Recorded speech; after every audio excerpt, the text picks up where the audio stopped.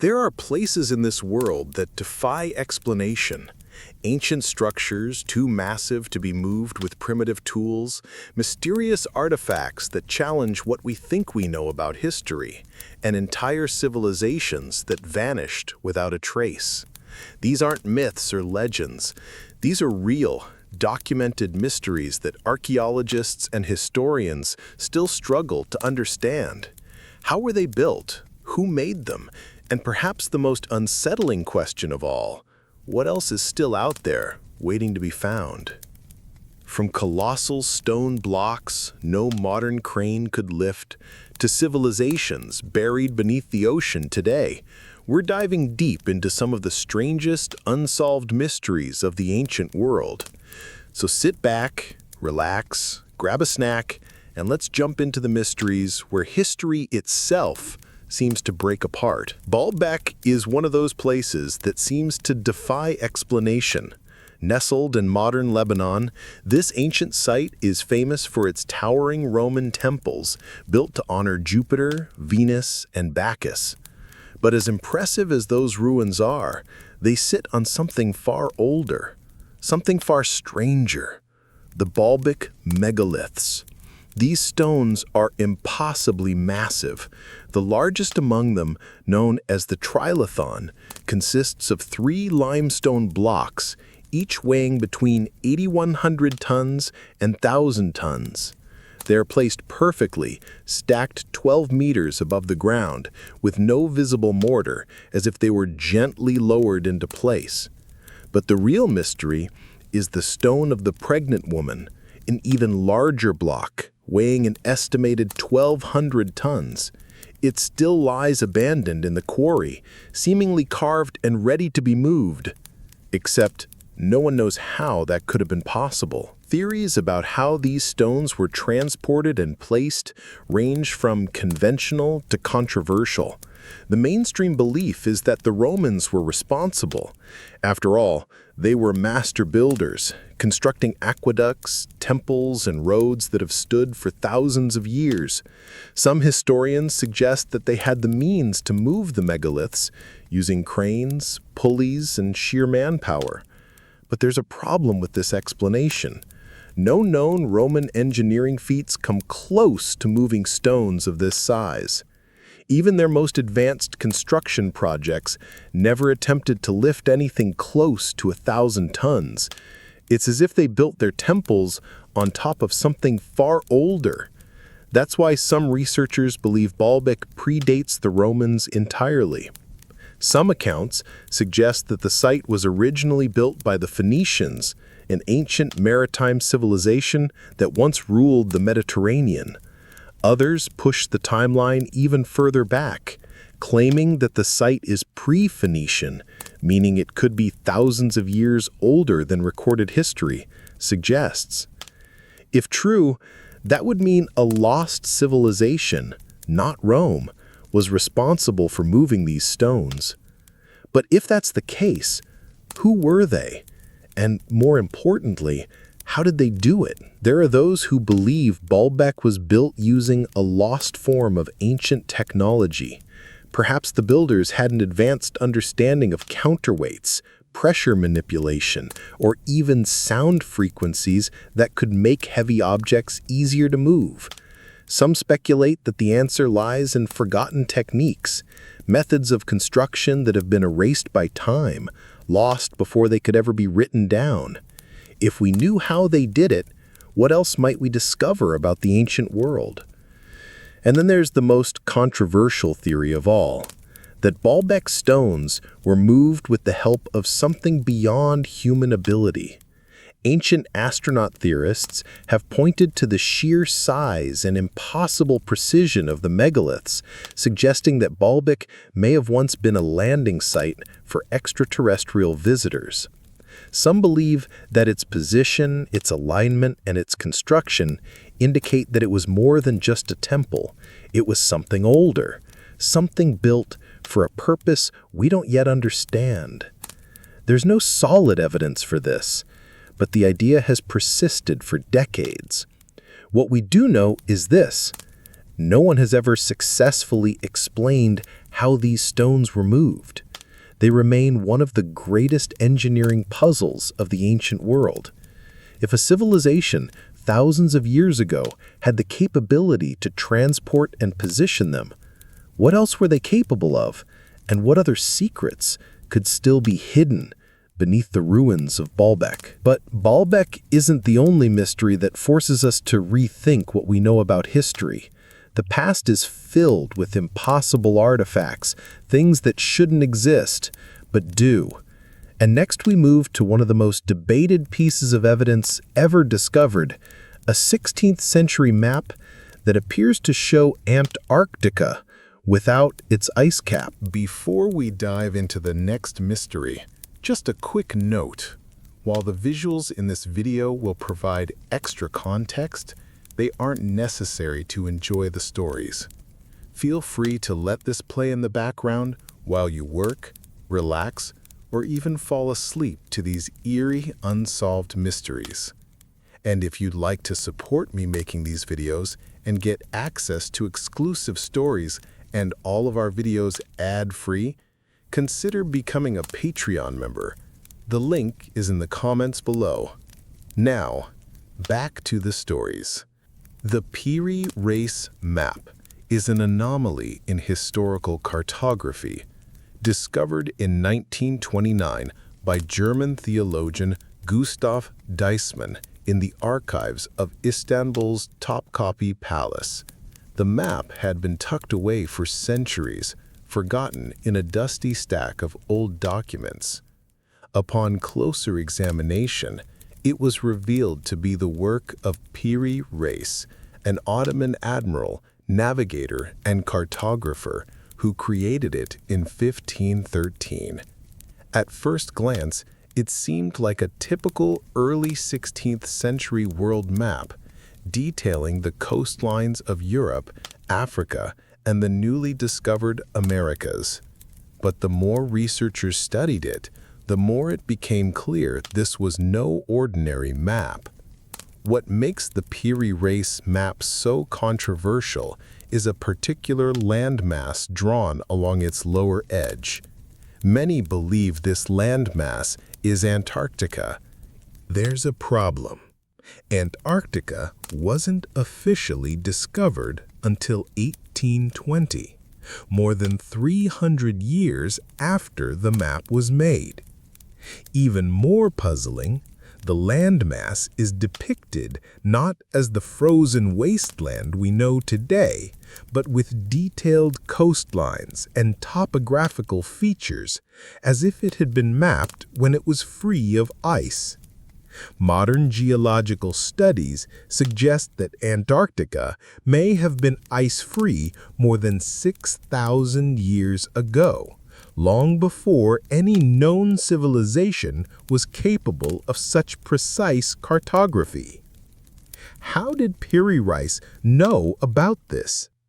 The admiral himself left some clues in handwritten notes scrawled along the margins of the map. He claimed that his work was not original, but was compiled from multiple older sources, some dating back to the time of Alexander the Great. He referenced maps taken from 20 ancient charts and 8 new maps of the Arabs and Hindus. If true, this would mean that Piri Reis had access to knowledge passed down from far older civilizations, perhaps ones with seafaring capabilities far beyond what we previously believed. Some theorists argue that the Piri Reis map is evidence of an advanced and lost civilization that mapped the world in astonishing detail long before recorded history. They suggest that fragments of this knowledge survived the collapse of ancient societies and were later incorporated into Renaissance-era maps by explorers and cartographers who had no idea of their true origins. This theory is supported by the fact that other ancient and medieval maps, such as the Uranus-Phineus map and the Zeno map, also depict landmasses resembling Antarctica with surprising accuracy. Others believe that the map has been misinterpreted. Some scholars argue that what appears to be Antarctica is actually an incorrect rendering of South America. Mapmakers of the 16th century often distorted coastlines due to the way they compiled their charts from scattered reports and second-hand accounts. Some parts of the world were stretched or compressed to fit the limited knowledge of the time, leading to inaccuracies that might explain the apparent presence of Antarctica.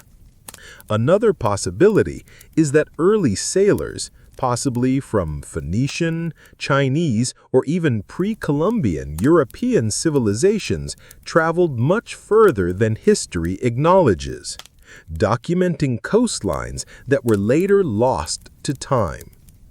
If so, the Piri Reis map could be a remnant of an ancient navigational tradition that has since disappeared, leaving only tantalizing hints behind. Despite decades of study, no definitive answer has emerged. Did Piri Reis unknowingly preserve the last echoes of a lost civilization? Or is this simply a case of cartographic error, a trick of distorted geography that only appears mysterious in hindsight? Whatever the truth, the Piri Reis map remains one of history's most enduring puzzles, a document that continues to challenge everything we thought we knew about the past. But the Piri Reis map is not the only ancient mystery that challenges what we thought we knew about history.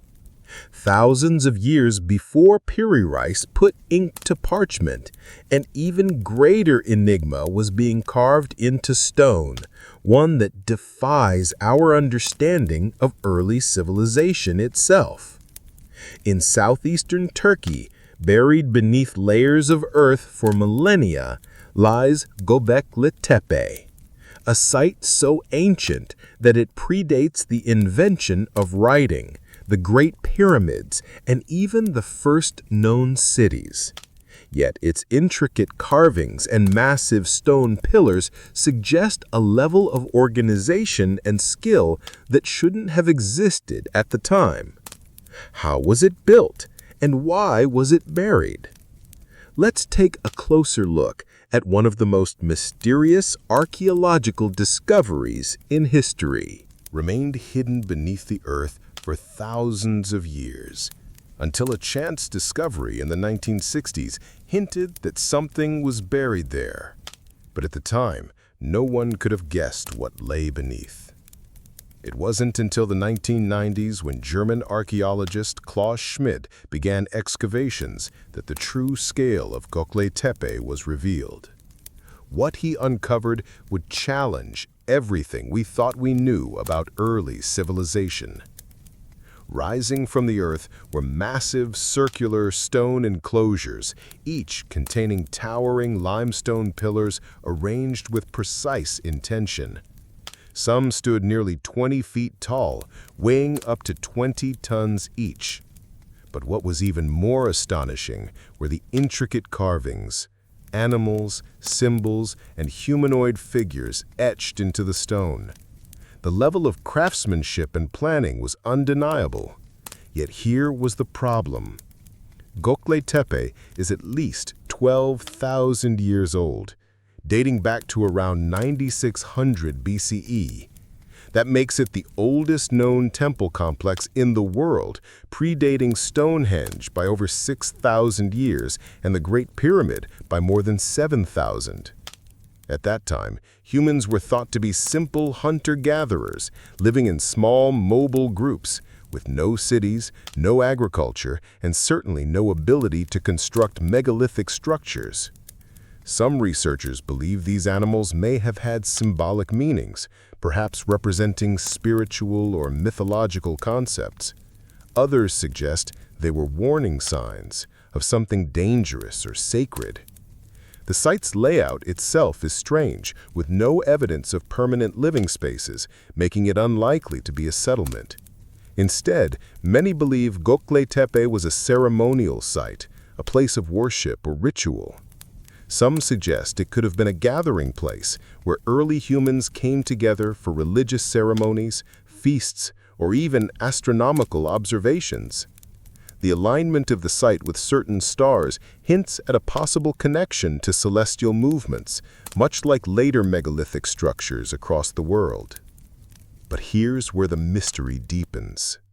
At some point, Göbekli Tepe was deliberately buried. The enclosures were filled in with dirt and debris, carefully covered as if to hide or preserve them.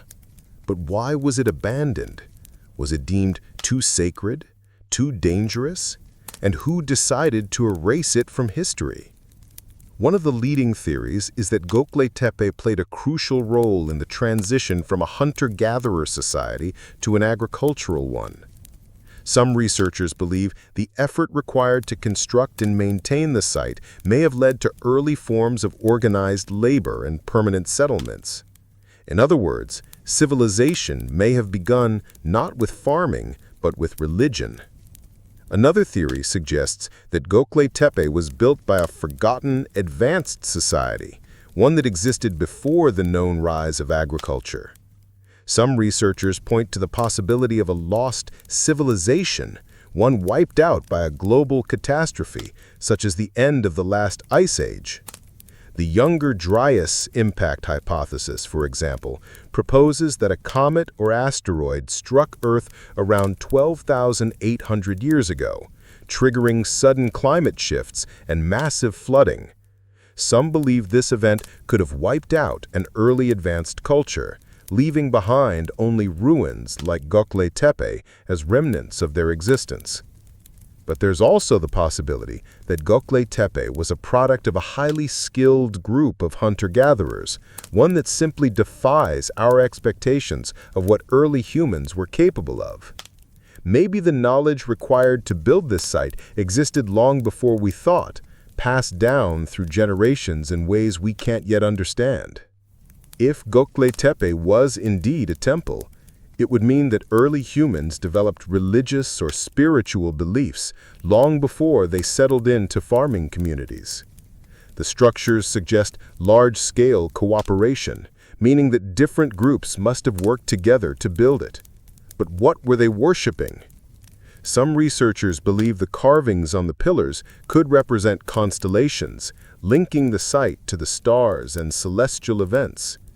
Others think it may have been a burial site, or a place of ancestral reverence, where rituals honoring the dead took place. One of the strangest discoveries at the site was the complete lack of tools or artifacts associated with daily life. Unlike other ancient sites, there are no signs of pottery, permanent dwellings, or domestic structures. This has led to speculation that Göbekli Tepe never meant to be lived in. It was always a place set apart, meant for something else. Greater than day-to-day survival, Göbekli Tepe forces archaeologists to reconsider the timeline of human development. If our ancestors could construct such a complex site thousands of years before the first cities appeared, what else were they capable of? And if this knowledge existed so early, where did it come from? Some believe Göbekli Tepe is just the beginning, that other sites, possibly even older, are waiting to be discovered. Could this be a missing link in our history, evidence of an ancient, forgotten knowledge that predates everything we know? Despite decades of excavation, Göbekli Tepe still holds more secrets than answers. Every layer unearthed raises new questions, and with each new discovery, history as we know it continues to shift. And just like the builders of this mysterious site, ancient civilizations have left behind structures that defy explanation all across the world. Some carved from solid rock seem almost impossible even by today's standards. Göbekli is proof that the past holds secrets we never expected. But sometimes those secrets aren't found in ancient temples or massive stone structures. Sometimes they're hidden in ink, written down centuries ago, but locked away behind an unbreakable code. A book filled with symbols no one has ever deciphered. A text that doesn't match any known language. And a mystery that has confounded scholars, cryptographers, and linguists for over 200 years. This is the Rohonc Codex, one of the strangest unsolved puzzles in history. The story of the Rohonc Codex begins in Hungary, but its origins stretch back much further. The manuscript first surfaced in the early 19th century when it was donated to the Hungarian Academy of Sciences by a noble named Gustav Banji. The book had been part of his family's private collection, but how it got there, no one knows. It's not a large book, just 448 pages, each filled with a strange, unknown script. The pages are dense with writing, written from left to right, line after line of cryptic symbols. At first, it looks like a medieval manuscript, maybe a religious or historical text. But here's the problem. No one can read it. The alphabet doesn't match any known language. The characters appear completely unique. Over 200 individual symbols, more than any known written script. And the deeper researchers looked, the stranger it got. It's not just the writing that's baffling. The Rohonc Codex also contains illustrations, detailed sketches depicting religious scenes, battles, cityscapes, and figures that appear to be saints, kings, and warriors. Some images look like Christian iconography, while others hint at Islamic and Hindu influences, an odd mix for a single manuscript. The artwork raises even more questions. The depictions of medieval life suggest that the book was created sometime between the 15th and 18th centuries, but the mix of religious imagery is confusing. If it were a Christian text, why include elements of Eastern traditions? If it were Islamic or Hindu in nature, why does it contain crosses? Whatever its purpose, one thing is certain. This book wasn't meant to be forgotten. The writing is meticulous, the illustrations carefully placed. Whoever created it wanted it to be understood. But for centuries, it has remained locked behind its cryptic script. For over 200 years, scholars have tried to crack the Rohonc Codex. Linguists, historians, mathematicians, even military code breakers, all have failed. One of the first serious efforts to decode the book came in the 19th century when Hungarian scholars examined it alongside other known languages from the region: Hungarian, Latin, Romanian, even Sanskrit. But nothing matched. Later, in the 20th century, experts turned to frequency analysis, a technique used to break ciphers by identifying recurring patterns in the text. But even this led nowhere. The symbols in the codex don't follow the normal patterns of language. Some words repeat, some characters appear more frequently than others, but not in a way that resembles any known grammar structure. It's as if the entire book was written in a lost language, or worse, complete nonsense. Over the years, many theories have emerged about the Rohonc Codex. Some are grounded in historical possibility, others are far more speculative. One theory suggests that the book is a religious text, possibly from a secret Christian sect. The mix of religious imagery could indicate a hybrid faith, blending elements from different traditions. But if that's the case, why would the script be completely unrecognizable? Others believe it could be a forgotten language, a dialect from a small community that disappeared long ago.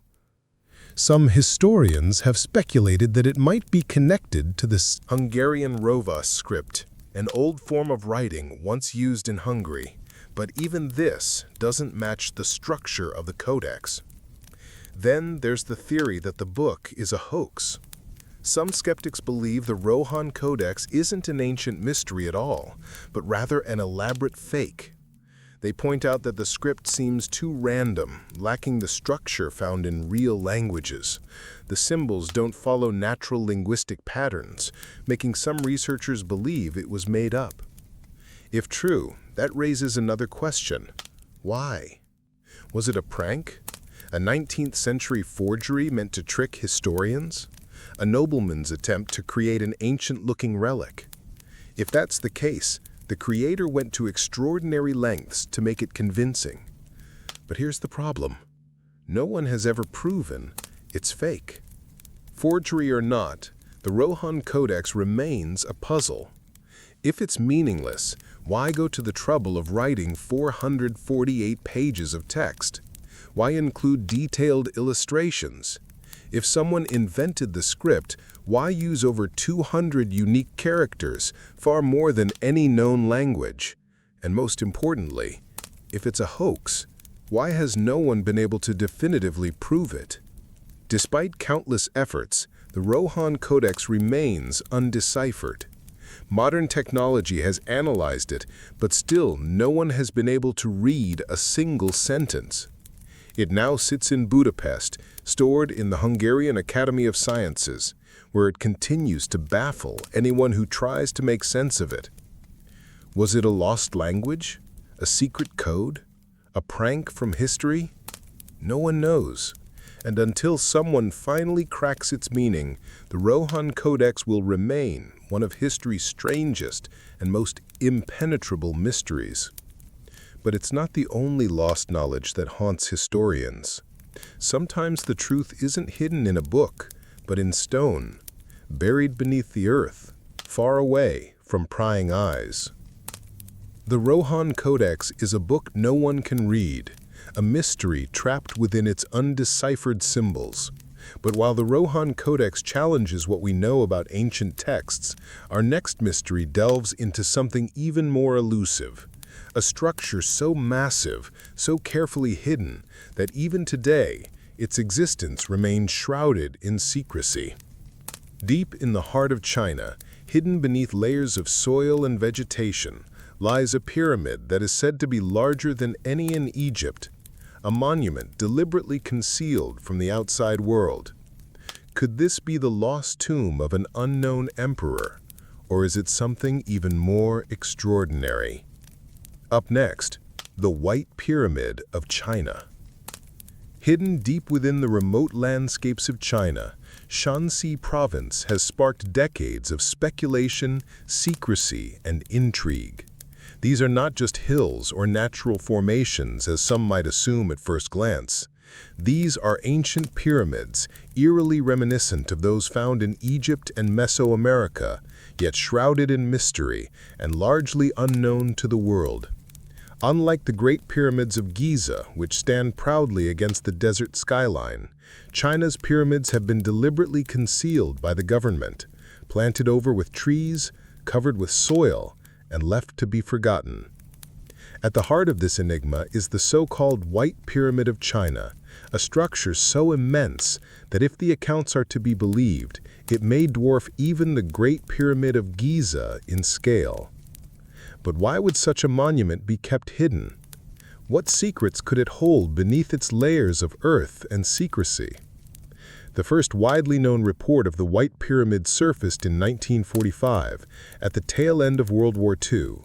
U.S. Air Force pilot James Gossman was flying a reconnaissance mission over China when he spotted an enormous gleaming white structure rising from the landscape below.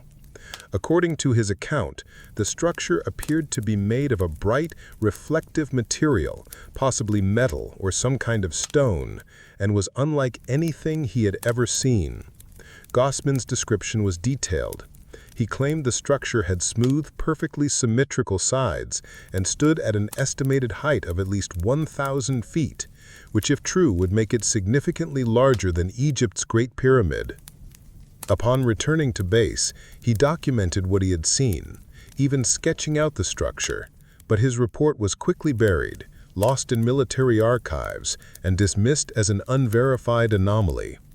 The story might have ended there if not for another sighting several years later, in 1947. Another American pilot, Colonel Maurice Sheehan, reported seeing a similar massive white pyramid while flying over China. This time the claim made it into newspapers with a report appearing in the New York Times. Once again, the structure was described as larger than anything known at the time, with smooth, sloping sides and an almost otherworldly appearance.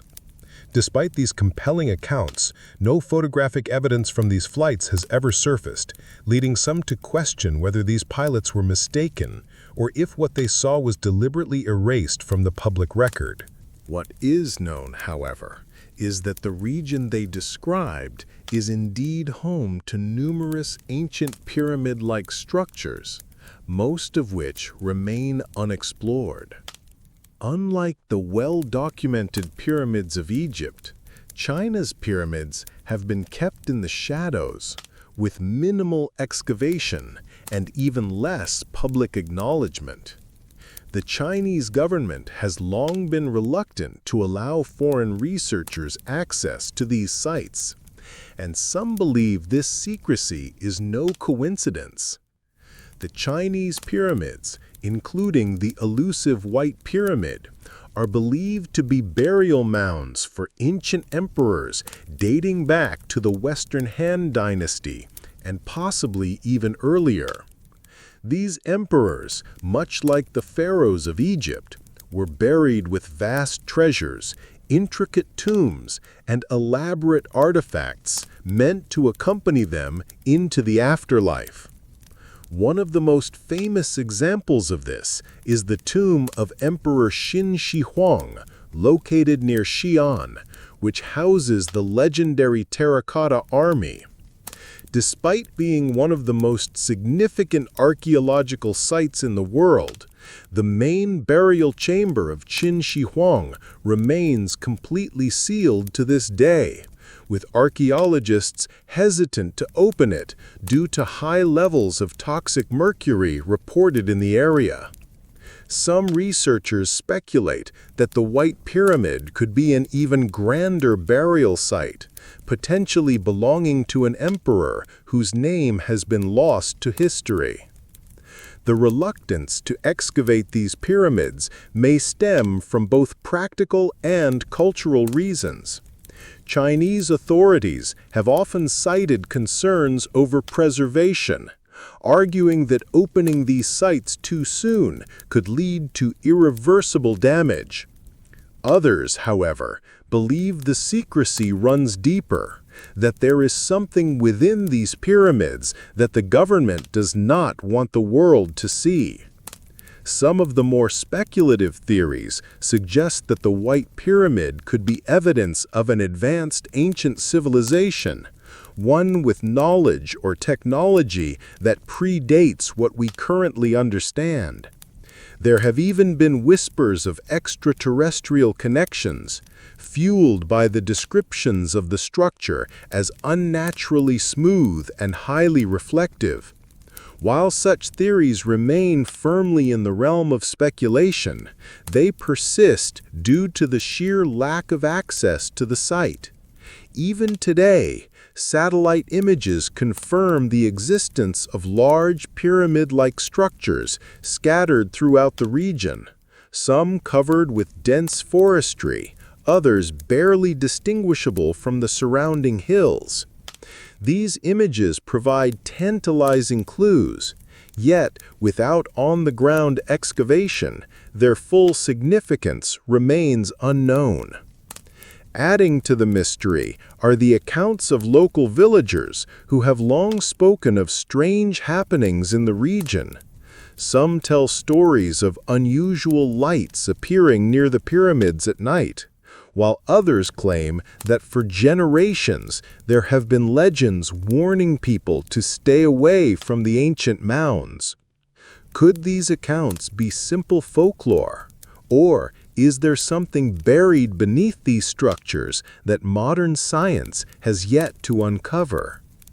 Some historians suggest that these pyramids may hold lost historical records, scrolls, or artifacts that could rewrite our understanding of early Chinese civilization. Unlike Egypt, where hieroglyphics have provided a direct link to the past, many of China's ancient texts have been lost over time, particularly during periods of political upheaval. If these pyramids contain well-preserved writings or objects from thousands of years ago, they could provide insights into a forgotten chapter of human history. The true nature of the White Pyramid, if it exists in the form described by the pilots, remains one of archaeology's greatest unknowns. Despite repeated attempts by independent researchers to gain access to the region, China has remained firm in restricting excavation. Whether this is due to national heritage concerns, government policy, or the presence of something that defies explanation, we may never know. What is clear, however, is that China's pyramids are real, and their secrets remain buried beneath centuries of earth, waiting to be uncovered. If the White Pyramid is indeed hidden among them, it could be one of the greatest archaeological discoveries of all time. Or it could be a mystery that is destined to remain unsolved. While the White Pyramid remains an enigma, China is also home to another mystery, just as baffling, one that isn't hidden in the mountains, but underground, in the Zhejiang province. Deep beneath the earth lies a series of immense, perfectly carved stone chambers.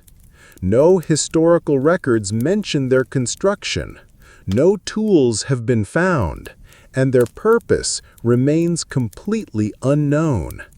These are the Longyou caves, Archaeological discoveries ever made. Unlike the natural limestone caves scattered throughout China, these caverns are entirely man-made. Vast underground chambers carved with near-perfect symmetry, intricate patterns, and an engineering precision that defies logic. What makes them even more mysterious is that no historical records mention their construction. No blueprints, no tools, no writings, nothing. Nothing. It's as if an entire civilization built them and then erased all evidence of how or why they existed. And to this day, no one knows who created them, how they did it, or what purpose they served. The discovery of the caves was entirely accidental. In 1992, a local farmer, curious about the deep pools of water scattered throughout his village, decided to drain one. As the water receded, what emerged stunned him. Massive, smooth-walled chambers extending deep into the earth, unlike anything he had ever seen. Soon, other villagers followed suit, draining more pools only to find more hidden chambers below. What they had uncovered was an underground complex spanning an estimated 30,000 square meters, each cavern meticulously carved from solid sandstone. To put it into perspective, the Longyou caves are so vast that if combined, they would cover the area of roughly 4 football fields. The ceilings soar up to 30 meters, 98 feet high, supported by evenly spaced stone pillars, and the walls are covered in a uniform pattern of chiseled markings, marks that seem too precise to be made with rudimentary hand tools. What makes the Longyou caves so baffling is the sheer scale of labor that must have gone into their construction. Archaeologists estimate that nearly 1 million cubic meters of rock would have had to be excavated to create the caverns. If this was done with the tools available in ancient China, it would have taken thousands of workers working day and night for years, possibly decades. Yet, as advanced as the caves appear, no tools or construction materials have ever been found there. There are no remains of workers, no leftover chisel marks from different stages of construction, and no debris from the excavation process. Where did all the displaced rock go? How did they move it? And why do the caves appear so immaculate, as if they were abandoned immediately after completion? Adding to the mystery is the fact that the caves are not randomly distributed. Each chamber is positioned with careful alignment, as if part of a much larger interconnected system. Some researchers speculate that the caves may have been used for storage, military purposes, or even as secret meeting places for an unknown group.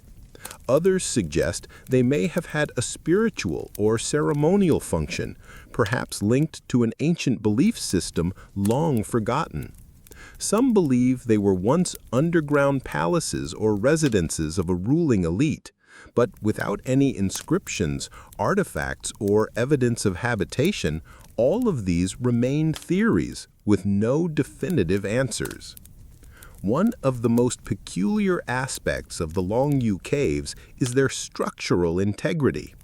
Despite being thousands of years old, dating back at least to the Qin dynasty in the 3rd century BC, if not earlier, the walls show no signs of erosion or collapse. Unlike many ancient structures that deteriorate over time, the caves remain remarkably intact, as if they were built to last indefinitely. The precision with which they were carved suggests an understanding of engineering far beyond what should have been possible at the time. Some have compared the caves to modern-day underground bunkers capable of withstanding natural disasters, seismic activity, and even potential invaders. But if they were meant for protection, who or what were they hiding from? Another aspect that fuels speculation is the striking uniformity of the chisel marks found throughout the caves. These markings are consistent across all chambers, covering walls, pillars, and ceilings in a symmetrical, almost decorative fashion. The precision of the carvings suggests an advanced construction technique, possibly even a lost ancient machine or technique unknown to modern archaeology. Others have drawn comparisons to megalithic sites around the world, noting that civilizations separated by vast distances have often exhibited similar unexplained feats of engineering. Some theories venture into more unorthodox territory, suggesting that the Longyou caves were built using sound frequencies or some form of ancient vibrational technology that softened the stone, allowing for easier excavation. While this may sound far-fetched, modern experiments have shown that sound waves can affect the structural integrity of materials. Could the ancient builders of Longyou have known something that we do not? Others speculate that the caves may have once been filled with water, intentionally serving as reservoirs or even reflecting pools for celestial observations. Some of the cave floors contain sunken channels, almost as if they were designed for the movement of water, yet no irrigation systems have ever been found. Were the caves meant to be flooded? If so, what was their function when submerged? Despite various excavation attempts, archaeologists remain baffled. No bones, no pottery, no writings. Nothing has been discovered to link the caves to a specific group or purpose. The complete absence of historical references is particularly strange given China's extensive written records. If such a massive project was undertaken, why does no document, legend, or historical text mention it? In a country with a rich history of documentation, something as significant as the creation of these vast underground chambers should have left some trace, yet it hasn't. As the mystery deepens, so does the curiosity of those who visit the site. Some believe the answer lies beneath the still unexplored sections of the caves, hidden behind yet-to-be-excavated walls, or deep within the surrounding hills. If more chambers exist, could they finally provide the missing clues to who built Longyou and why? Some archaeologists have suggested scanning the area with ground-penetrating radar in hopes of detecting additional structures that could shed light on the enigma. But for now, the caves remain a silent riddle, their creators lost to time. Longyou is not the only unexplained structure in China. Deep in the heart of Alexandria, Egypt, another ancient mystery remained buried for centuries. A black sarcophagus, sealed shut for over 2,000 years, when it was finally opened in 2018, no one was prepared for what was inside. Let's dive into the story of the Black Sarcophagus of Alexandria. Beneath the busy streets of Alexandria, Egypt, a discovery in 2018 captured global attention. A massive black sarcophagus, sealed for over 2,000 years, was unearthed by construction workers. Unlike the ornate tombs of pharaohs, this one was completely black, unmarked, and undisturbed. It was the largest sealed sarcophagus ever found in Alexandria, and no one knew what was inside. Some believed it could hold the remains of Alexander the Great. Others thought it might belong to an unknown noble or military leader. But when archaeologists opened it, the reality was far stranger than anyone expected. Alexandria has always been a city full of mysteries. Founded by Alexander the Great in 331 BCE, much of its ancient history is lost beneath the modern city and the waters of the Mediterranean. But every now and then, something buried for centuries comes to light. The Black Sarcophagus was found during routine excavation in the city Gobber district, an area known for its archaeological significance. The moment construction workers hit something solid beneath the ground, it was clear this was not an ordinary find. The sarcophagus was enormous, 9 feet long, over 5 feet wide, and standing more than 6 feet tall. It was made entirely of black granite and sealed with an unusually thick layer of mortar, which meant it had remained completely untouched since ancient times. Given its size and the effort taken to seal it, archaeologists speculated that it had to contain someone of great importance. Some even suggested it could finally be the lost tomb of Alexander the Great. whose burial site has never been found since he built the city that bears his name. Many have speculated that he was laid to rest somewhere beneath it. But there was another theory, one that made some hesitant about disturbing the tomb. The idea that ancient tombs carry curses isn't new, and stories of misfortune following their opening have been told for centuries. From the so-called curse of King Tut to unexplained deaths surrounding other tomb discoveries, there was no shortage of eerie speculation. Some locals even warned that opening the sarcophagus would unleash something ancient and dangerous. Despite the warnings, archaeologists proceeded.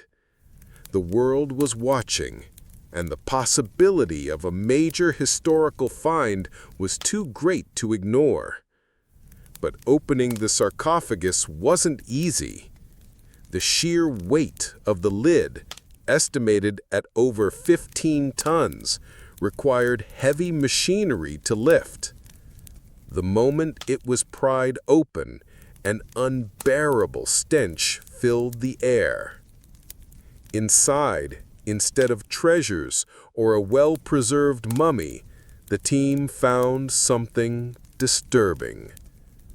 The sarcophagus was filled with a murky red liquid, and floating in it were the skeletal remains of 3 individuals.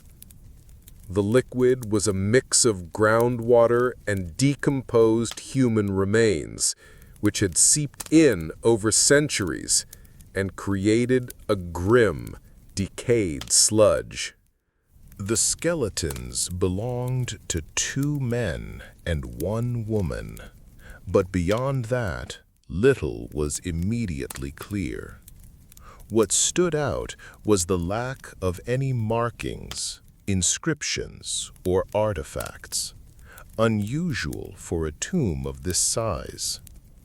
Most Egyptian burials included objects meant to accompany the dead into the afterlife, but this one had nothing.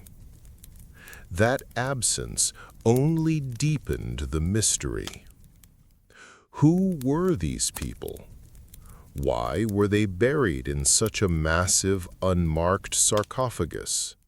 And why had it been so securely sealed? Once the discovery was made public, wild theories began to spread. Some people believed the liquid inside had supernatural properties, leading to bizarre requests from individuals claiming they wanted to drink it to gain mystical powers. Others speculated that the burial was part of a lost ritual, possibly a failed attempt at mummification or a punishment of some kind. More rational explanations pointed to the possibility that the individuals inside were high-ranking military officials or nobles. The sheer size of the tomb suggested status, but the lack of inscriptions or burial objects suggested something unusual about the way they were interred. One theory suggested that they may have died suddenly, perhaps in an epidemic or battle, leading to a rushed and unceremonious burial. Another possibility is that the sarcophagus had been repurposed, originally intended for some important, but later used as a communal grave. Despite all the speculation, no definitive answers were found. The skeletons were removed for further study, and the sarcophagus was transported for preservation. While it didn't contain Alexander the Great, It remains one of the most mysterious tombs uncovered in recent history. Its size, its unsettling contents, and the questions surrounding its purpose make it a discovery unlike any other. But Egypt isn't the only place where strange ancient relics have surfaced. In a library in the Czech Republic sits a book so large and unusual that legend claims it was written with the help of the devil himself. Up next, the Devil's Bible, a book so massive, so detailed, and so unusual that for centuries people believed it could not have been written by human hands alone. A book that carries a dark legend that it was created with the help of the devil himself. This is the story of the Codex Gigas, more famously known as the Devil's Bible. The Codex Gigas is unlike any other medieval manuscript. It stands nearly 3 feet tall, weighs over 165 pounds, and is bound in wood and leather. But its size isn't the only thing that makes it mysterious. The book contains a full Latin Bible, historical texts, medical knowledge, and exorcism rituals, all meticulously written in perfect uniform handwriting. And at the heart of it, there's something even stranger, a chilling full-page portrait of the devil. The Devil's Bible was created in the early 13th century, likely in a Benedictine monastery in what is now the Czech Republic. But who wrote it and why remains a mystery. The most famous legend tied to the book is one that has fascinated historians and paranormal enthusiasts alike. According to medieval accounts, the Codex Gigas was written by a monk who committed a terrible crime. As punishment, he was sentenced to be walled up alive, left to die in total isolation. Desperate to escape his fate, he made a plea.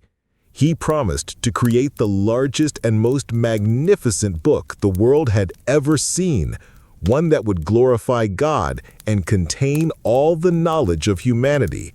And he would do it in a single night. The task was impossible, even for the most skilled scribe. But as the night went on, the monk realized he wouldn't finish in time. Facing death, he turned to the only being who could help him, Satan. The story claims that he made a pact with the devil, offering his soul in exchange for the book's completion. By morning, the Codex Gigas was done, perfectly written and flawless in design. And as a mark of their deal, the monk dedicated an entire page to his new master, drawing a terrifying full-body image of the devil. It's a compelling legend, but could there be any truth behind it? One of the most baffling aspects of the Codex Gigas is its uniform handwriting. Experts have analyzed every page and found that the text appears to be the work of a single individual. There are no noticeable differences in style, no interruptions in the flow of the ink. And according to modern estimates, writing a book of this size by hand should have taken at least 25 to 30 years, yet the consistency suggests it was complete in an incredibly short period. How could one person have written all of it with such precision? The book's contents are also strange. Alongside biblical texts, it includes forbidden knowledge, grimoires detailing exorcisms, medical remedies, and even writings about demonology. Some believe this mixture of sacred and arcane knowledge points to something more than just religious devotion. The devil's portrait only deepens the mystery. It is unlike any other religious artwork from the time, showing Satan in a crouched position with clawed fingers, an elongated tongue, and glowing red eyes.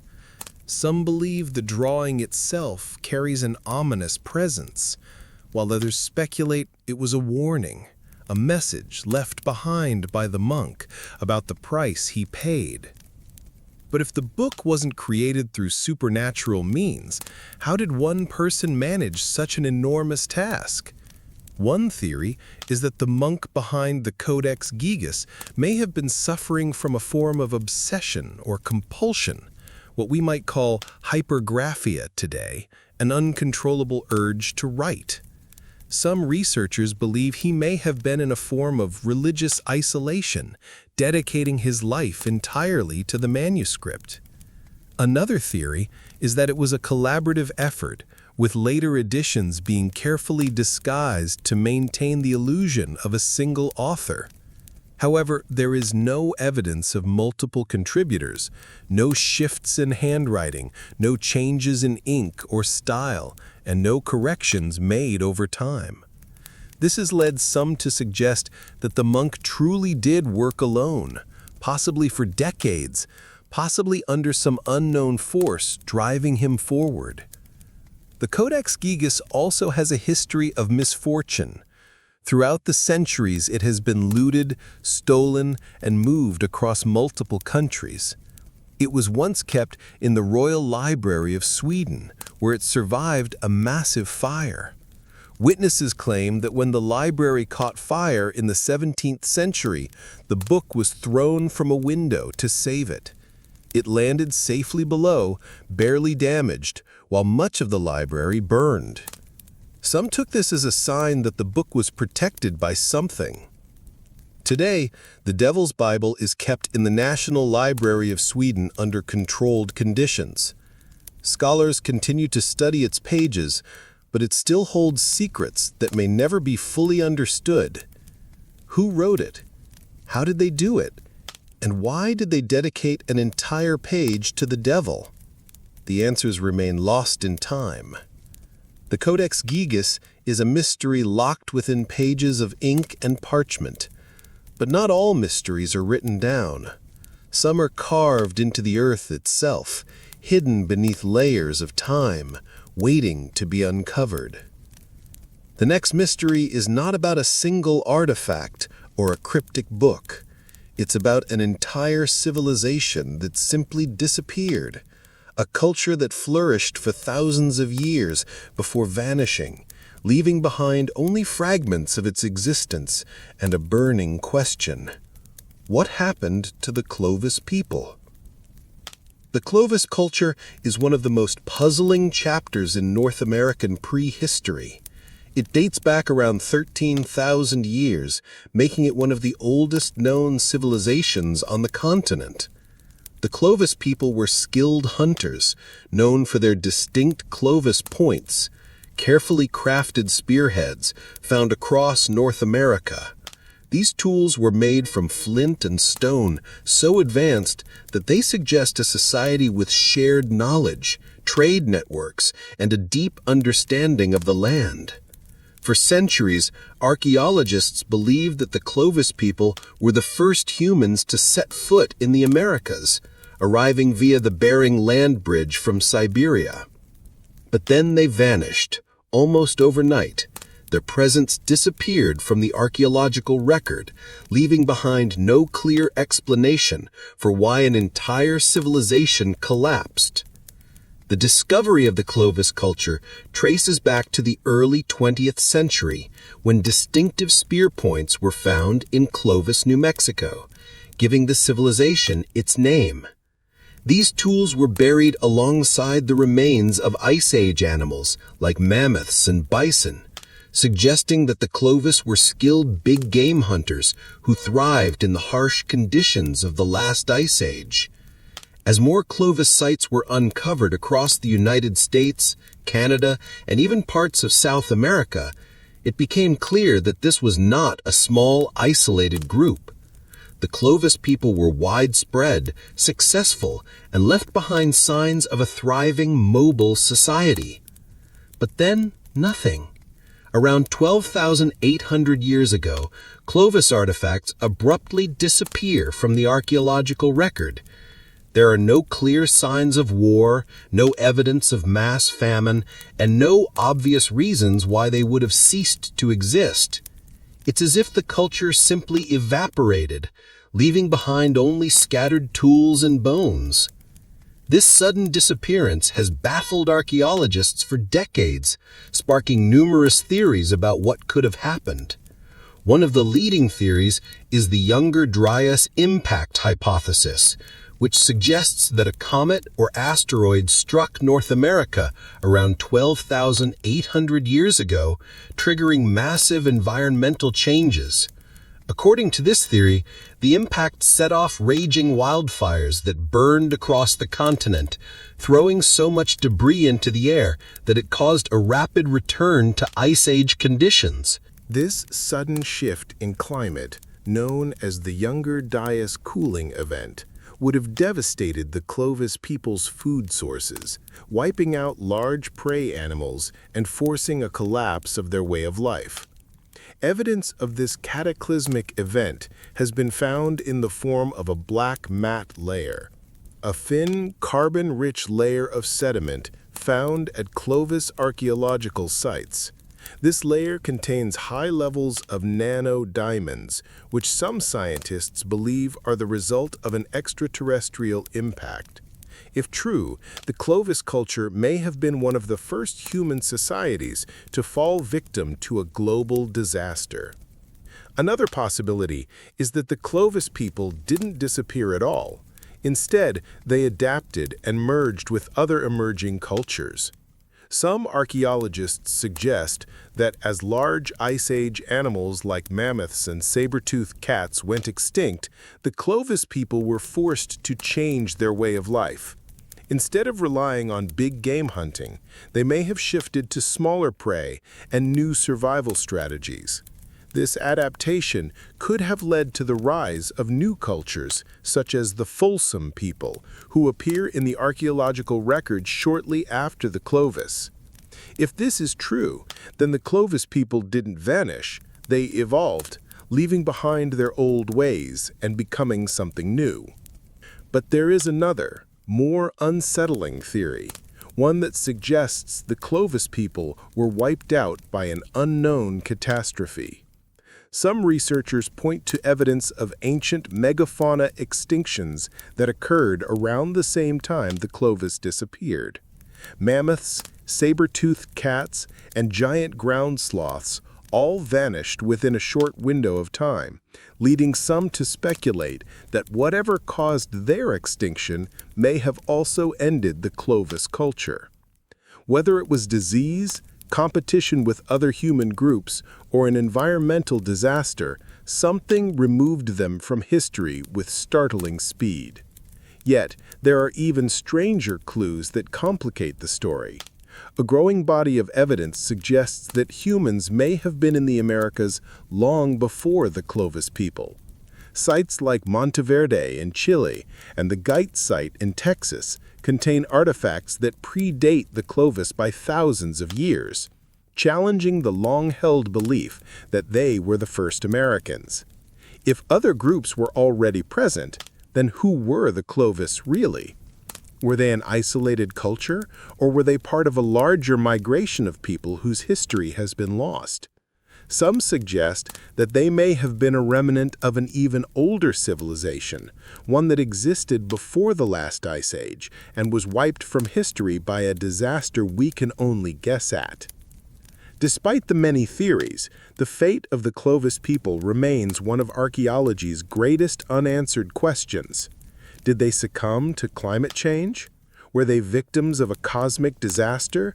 Or did they simply fade into obscurity, their descendants blending into later civilizations? The past is full of stories like this, cultures that rose, flourished, and disappeared, leaving behind little more than clues for us to decipher. But sometimes what they leave behind isn't just bones or artifacts. Sometimes they leave behind something that defies logic altogether. Scattered across the lush rainforests and ancient riverbanks of Costa Rica, dozens of massive near-perfect stone spheres lie half buried in the earth. These aren't rough, misshapen boulders. Shaped by nature, these are man-made, precisely carved, and almost impossibly symmetrical. Some weigh over 10 tons, yet no one knows who made them, how they were transported, or why they exist at all. These mysterious objects, known as the stone spheres of Costa Rica, have baffled archaeologists for nearly a century. The story of these spheres began in the 1930s when workers for the United Fruit Company were clearing land in the Delkis Delta for banana plantations. As they cut through the dense jungle, they started discovering these massive stone orbs, some of them perfectly round, others slightly weathered, but all strangely out of place. Some were grouped together in apparent patterns, while others were found alone, buried beneath centuries of sediment. At first, workers didn't know what to make of them. Some thought they were natural formations, while others believed they contained hidden treasures. In their excitement, several spheres were blown apart with dynamite, only to reveal nothing. No gold, no artifacts, just solid stone. As word of the discovery spread, archaeologists arrived to study them. The spheres were unlike anything found in the region before. They ranged in size from a few inches to over 8 feet in diameter, and many were carved with such precision that they seemed almost mathematically perfect. What made their creation even more astonishing was the material they were made from. Granodorite, a tough volcanic rock that isn't naturally found near the sites where the spheres were unearthed.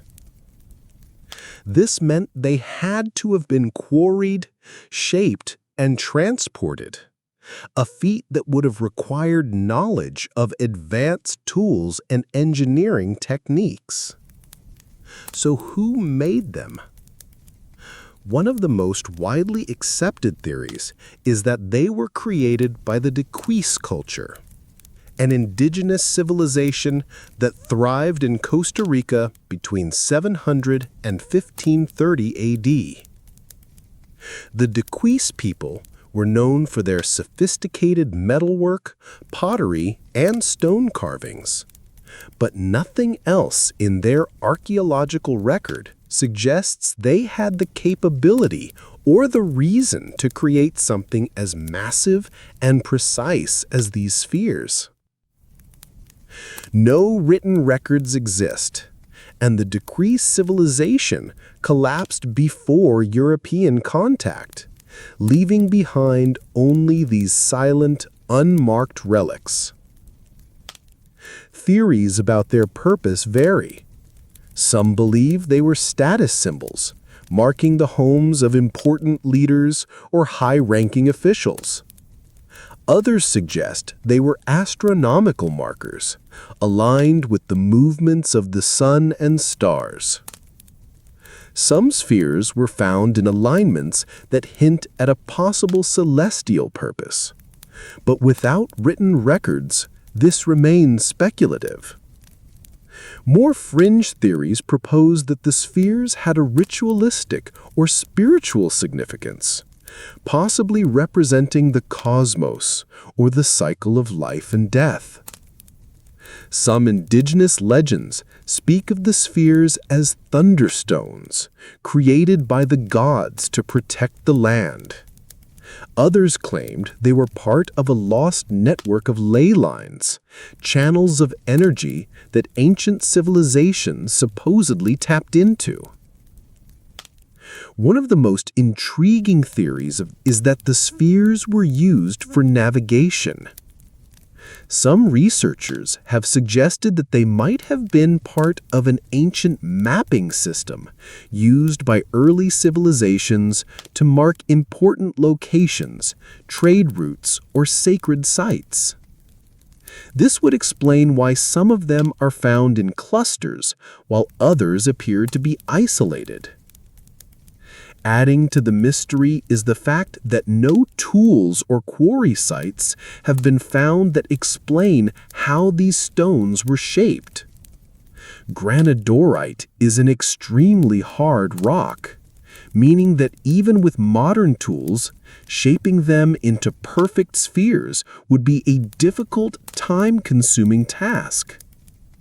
Some researchers believe the Dequis people may have used a combination of fire and water to weaken the rock before slowly carving it with stone tools. But even this doesn't fully explain their precision.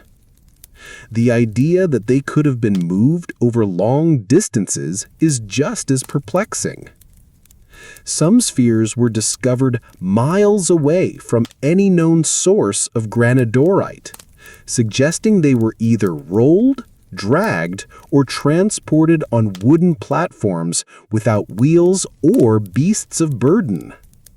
Moving these massive stones would have required an organized effort and a deep understanding of physics. The lack of definitive answers has led to more speculative theories, some of them bordering on the bizarre. Some claim the spheres were made with the help of extraterrestrials, using advanced technology that has since been lost. Others suggest they are remnants of a lost civilization, one that predates the Dequis people and left behind no other traces of its existence. While these ideas remain on the fringes of mainstream archaeology, they highlight just how little we truly understand about these mysterious objects. Over time, many of the spheres were removed from their original locations, taken to museums, private collections, or simply moved by farmers and landowners who didn't realize their historical significance. This has made studying their original placements difficult, adding yet another layer of mystery to their purpose. Today, some of the remaining spheres are protected as UNESCO World Heritage Sites, but many have been lost or damaged beyond repair. Despite decades of research, the stone spheres of Costa Rica remain an unsolved puzzle. Were they symbols of power, celestial markers, or something else entirely?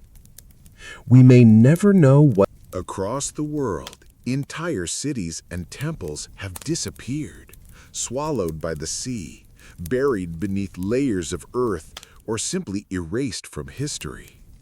And in India, along its southeastern coast, a legend has persisted for centuries, one that speaks of a grand complex of temples built so beautifully that the gods themselves grew jealous and cast them into the ocean. This is the mystery of the 7 pagodas of Mahabalipuram, a tale of lost temples, ancient engineering, and a modern discovery that may prove the legend true. Mahabalipuram, also known as Mamallapuram, is a historic town in the Indian state of Tamil Nadu, situated along the Bay of Bengal. Today, it is famous for its stunning rock-cut temples, intricate carvings, and monolithic structures that date back over 1,300 years. These temples, built during the Pallava dynasty in the 7th and 8th centuries, are known for their breathtaking craftsmanship and unique architectural style. But for centuries, local fishermen and travelers spoke of something more. A lost city beneath the waves, an entire series of temples that once stood proudly on the coastline before vanishing without a trace. The legend says that there were 7 magnificent pagodas, their towers reaching toward the sky, dazzling anyone who saw them. But the gods, angered by their grandeur, sent a massive flood that drowned all but one. The only surviving temple, shore temple, still stands today. A breathtaking structure sitting at the very edge of the sea, weathered by centuries of salt and wind. But was it truly once part of a larger, lost complex? For years, historians debated whether the legend was simply mythology, a story passed down through generations without any basis in fact. But in 2004, everything changed. That year, one of the most powerful tsunamis in recorded history struck the Indian Ocean, devastating coastlines and reshaping entire landscapes. When the waves receded from Mahabalipuram's shores, something astonishing was revealed. Large stone structures, pillars, carved blocks, and what appeared to be temple foundations suddenly became visible, exposed for the first time in centuries. Witnesses described seeing massive walls and sculptures, their intricate carvings untouched by time. The discovery immediately caught the attention of archaeologists and marine researchers who launched underwater explorations to investigate. What they found confirmed that something truly ancient lay beneath the waves. Diving teams explored the seabed and identified multiple submerged structures, some arranged in what appeared to be organized formations. Stone blocks, intricately carved relics, and evidence of man-made foundations suggested that a larger settlement or temple complex once stood here, only to be swallowed by the ocean. Some of the structures were found several hundred meters offshore, buried beneath layers of sand and marine growth. This discovery shook the archaeological world. The idea that entire cities or temple complexes could be hidden beneath the sea was no longer just folklore. It was reality. So what happened to the lost temples of Mahabalipuram? One theory suggests that they were destroyed by a massive natural disaster, possibly a tsunami or rising sea levels that gradually consumed the coastline over centuries. Given Mahabalipuram's location along the Bay of Bengal, it is highly susceptible to coastal erosion and flooding. Some experts believe that the temples weren't destroyed all at once, but were slowly reclaimed by the sea over hundreds of years, leaving only the shore temple standing as a reminder of what once was. Another theory ties the lost temples to the fabled Kumari Kandam, a mythical lost continent said to have once existed in the Indian Ocean. Some ancient Tamil legends speak of a highly advanced civilization that was submerged in a great flood, similar to the Atlantis myth. While there is no definitive evidence of such a landmass, the stories persist, fueling speculation that Mahabalipuram's lost temples could be part of something even greater. There's also the possibility that these temples were deliberately abandoned as dynasties changed and new rulers focused their attention elsewhere. Over time, the remaining structures may have been weakened by storms, earthquakes, and the gradual encroachment of the sea, disappearing piece by piece beneath the waves. Expeditions could reveal entire temple foundations, submerged carvings, and possibly even ancient inscriptions that tell us more about who built these structures and why they were lost. For now, the shore temple remains a solitary sentinel, standing where land meets sea, guarding the secrets of its long-lost companions. But the discovery of underwater ruins has forever changed the way we see this place. What was once dismissed as mere legend now has physical evidence proving that the ocean holds far more of our history than we ever realized. And Mahabalipuram isn't the only place where ancient ruins have been swallowed by the sea. Across the world, entire cities have vanished beneath the waves, leaving behind only scattered ruins and whispered stories. Off the coast of Europe, beneath the waves of the North Sea, lies evidence of an even greater loss, a land that once connected Britain to mainland Europe, teeming with life, home to thousands of people, until one day it was gone. This is the story of Doggerland, the prehistoric civilization lost to time and tide, a place where humans once thrived before nature erased it completely. Tens of thousands of years ago, the world was a very different place. Much of the Earth's water was locked in vast ice sheets, lowering sea levels and exposing massive land masses that are now hidden beneath the oceans. One of these lost lands was Doggerland, a vast stretch of land that once connected present-day Britain, the Netherlands, Denmark, and Germany. It wasn't just a barren plain. It was a thriving ecosystem, a landscape of rolling hills, wide rivers, and dense forests. For thousands of years, it was home to early humans, hunter-gatherers who followed migrating herds, fished its waters, and built their lives in a world now lost beneath the sea. The first hints of Doggerland's existence came not from history books or ancient texts, but from fishermen. For centuries, trawlers working the North Sea have pulled up strange artifacts, tools, bones, and even ancient skulls, all dredged up from the seabed.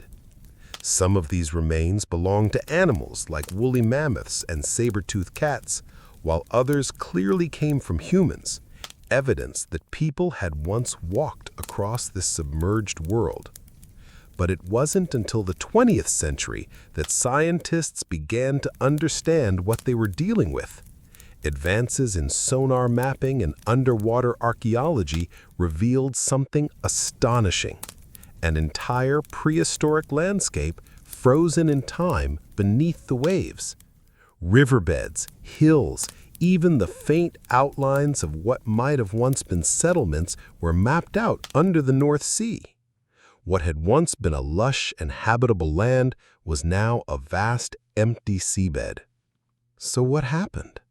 Doggerland didn't disappear overnight, but rather through a slow and relentless process.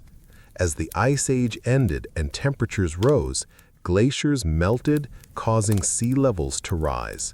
Slowly, year by year, the waters crept in, forcing its inhabitants to retreat. But then, around 8,000 years ago, something catastrophic happened, an event that sealed Doggerland's fate. It's known as the Storegga Slide, one of the largest underwater landslides ever recorded. Somewhere off the coast of Norway, a massive chunk of seabed collapsed, triggering a mega tsunami. Walls of water, some reaching over 30 feet high, crashed into Doggerland's coast, swallowing villages, drowning forests, and sweeping entire communities away. What had been a sprawling land bridge between Britain and Europe was suddenly cut off, fragmented into islands before vanishing completely beneath the waves. For the people living there, the Storegga tsunami must have been apocalyptic. Some may have survived, fleeing to higher ground in Britain or continental Europe. Others were likely caught in the waves, their homes and lives erased in a matter of hours. And just like that, Doggerland was gone. But could some remnants still be hiding beneath the sea?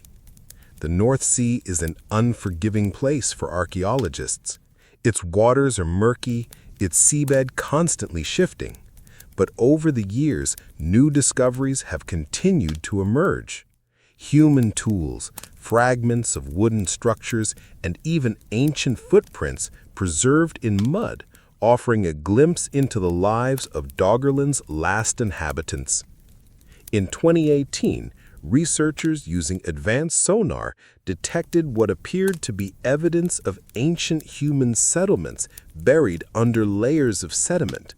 Some even believe that entire villages, perhaps even burial sites, could still be out there perfectly preserved beneath the seabed. But perhaps the biggest question of all is whether Doggerland could ever be fully explored. Unlike other lost civilizations, this one is hidden under a shallow but treacherous sea, where storms and currents make it underwater exploration difficult. Incredibly difficult. Even with modern technology, much of it remains out of reach. A ghostly landscape buried beneath the North Sea. Still, the legend of Doggerland continues to grow. Some researchers believe it was the inspiration for later myths, the idea of a sunken homeland, a once great civilization lost beneath the waves. Could it be that stories of a lost land passed down through generations eventually morphed into the Atlantis legend? For now, Doggerland remains a land of speculation, a place we know existed but can never truly visit. The discovery of Doggerland's lost civilization proves just how much of our history is buried beneath the waves. Whole worlds we never knew existed, erased by time and nature. But sometimes history isn't hidden beneath the sea. Sometimes it turns up in the most unexpected places, buried beneath the soil, waiting to rewrite everything we thought we knew. This brings us to a small but incredibly controversial artifact, the Maine penny, an object that, if genuine, could challenge the story of who truly discovered North America first. It was 1957 when Guy Melgren, an amateur archaeologist, stumbled upon something strange at an ancient Native American site in Nantucket Point, Maine. Among the stone tools, arrowheads, and pottery fragments, there was a small, worn coin. At first glance, it looked like any other old piece of metal, nothing particularly special. But when experts took a closer look, they were shocked. The coin wasn't European, nor was it from any early colonial settlement. Instead, it was identified as a Norse penny, dating back to the reign of Olaf Kyrre, a Viking king who ruled Norway from 1067 to 1093 AD. In other words, a Viking artifact found in Maine. At first, the discovery seemed impossible. The official history of the Americas tells us that Norse explorers like Leif Erikson may have briefly visited parts of Canada around 1000 AD, establishing a short-lived settlement at Longyou Meadows in Newfoundland. But there's no record of Vikings ever reaching as far south as Maine, let alone leaving behind coins. So how did a medieval Norse artifact end up buried in an ancient Native American site in New England? One theory suggests that the Vikings traveled much farther than we ever thought, possibly even setting foot in present-day Maine. If true, it would push the known boundaries of Viking exploration well beyond Newfoundland, raising new questions about early European contact with North America. Did Norse traders establish secret outposts along the coast? Did they interact with indigenous tribes far to the south? Another theory suggests a less dramatic possibility, that the coin was acquired through trade. The Native American site where the Maine penny was found belonged to the Penobscot people, skilled traders who exchanged goods across vast distances. Could the penny have made its way down from Canada, passed from hand to hand over generations? If so, the Vikings may have never set foot in Maine at all. The coin simply traveled along ancient trade routes. But not everyone believes the Maine penny is real. Skeptics argue that the discovery was either a mistake or an outright hoax. Some point out that no other Norse artifacts were found at the site. No weapons, no tools, no pottery, just the coin. If Vikings had been there, wouldn't there be more evidence? Others question whether the coin was planted by someone looking to create a mystery.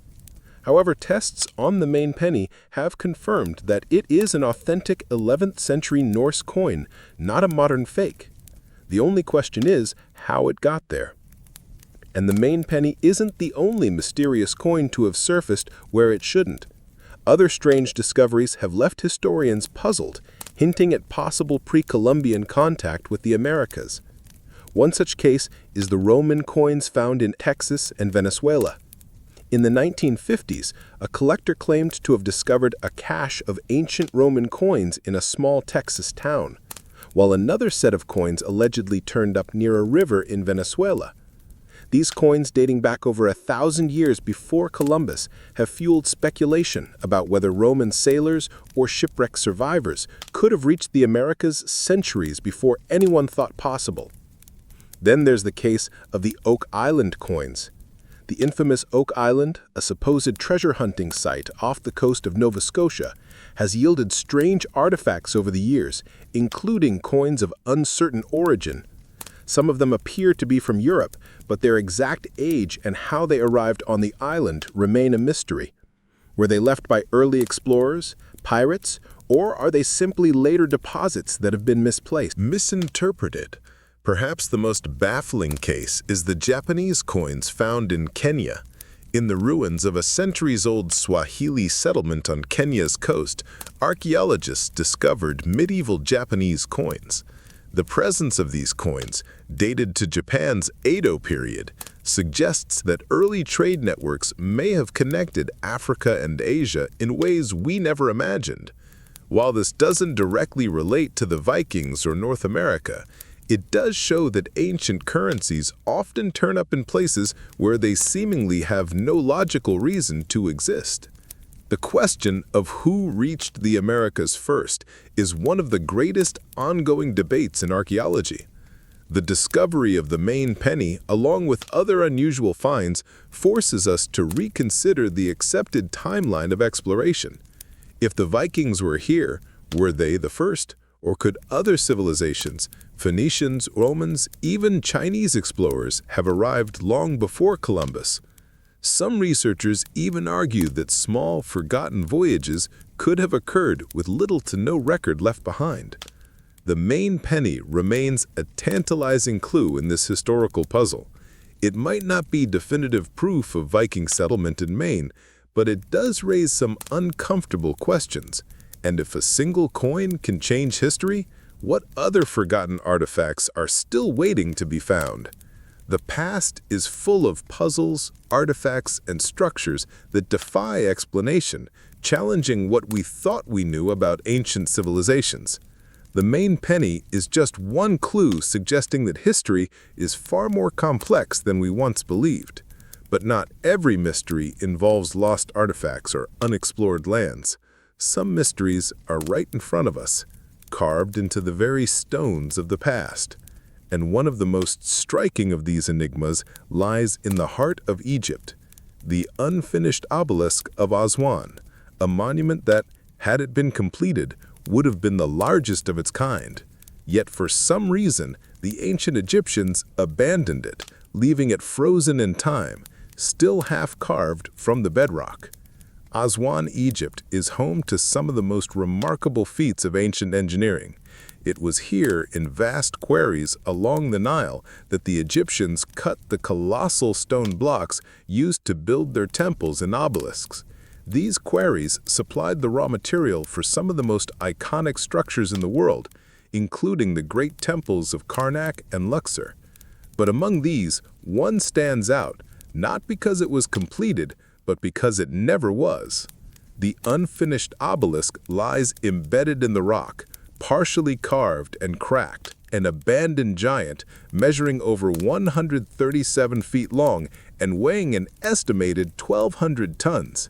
If it had been completed and erected, it would have been the tallest and heaviest obelisk in Egypt, larger than any that now stand in places like Karnak or even in Rome, where many Egyptian obelisks were later transported.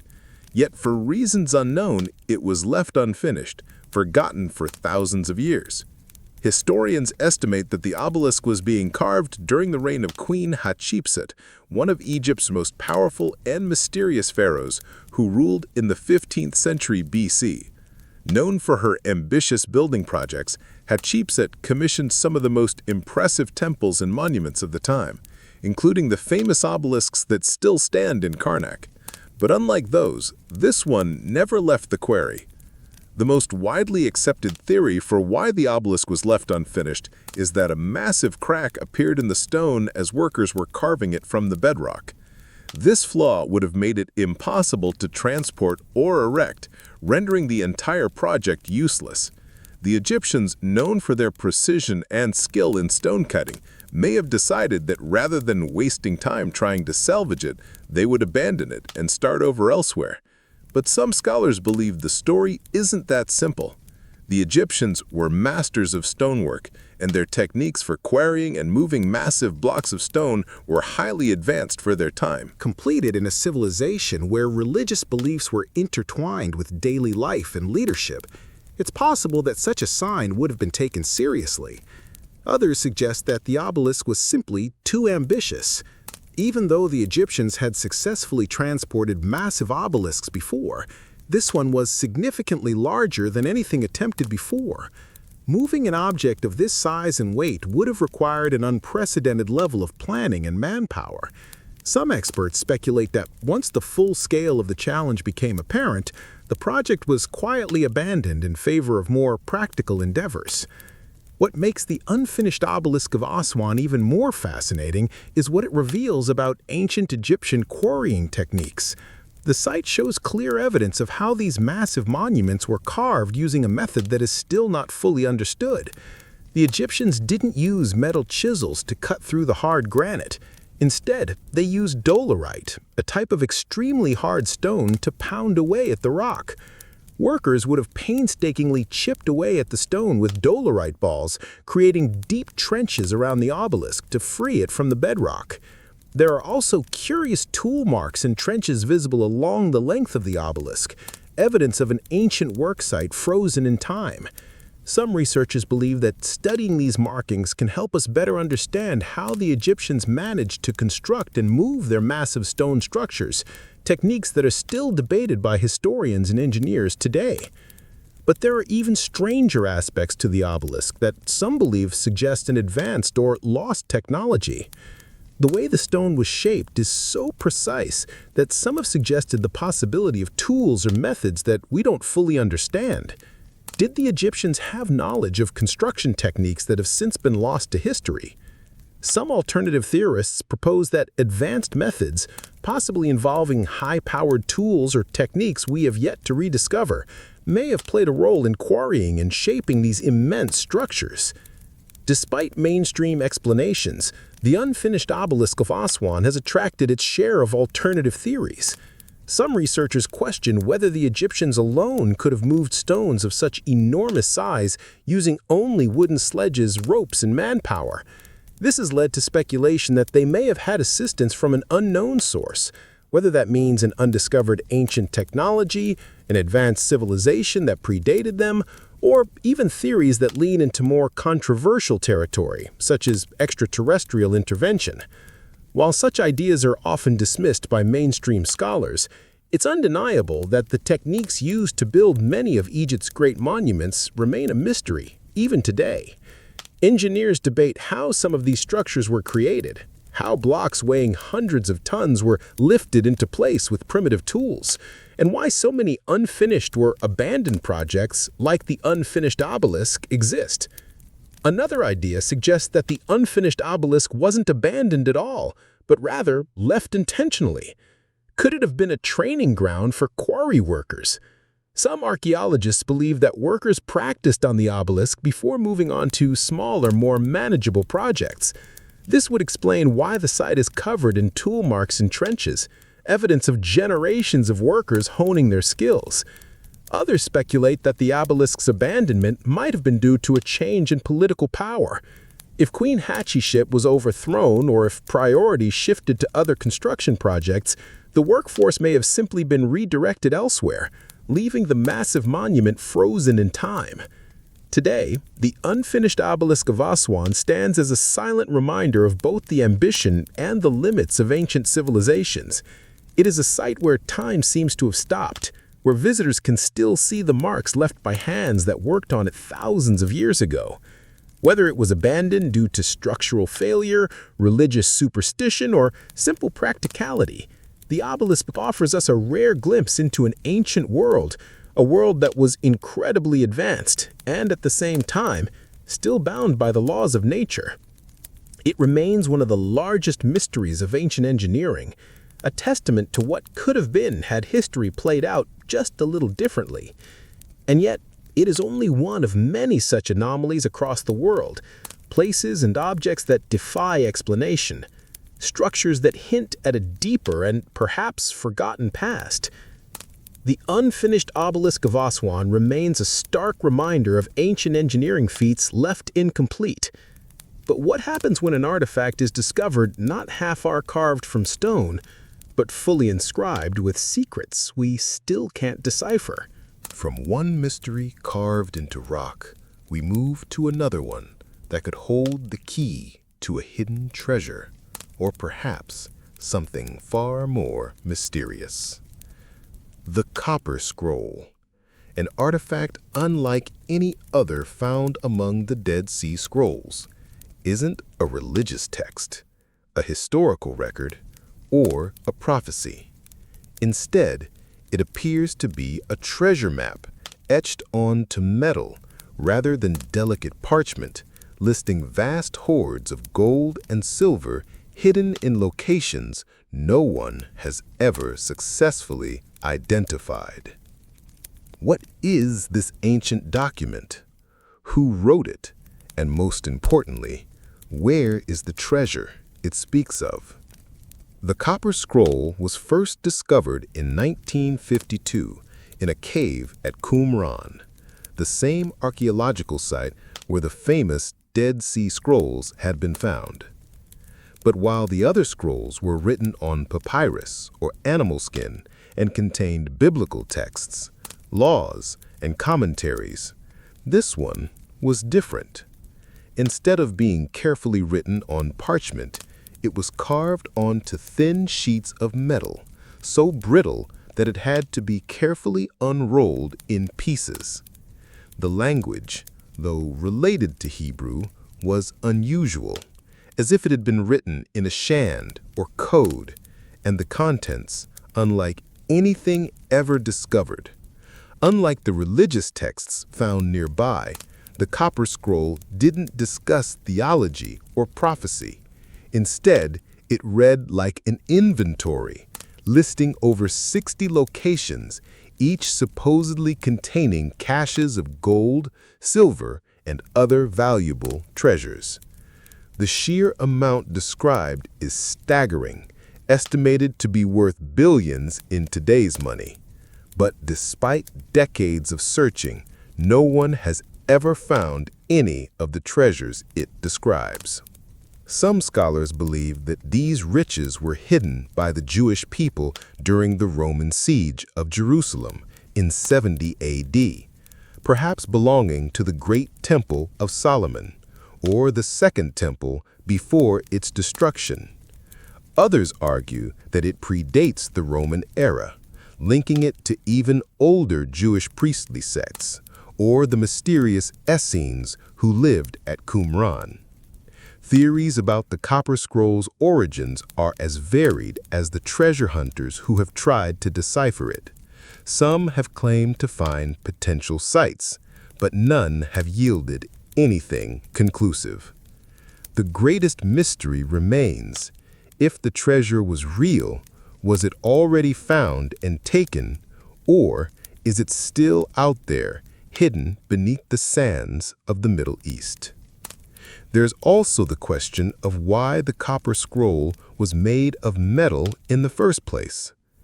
Every other Dead Sea Scroll was written on fragile material, meant to be stored and read by a select group of scholars or religious figures. But the Copper Scroll, it was designed to last. Whoever created it must have intended for it to endure the test of time, possibly as a last resort to ensure that the treasure's location would not be forgotten. The effort it took to engrave these words onto metal suggests that whatever it described was of the utmost importance.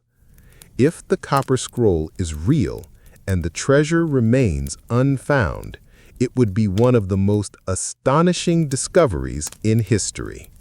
Vast amounts of gold and silver preserved for thousands of years could completely change our understanding of ancient economies and religious institutions.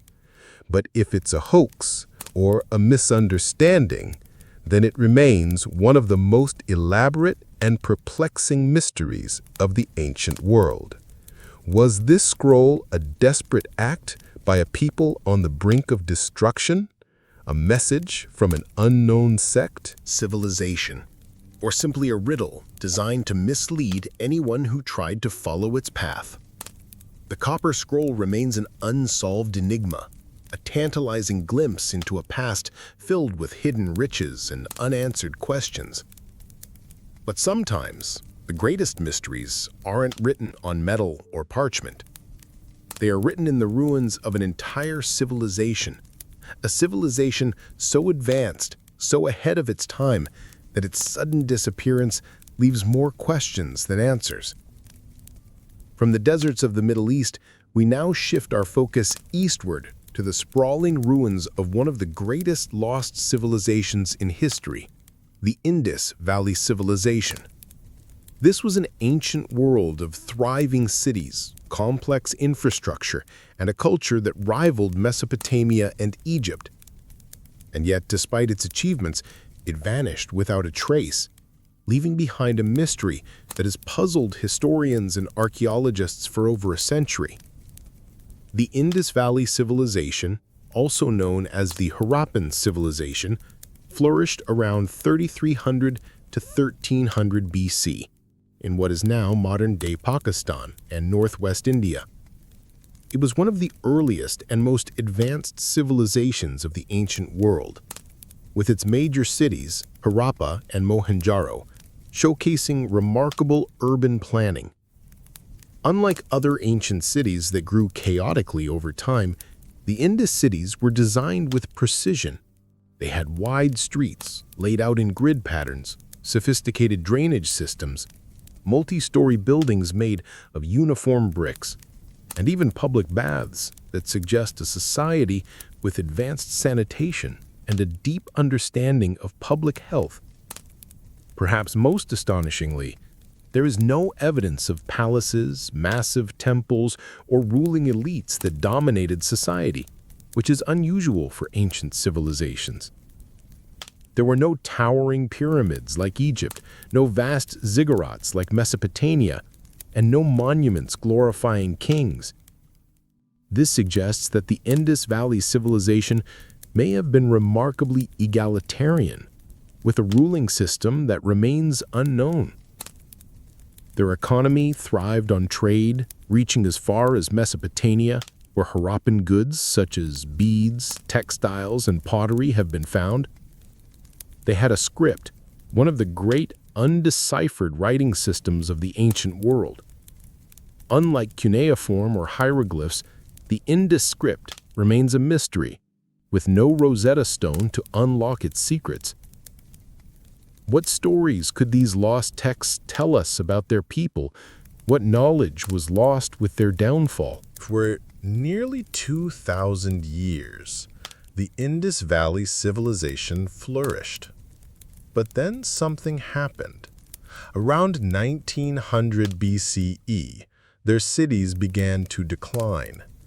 By 1300 BCE, they were abandoned, their once thriving metropolises left in ruins. But why? Unlike other civilizations that fell due to war or internal collapse, there is no definitive evidence of a violent end for the Indus people. There are no mass graves from a catastrophic battle, no evidence of an invading army that wiped them out. Instead, it seems as though they simply faded away. Theories about the fall of the Indus Valley Civilization are numerous, but none provide a clear answer. Some scholars believe environmental changes played a major role. The once mighty Saraswati River, believed to have been a crucial water source for the civilization, may have dried up or shifted due to tectonic activity. Without water, agriculture would have collapsed, forcing people to abandon their cities. Similarly, climate change may have led to prolonged droughts, making survival increasingly difficult. There is evidence of a gradual shift towards smaller, less urbanized settlements in later years, suggesting a slow and painful decline rather than a sudden catastrophe. Another theory suggests that the civilization may have fallen victim to economic collapse. The Indus people relied heavily on trade with Mesopotamia and other regions, and if those trade networks were disrupted, whether by war, political shifts, or other factors, it could have weakened their economy to the point where their cities could no longer sustain themselves. However, this alone does not explain the complete abandonment of their urban centers. One of the more controversial theories involves invasion. Some historians point to the arrival of the Aryans, a group of nomadic Indo-European people who migrated into the Indian subcontinent around the same time the Indus cities declined. The theory suggests that the Aryans may have either overrun the Indus people or simply occupied their abandoned cities. However, there is no concrete evidence of large-scale warfare or destruction that would indicate a violent takeover. The lack of clear weaponry or defensive fortifications suggests that the Indus Valley people were not a warlike society, making it unlikely that they were completely wiped out by an invading army. There is also the possibility of disease playing a role. Some researchers suggest that epidemics, possibly caused by unsanitary conditions or contact with new populations, could have led to widespread illness and death, forcing survivors to scatter. This theory is speculative, but given the role disease has played in the collapse of other societies, it cannot be ruled out. Perhaps the most unsettling part of this mystery is the eerie silence that followed the collapse. Unlike Egypt and Mesopotamia, where new rulers or invaders left records, the fall of the Indus Valley civilization left no written explanation. No one claimed responsibility. No stories were passed down. It's as if they simply ceased to exist, their achievements forgotten until modern excavations uncovered their ruins. Even today, new discoveries continue to reshape what we know about this lost world. Archaeologists have uncovered more Indus Valley sites, some even larger than Harappa and Mohenjo-daro, suggesting that this civilization was even more widespread than previously thought. Yet, despite over a century of research, the core mysteries remain. Who were the Indus people? What happened to them? And why did one of the most advanced civilizations of its time simply vanish? The Indus Valley civilization remains one of the greatest enigmas of the ancient world, an advanced society that vanished without a clear reason, leaving behind cities that once thrived with life, but now sit in eerie silence. The unanswered questions of their disappearance remind us of how much of history remains just beyond our reach, waiting to be uncovered. But while the ruins of lost civilizations leave behind whispers of their former greatness, sometimes it's a single object, something small, intricate, and impossibly ahead of its time, that challenges everything we think we know about the past. And there is perhaps no better example of this than the Antikythera mechanism. Discovered in 1901 off the coast of Antikythera, a small Greek island in the Aegean Sea, the Antikythera mechanism was found among the wreckage of an ancient ship. At first, it didn't look like much, a corroded lumped-together mass of metal that had spent nearly 2,000 years beneath the sea. But as researchers carefully examined the artifact, they realized they were looking at something far more sophisticated than they had ever seen from the ancient world. Beneath the layers of rust and decay, hidden inside the encrusted metal, were the remnants of a complex system of gears, intricate, finely crafted, and unlike anything else known from antiquity. At the time of its discovery, technology of this level was thought to be impossible in ancient Greece. Yet as scientists slowly pieced together the fragments, it became clear that this was no ordinary artifact. It was, in essence, an ancient analog computer, a device designed to predict astronomical positions and even eclipses with extraordinary precision.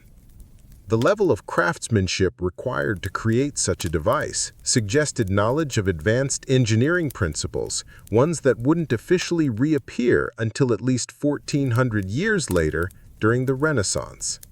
The Antikythera mechanism dates back to around 100 BCE, though some researchers believe it could be even older. The shipwreck that contained it likely sank between 7 and 60 BCE, carrying precious cargo from the Mediterranean to Rome. It was likely an elite treasure, possibly belonging to a wealthy Greek or Roman, or even a scientist of the era. But why was it never replicated? Why does nothing else like it exist in the historical record? Modern reconstructions of the Antikythera mechanism suggest that it contained at least 30 bronze gears, each precisely interlocked to track the movement of celestial bodies. It could predict lunar and solar eclipses, track the phases of the moon, and even model the irregular motion of the moon based on what we now know as Kepler's laws, centuries before Johannes Kepler even theorized them. Some researchers believe it may have also been used for tracking the Olympic Games, as ancient inscriptions suggest it kept track of a 4-year cycle. This means that whoever designed it had an astonishing understanding of astronomy and mathematics far beyond what historians believe ancient civilizations were capable of. Theories about the device's origins have led to endless debate. Some suggest that it was created by a lost genius, perhaps even the work of the famed mathematician Archimedes, whose knowledge of mechanics was centuries ahead of his time. Others propose that it was a product of an entire school of thought, a forgotten lineage of Greek engineers whose work was lost to history when the Roman Empire took control of Greece. What is certain is that after the Antikythera mechanism, no similar device appeared again until the development of European astronomical clocks in the 14th century. So how did such advanced knowledge simply vanish? One possible explanation is that the fall of ancient Greece and the subsequent dominance of Rome led to the loss of Greek technological advancements. Unlike the Greeks, who placed great value on theoretical science, the Romans were more focused on practical engineering, roads, aqueducts, military equipment. The destruction of scientific institutions, including the famed Library of Alexandria, may have contributed to the erasure of this knowledge. If the Antikythera mechanism was part of a larger tradition of ancient Greek computational devices, then it's possible that its creators and their knowledge simply disappeared, leaving behind only this one surviving example. Further complicating the mystery is the question of why nothing remotely similar has ever been found. The craftsmanship of the mechanism suggests that it was not the first of its kind. It was too complex to have been a one-off invention. But if more of these devices existed, where did they go? Were they all lost at sea, like the one found in the Antikythera wreck? Were they melted down for their valuable metals, erasing them from history? Or is it possible that more lie hidden, waiting to be uncovered in another long-forgotten shipwreck? Recent advances in imaging technology have allowed researchers to see deeper into the structure of the Antikythera mechanism, revealing even more hidden gears and inscriptions. The more we learn about it, the more advanced it appears to be, challenging everything we thought we knew about ancient technology. Scientists have even attempted to build working models of the device, proving that it functioned with remarkable accuracy. But one question still remains. Who built it? And how did they come up with such an intricate design in a time when most civilizations were still using simple sundials and water clocks? The Antikythera mechanism stands as a testament to the forgotten genius of the ancient world, an object that challenges our perception of history and hints at lost knowledge that was once within humanity's grasp. If a mechanical computer, capable of tracking celestial movements, could vanish from historical records for nearly 2 millennia. What else has been lost to time? The truth is, our past is riddled with gaps. Civilizations that flourished and disappeared, leaving behind only fragmented clues to their existence. And few stories embody this enigma more than the legend of Aswan, the supposed ancestral homeland of the Aztecs, an entire city that, if it ever existed, has never been found. Aswan is often described as a place of myth, an origin story passed down through generations. According to Aztec codices, their ancestors once lived in a prosperous city surrounded by water before embarking on a great migration southward, eventually founding the empire that would become Tenochtitlan, modern-day Mexico City. The name Aswan itself translates to place of the herons or land of whiteness, though its exact meaning is debated. But what truly makes Aswan fascinating is the suggestion that it was not just a legend, but a real physical place, one that remains undiscovered. The search for Aswan has spanned centuries, with historians, archaeologists, and explorers all proposing different theories about its location. Some believe it was somewhere in northern Mexico or the southwestern United States, possibly near the Colorado River or the Great Salt Lake. Others suggest it could have been an island city in the Gulf of California, or even a now submerged settlement in the Caribbean. But despite these theories, no definitive ruins or artifacts have ever been linked to Aswan. One of the most compelling theories is that Aswan may have been located in present-day western Mexico, where several ancient cities flourished before the rise of the Aztec Empire. Some researchers point to the ruins of La Quemada, a mysterious fortress-like city in the state of Zacatecas, as a possible candidate. La Quemada is known for its defensive walls and massive stone structures, unlike anything else in the region. Could this have been the last remnant of Aswan, abandoned as the Aztecs moved southward? While intriguing, there is no direct evidence connecting La Quemada to the Aztec migration. Another possibility is that Aswan was not a single city, but a larger cultural hub, perhaps a confederation of tribes that gradually dispersed. The ancient Hohokam civilization of Arizona, known for their impressive irrigation systems and sudden decline, bear similarities to other vanished civilizations, leading some to speculate that remnants of Aswan's people could have settled there before fading into obscurity. Then there is the theory that Aswan now lies underneath the ocean.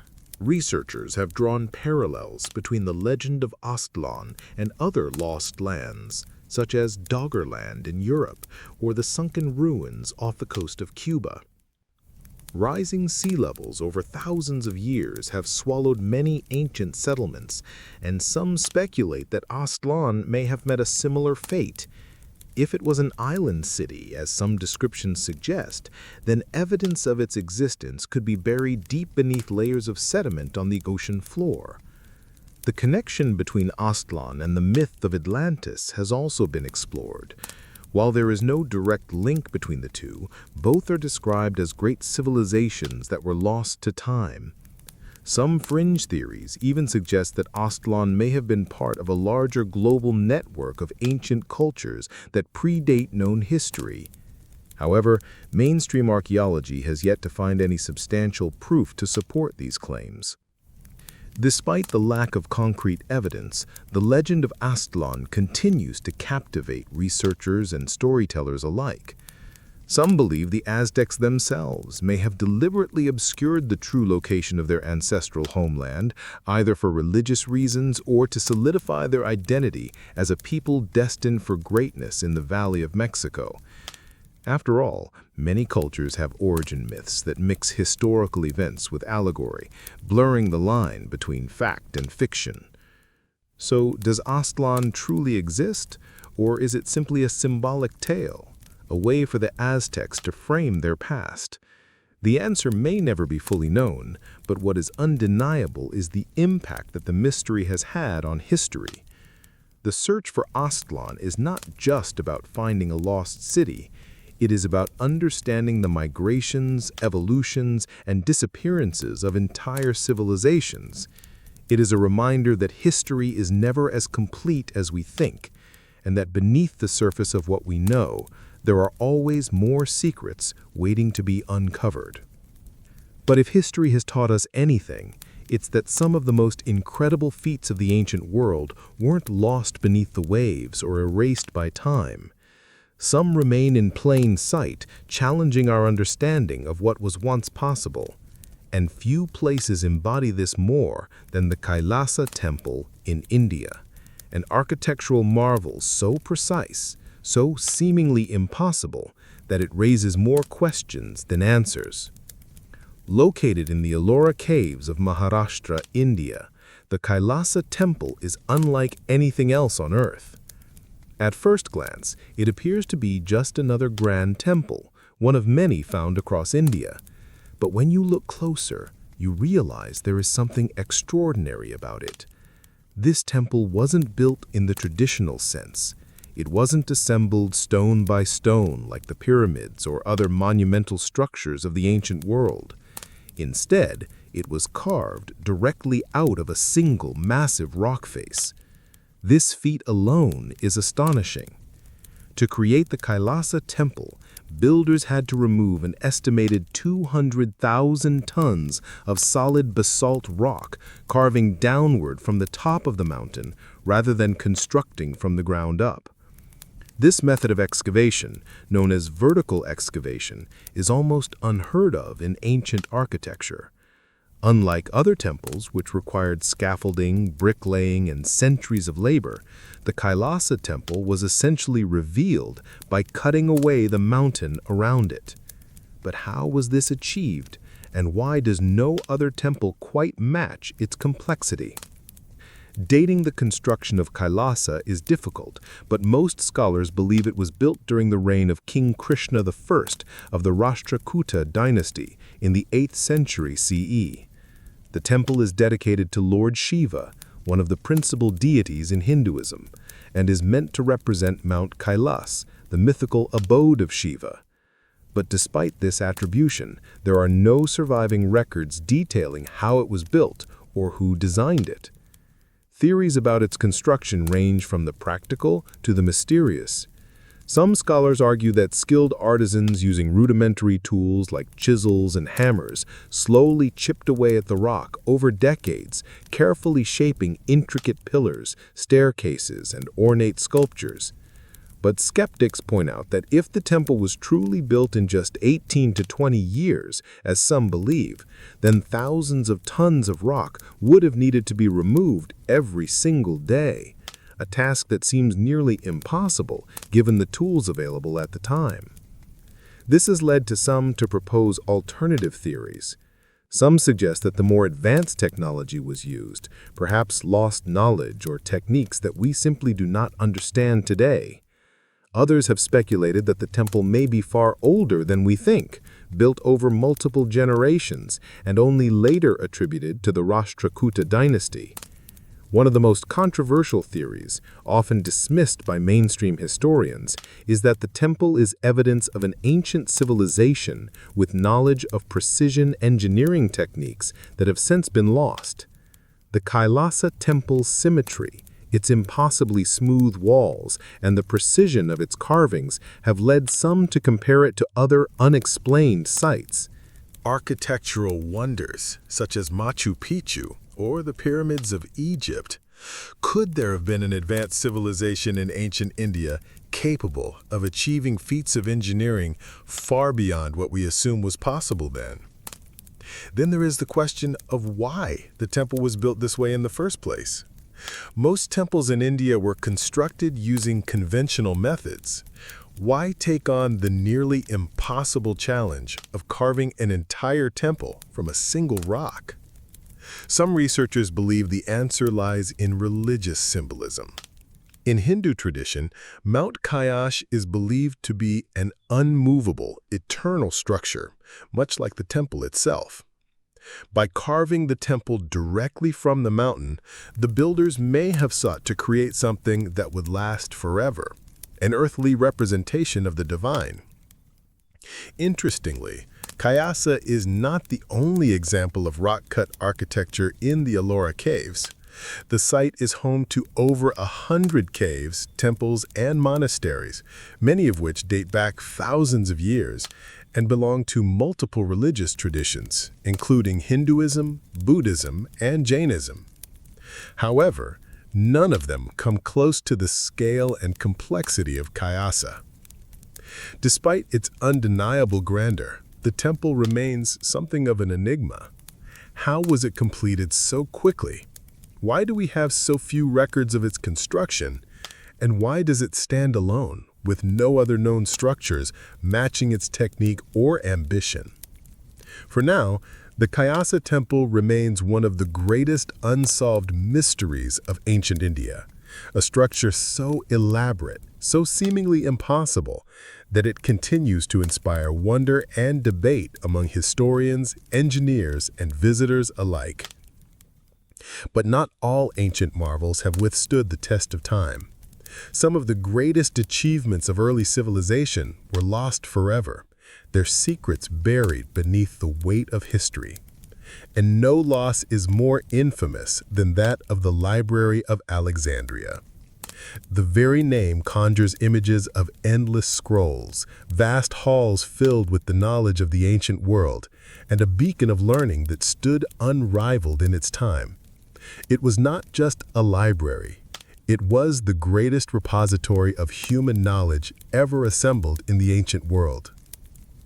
The library was said to house hundreds of thousands of texts containing everything from history and science to medicine, mathematics, and astronomy. But despite its legendary status today, not a single book, scroll, or fragment remains. The Library of Alexandria was destroyed, its contents lost forever. But how did this happen? And perhaps more importantly, what knowledge did we lose with it? The origins of the library trace back to the 3rd century BCE, when Egypt was ruled by the Ptolemies, the Greek dynasty established after the death of Alexander the Great. Ptolemy I and his son Ptolemy II sought to make Alexandria the intellectual and cultural capital of the world. To do this, they built the Museum, a great center of learning, which included lecture halls, laboratories, gardens, and at its heart, the great library. Scholars and scribes from all over the known world were invited to Alexandria. The library's goal was ambitious, to collect every written work in existence. Ships docking at Alexandria's port were searched for scrolls and manuscripts, which were then copied before being returned to their owners or, in some cases, kept outright. It is said that the Ptolemies even sent envoys far and wide to acquire texts, purchasing entire private collections and translating foreign works into Greek. Among its vast holdings, the library is believed to have contained texts from ancient Egypt, Mesopotamia, Greece, India, and beyond. It may have contained lost works of great thinkers such as Aristotle, Socrates, and Pythagoras. Some historians believe it could have even contained records of civilizations long forgotten, their stories erased when the library fell. But how exactly did it fall?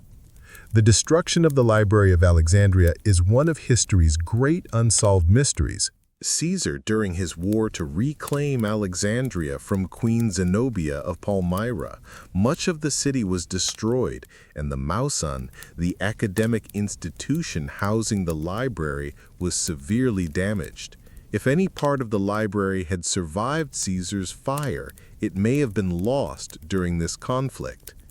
Later in the 4th century CE, Emperor Theophilus led a campaign to destroy pagan temples, and some sources suggest that the remains of the library, housed in the Serapeum, a temple dedicated to the Greco-Egyptian god Serapis, were targeted. If this is true, then what remained of the library's knowledge may have been lost during this period of religious upheaval. Finally, in 642 CE, when the Muslim armies of Caliph Omar ibn al-As conquered Egypt, some sources claimed that the library's remaining texts were burned. According to a widely disputed account, when the conqueror Omar ibn al-As was asked what should be done with the books, he supposedly responded that if they agreed with the Quran, they were unnecessary, and if they contradicted it, they were dangerous. Therefore, he ordered them destroyed, allegedly using the scrolls to fuel the city's bathhouses for months. However, many historians doubt this story, as it was written centuries after the event and may have been politically motivated. Regardless of how the library was lost, the greater mystery is what was inside. We will likely never know the full extent of the knowledge that perished. Some speculate that advanced scientific concepts, perhaps even ideas that could have revolutionized human progress, were wiped from existence. Did the library contain early theories of astronomy that could have changed our understanding of the cosmos centuries earlier? Did it hold texts describing lost civilizations or ancient technologies?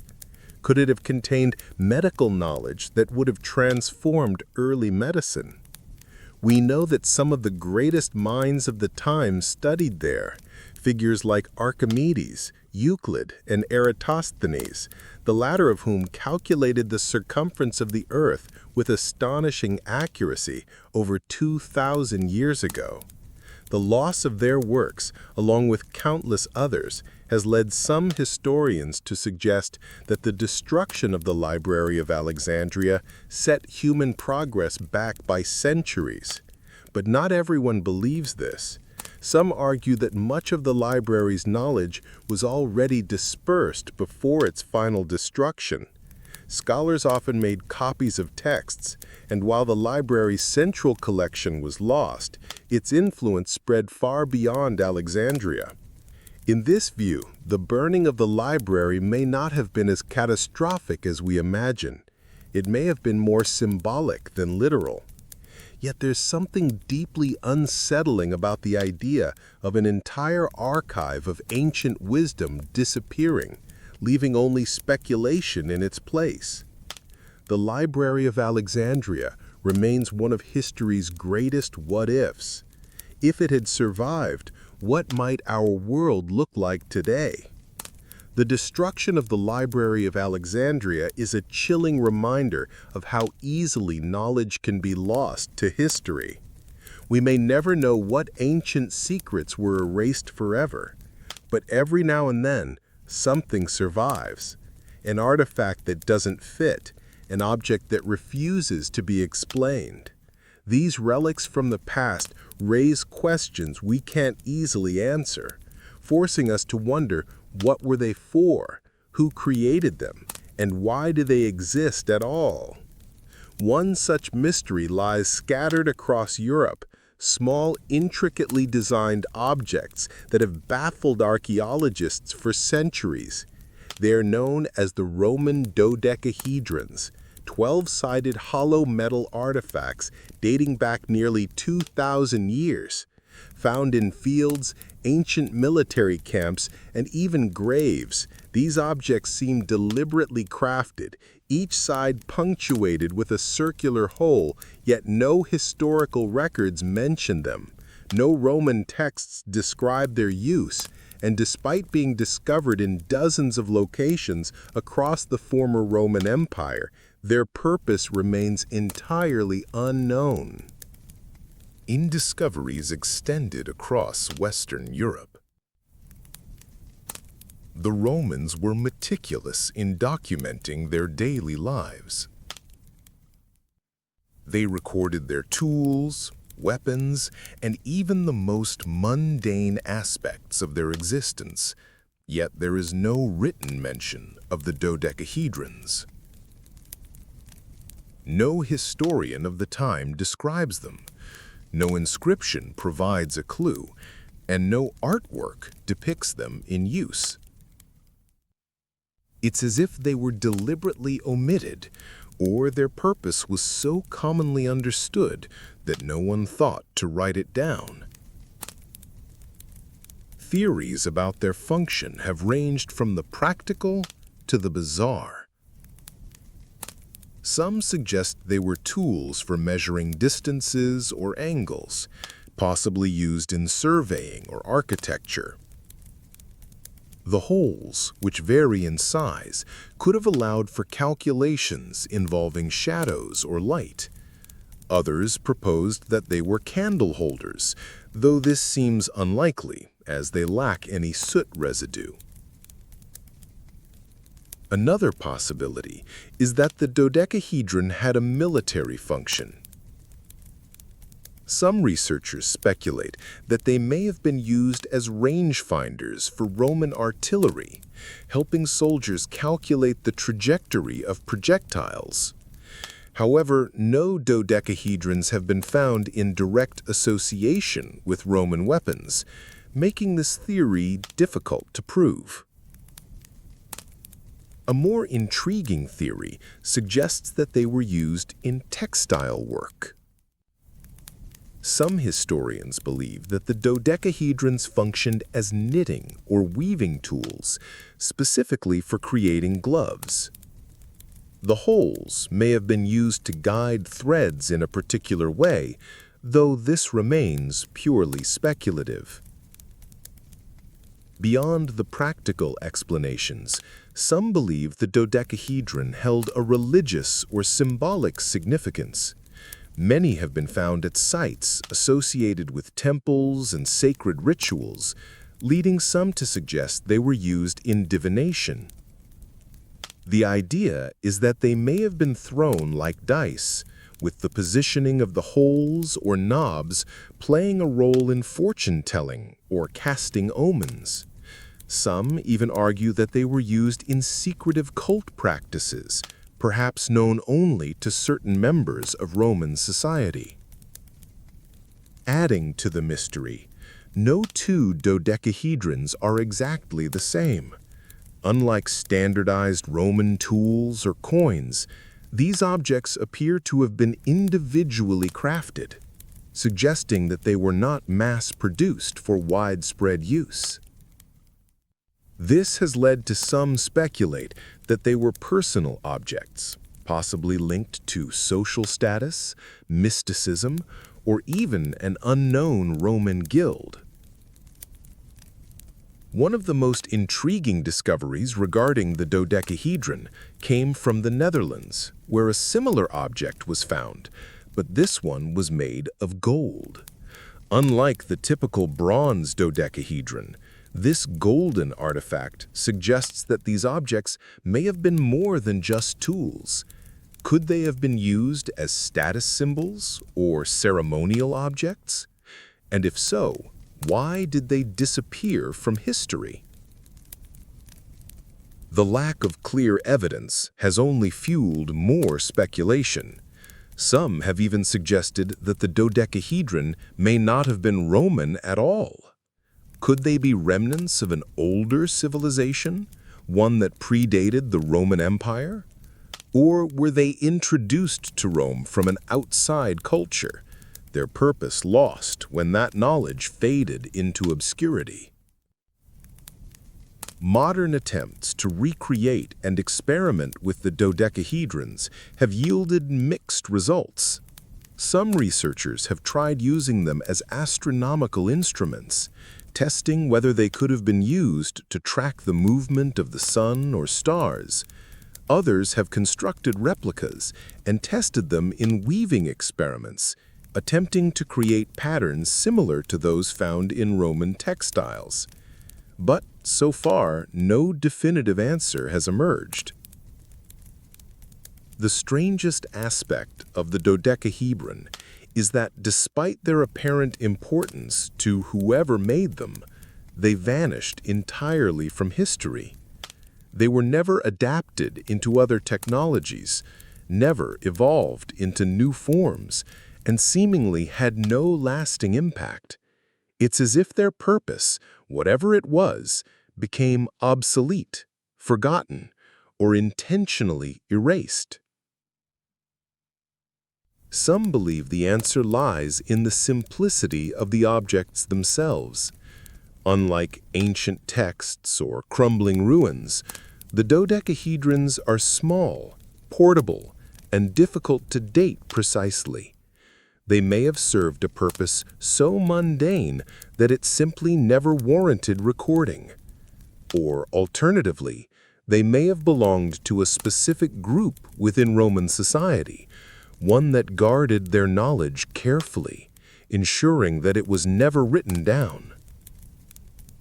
Even today, as more dodecahedrons continue to be discovered, the mystery remains unsolved.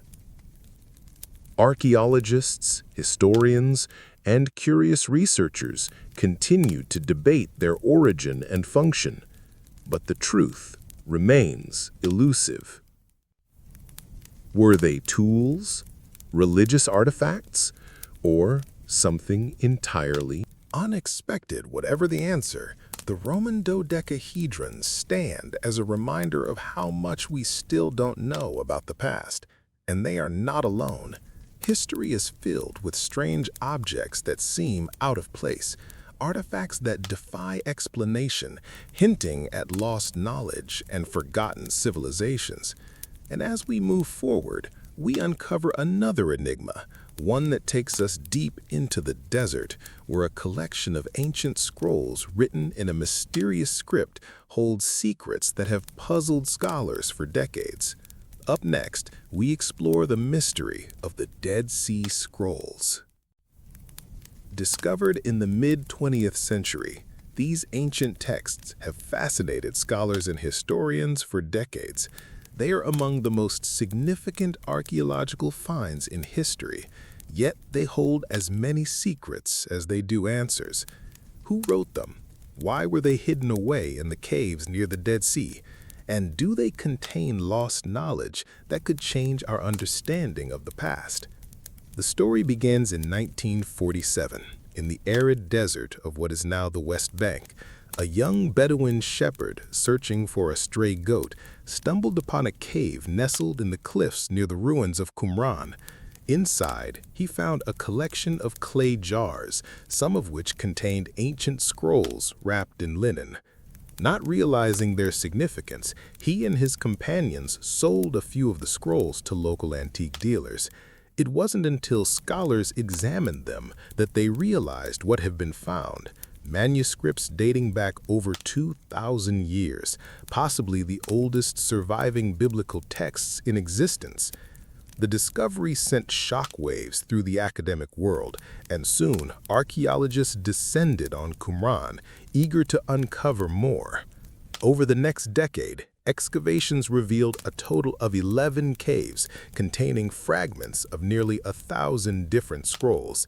Some were almost perfectly preserved, while others were shattered into thousands of brittle pieces. The texts were written primarily in Hebrew, but also in Aramaic and Greek. The materials varied as well. Some were on parchment, others on papyrus, and a few inscribed on sheets of copper. What made the Dead Sea Scrolls so important was their content. Many of the manuscripts contained versions of books from the Hebrew Bible, some almost identical to modern texts, while others had slight but intriguing variations. Some scrolls included texts that had never been seen before, accounts of apocalyptic visions, obscure prophecies, and descriptions of long-lost religious rituals. Others detailed the rules and beliefs of a mysterious Jewish sect, possibly the Essenes, a group that lived in isolation near Qumran. The discovery raised immediate questions. Who wrote these scrolls, and why were they hidden away in the desert? One prevailing theory is that the Essenes, a Jewish sect that rejected mainstream society, created them. The Essenes were known for their strict religious practices, communal lifestyle, and apocalyptic beliefs.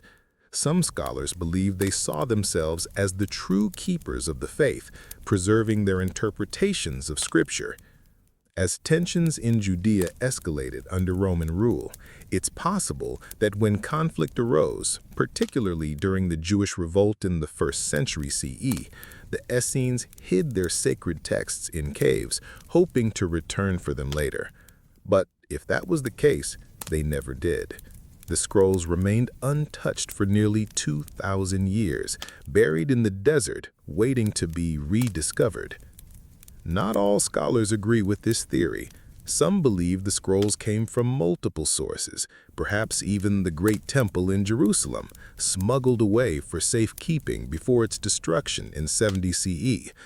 Others argue that they were part of a wider collection of religious texts, representing a broader spectrum of Jewish beliefs at the time. The lack of definitive proof means that the true origins of the Dead Sea Scrolls remain unknown. Beyond their religious significance, the scrolls contain some strange and unsettling passages. Among them are apocalyptic writings describing cosmic battles between the forces of light and darkness. There are prophecies of a coming messianic figure, predictions of the end of days, and cryptic descriptions of divine beings interacting with humanity. Some researchers believe these texts offer a glimpse into the beliefs of early Jewish mysticism, ideas that would later influence later Jewish sects and early Christianity, and other religious traditions. Then there's the Copper Scroll, one of the most intriguing discoveries among the collection. Unlike the others, which were written on parchment or papyrus, the Copper Scroll was inscribed on thin sheets of metal. Its content is unlike anything else in the Dead Sea Scrolls. It appears to be a treasure map. The text lists a series of locations where vast amounts of gold and silver are supposedly buried, hidden away in the Judean wilderness. Some believe this treasure belonged to the Second Temple in Jerusalem, stashed away before its destruction by the Romans. But despite numerous attempts to locate it, no such treasure has ever been found. What makes the Dead Sea Scrolls so compelling is that they exist in a space between history and mystery. They are undeniably real, yet they contain elements of the unknown, fragments of beliefs, warnings, and stories from a time long past. They challenge our understanding of ancient religions, hinting at ideas that may have been lost or suppressed over time. Even now, as researchers continue to study the scrolls, new revelations occasionally emerge. In 2021, archaeologists uncovered additional fragments of biblical texts in a cave near Qumran, the first new discoveries in over half a century. The search is far from over, and as technology improves, we may one day uncover even more hidden knowledge locked within these ancient writings. For now, the Dead Sea Scrolls remain one of the greatest historical mysteries ever unearthed. They offer a glimpse into a lost world, a time of prophets, scribes, and secret traditions, preserved against the odds in the arid caves of the Judean desert. But history has a way of hiding its secrets, and there are many more texts, symbols, and codes still waiting to be deciphered. The Dead Sea Scrolls offer a rare glimpse into the ancient world, preserving texts that may have otherwise been lost to time. But for every discovery that brings answers, there are those that only deepen the mystery.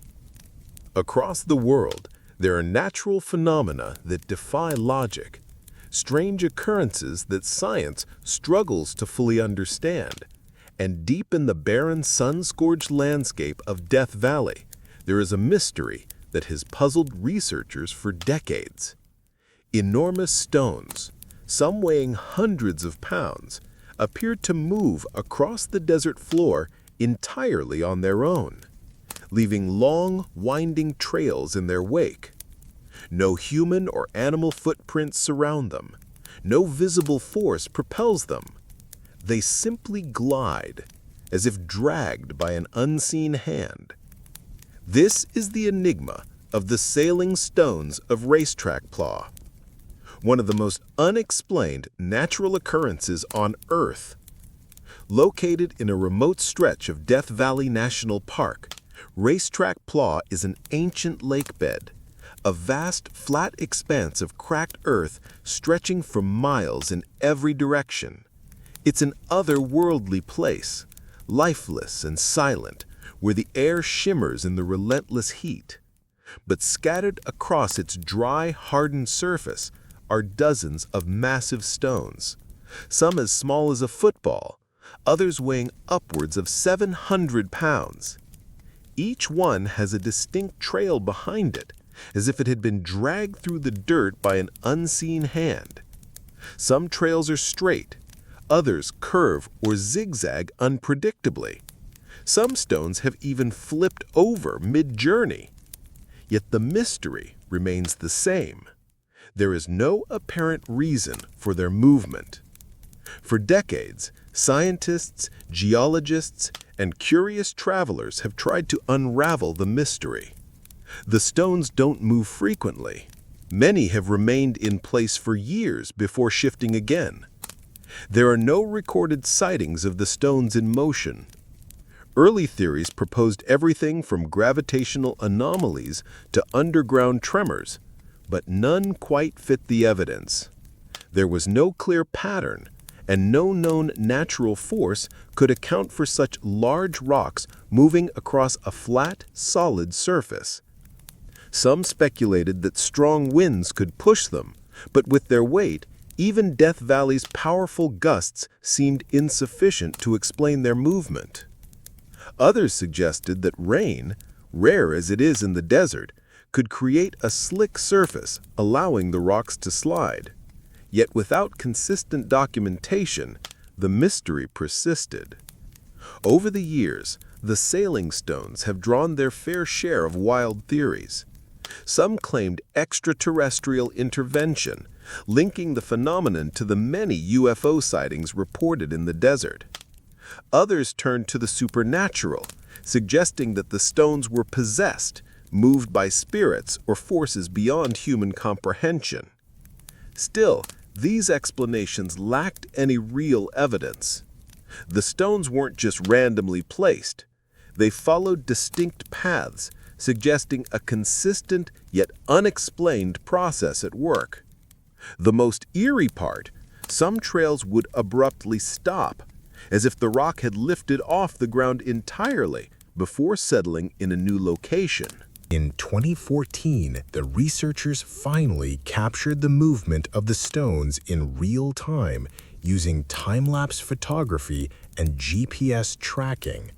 A team of scientists discovered that the answer lay in an unusual set of environmental conditions during winter nights.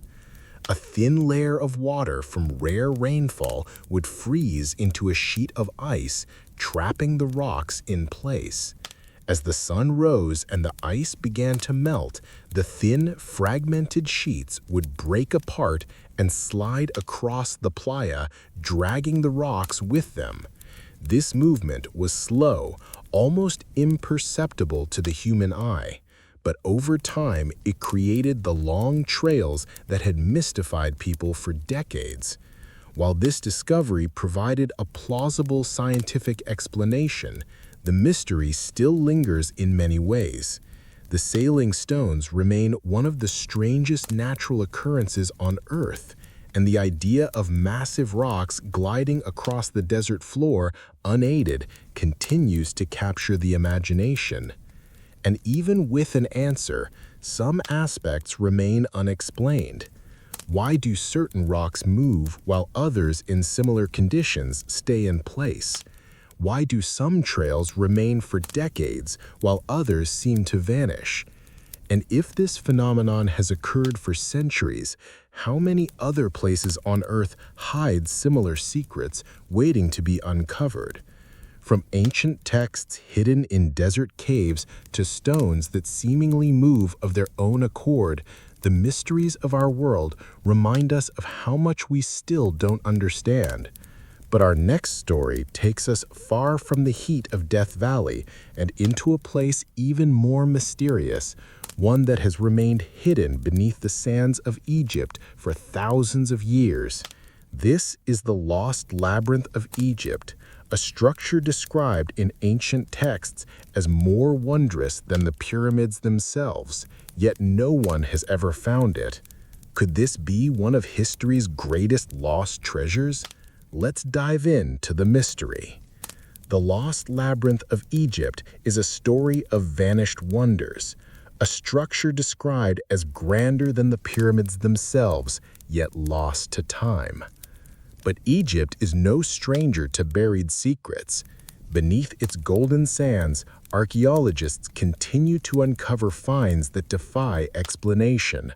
Some are temples, some are tombs, and some hold things that have never been seen before. In the vast necropolis of Saqqara, where the sands hold the echoes of Egypt's most ancient past, one discovery stood out among the rest: a massive black sarcophagus unlike any before it. But when archaeologists finally opened it, what they found inside raised more questions than answers. This is the mystery of the Saqqara tomb of the unknown animal. Saqqara, home to the step pyramid of Djoser, is one of Egypt's most important archaeological sites. It was used as a burial ground for over 3,000 years, serving as the final resting place for pharaohs, nobles, and sacred animals. But in 2018, a team of Egyptian archaeologists made a discovery that baffled even the most experienced researchers. Buried deep beneath the sand was an enormous stone sarcophagus measuring nearly 9 feet long and weighing several tons. What made it unusual was not just its size, but its deep black color. Carved from solid granite, it had remained sealed for thousands of years, untouched since the time of ancient Egypt. Opening it was no easy task. Unlike most sarcophagi, which had been looted in antiquity, this one was completely intact. The lid alone weighed nearly 30 tons. As workers carefully lifted it, the stale air of an ancient tomb escaped into the modern world for the first time in millennia. But what they found inside wasn't a pharaoh, a high priest, or even a noble. Inside the black sarcophagus were the skeletal remains of a creature that no one expected. It was not human. It was not a known sacred animal like a bull, falcon, or cat, creatures often mummified in ancient Egypt. Instead, the remains belonged to something unknown, something never before recorded in Egyptian tombs. The bones suggested a creature of unusual size, something large and powerful, but its species could not be immediately identified. There were even stranger theories. Some researchers speculated that this might not be an animal at all, at least not in the way we understand them. Ancient Egyptian mythology is filled with hybrid creatures, gods that took the forms of part human, part beast. Anubis, the jackal-headed god of the afterlife. Sekhmet, the lion-headed warrior goddess. Could this sarcophagus have contained something more symbolic than literal? Was it an offering to the gods, a representation of a divine beast? Or was it something else entirely? Something deliberately hidden from history? Adding to the mystery was the nature of the burial itself. Unlike other animal burials, which were often accompanied by elaborate inscriptions or offerings, this tomb was shockingly plain. No hieroglyphs, no carvings, no markings to indicate who or what was buried inside. It was as if the very identity of the creature had been erased or deliberately left unknown. DNA analysis was ordered to determine the animal species, but the results were not immediately conclusive. Some evidence suggested it might have been a giant feline, possibly a lion, though it was unlike any known specimens found before. But even if that was the case, why was it buried in such a grand sarcophagus? No other lion had been given such a tomb. Was this a particularly revered creature, or did it hold some deeper significance? The black sarcophagus itself also raised questions. Its massive size and weight suggested that it had been sealed with extreme effort, almost as if whatever was inside was meant to stay there. This led to more fantastical theories. Was this a cursed burial, meant to contain something dangerous? Ancient Egyptians were known to take extraordinary measures to protect the dead. But what if this was meant to keep something locked away? The mystery of the Saqqara tomb of the unknown animal remains one of Egypt's most bizarre discoveries. While scientific analysis has provided some insights, many questions are still unanswered. What exactly was this creature? Why was it buried in such an unusual manner? And what, if anything, were the ancient Egyptians trying to hide? The ancient world is filled with lost cities, hidden tombs, and forgotten civilizations, some recorded in myth, others erased entirely by time. Egypt's lost labyrinth is just one of the many unexplained structures that challenge our understanding of the past. But far away from the deserts of North Africa, deep in the Pacific Ocean, lies another mystery that defies explanation. A city built on water, a fortress of towering basalt columns, seemingly impossible for an ancient civilization to construct. A place so mysterious that it has been called the Venice of the Pacific and the eighth wonder of the world. This is Nan Madol, one of the strangest and most isolated ruins on Earth. Off the coast of the small island of Pompeii, in the Federated States of Micronesia, lies a network of over 90 artificial islets, each connected by an intricate system of canals.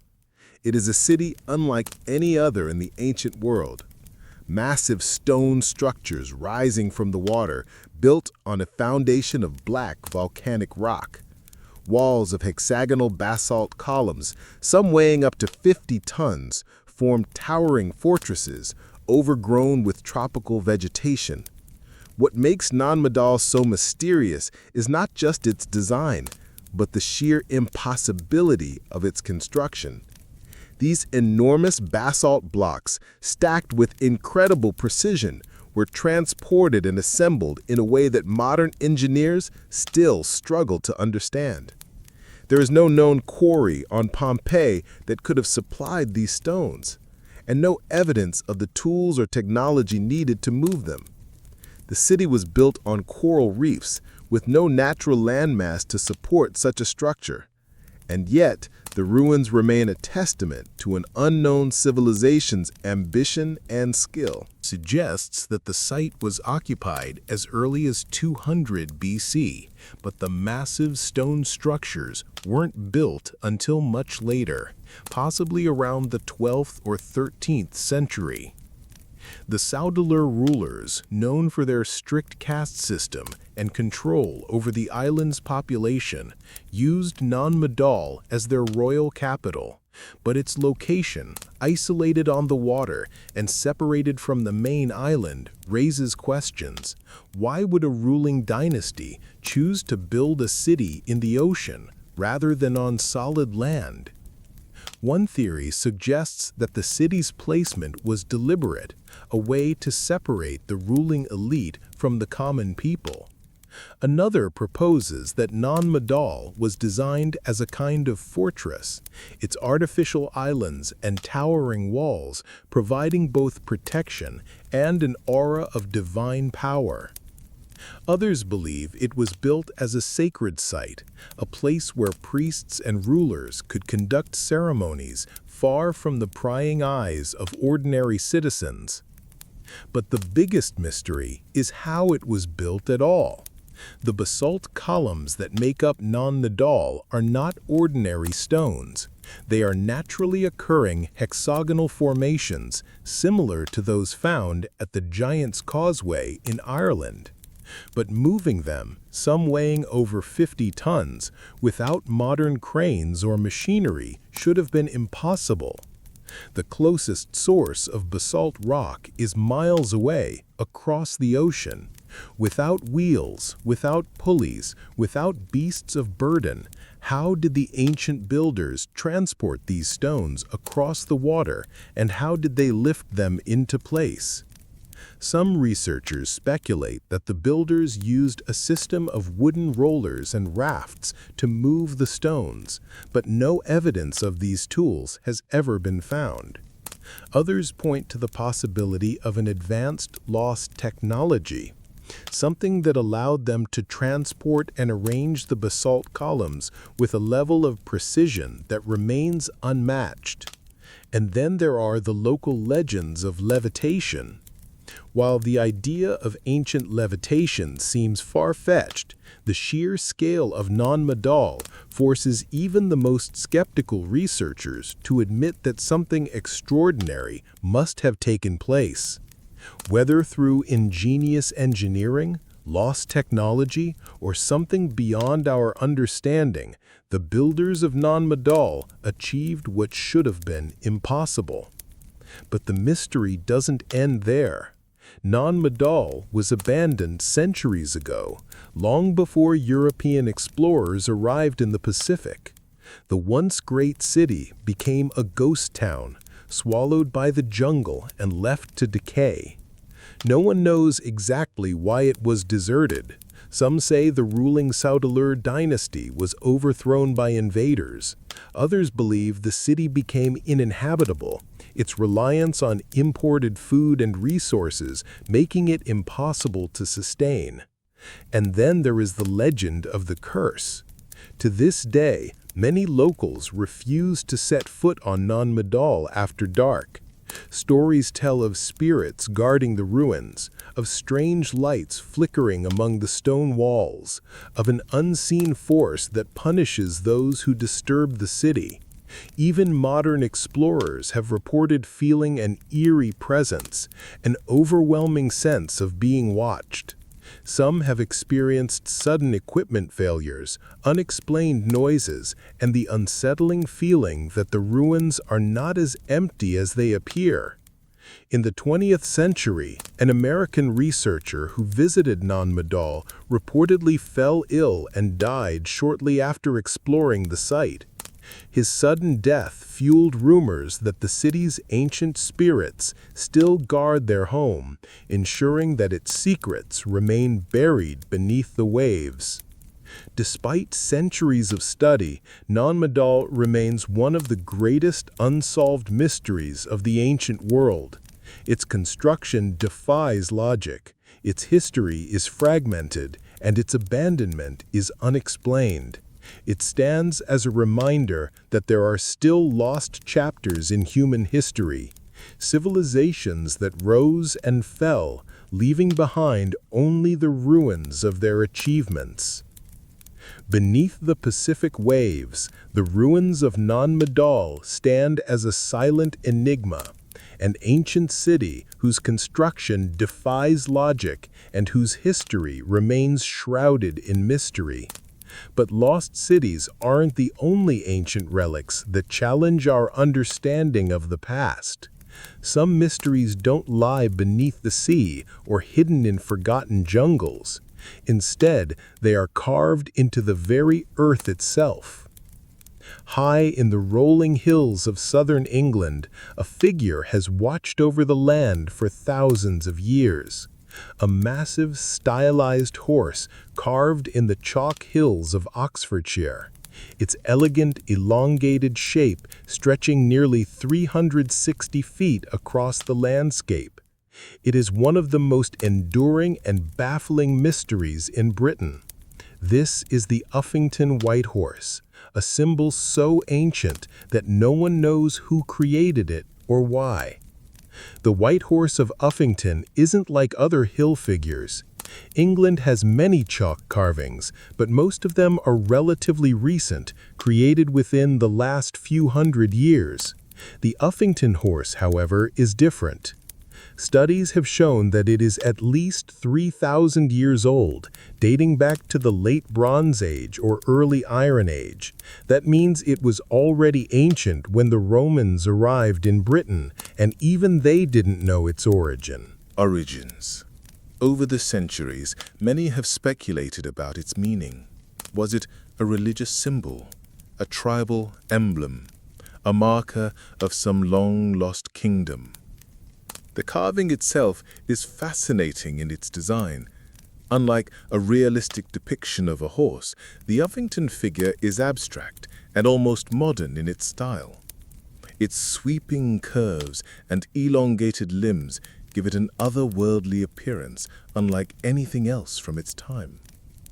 Some have suggested it represents not a horse at all, but something else entirely. But why would ancient people go through the trouble of carving such a massive figure into the landscape? The sheer effort required to create and maintain the white horse suggests it was deeply important to those who made it. The carving is etched into the chalk of the hillside, meaning it would have needed constant upkeep to prevent it from being reclaimed by the earth. Generation after generation had to deliberately clear the figure, ensuring that it remained visible. This indicates that it held significance for centuries, perhaps even millennia. One theory is that the white horse was a territorial marker, a way for ancient tribes to claim ownership of the land. If true, it would have been visible for miles, a clear sign to any travelers or enemies passing through. Another possibility is that it had religious or ceremonial meaning, perhaps linked to an ancient fertility cult or a horse-worshipping culture. The Celts, who came long after its creation, revered horses as sacred animals, often associating them with gods and warriors. Some historians believe the Uffington horse may have been an early representation of the Celtic goddess Epona, a deity linked to horses and protection. But the mystery of the white horse goes deeper than just its meaning. Some researchers have suggested that it might have astronomical significance. Certain alignments with the sun and stars indicate that it could have been part of a larger ritual landscape, possibly used in seasonal ceremonies. The nearby Dragon Hill, a flat-topped hill that sits just below the carving, adds to the intrigue. Legends say that this is where St. George slew the dragon, and some believe the site has been sacred since prehistoric times. Others have proposed even stranger theories. Could the Uffington white horse be a remnant of a lost language, an ancient pictogram left by a forgotten civilization? Some have even speculated that it represents a celestial event, a comet streaking across the sky that was immortalized in shock. The unusual, almost alien-like style of the carving has fueled speculation that it wasn't just inspired by earthly creatures, but something seen in the heavens. Then there is the theory that the white horse is far older than we think. Some alternative historians have suggested that the carving could predate even the Bronze Age, potentially stretching back to the Neolithic period. If that were true, it would place the Uffington horse among the oldest artistic representations in the world, linking it to civilizations long lost to time. What's undeniable is that the white horse has survived, not just in the chalk hills of Oxfordshire, but in the collective imagination of those who have lived alongside it. It has inspired legends, from tales of dragon slayers to myths of ghostly horses galloping across the landscape. Even today, the figure is carefully maintained, with volunteers and locals continuing the ancient tradition of scouring the horse to keep its shape from fading. Despite its age, the Uffington white horse remains as striking as ever. Whether it was a religious icon, a tribal symbol, or something else entirely, Its creators left behind no written records, only a massive, haunting image carved into the land itself. And while its true origins may never be fully known, the white horse continues to stare out over the hills just as it has for thousands of years. The ancient world is filled with lost cities and forgotten structures, many of which remain shrouded in mystery. Some have been buried beneath shifting sands, others swallowed by dense jungles, and some, like the Uffington White Horse, have stood defiantly against time, etched into the very landscape. But what happens when a civilization leaves behind a monument not on land, but beneath the sea? Off the coast of Japan, hidden beneath the waves, lies one of the most controversial underwater discoveries of all time. Massive stone structures, eerily precise and seemingly deliberate, stretch across the ocean floor. To some, it's undeniable proof of an ancient, forgotten civilization, one that predates recorded history. To others, it's nothing more than a natural formation, shaped by the currents and tides over thousands of years. But if that were true, why do the formations look so intentional? This is the mystery of the Yonaguni Monument. The Yonaguni Monument was first discovered in 1986 by a local diver named Kihachiro Arataka. He wasn't looking for lost cities or evidence of ancient civilizations. He was simply searching for a new diving spot near Yonaguni, one of the Ryukyu Islands in Japan. As he swam deeper, he came across something that shouldn't have been there. A massive, multi-leveled structure loomed before him, its edges sharp, its surfaces eerily smooth. It was unlike anything he had ever seen. Stair-like terraces led to what appeared to be platforms. Narrow corridors cut through the rock, and at the highest point, something resembling a grand staircase stretched toward the surface. It looked man-made, but how could that be possible? Word of the discovery spread, drawing the attention of researchers and archaeologists. Some believed it could be the remnants of a lost civilization, perhaps one that existed before the last ice age when sea levels were significantly lower. Others dismissed the idea entirely, arguing that the formations were nothing more than a quirk of nature. But as more divers explored the site, strange details began to emerge. Details that made the natural formation theory harder to accept. The Yonaguni Monument is massive, spanning over 165 feet in length and rising nearly 90 feet from the seafloor. It consists of flat terraces, precise right angles, and what appear to be carved steps leading from one level to another. Some researchers believed it resembled the step pyramids of South America, while others have compared it to ancient temple complexes like those in Mesopotamia. One of the most compelling arguments for its artificial origins is the presence of what looks like tool marks, straight cuts along the rock, as if it had been shaped by human hands. Certain sections appear to have been smoothed, possibly by chisels or other tools. There are even formations that resemble archways, pillars, and what some believe could be a large central hall. Perhaps the most mysterious aspect of all is the so-called face, a large carved-looking feature that some say resembles a human head, with what appears to be eyes, a nose, and a mouth. Could it be an ancient statue, a depiction of a forgotten deity?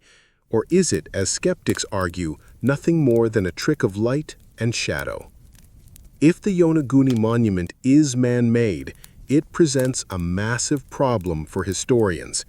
Based on its location and depth, the structure would have been built more than 10,000 years ago, long before any known civilization in the region was capable of such advanced construction. That would mean it predates the pyramids of Egypt, Göbekli Tepe, and even Mesopotamian city-states.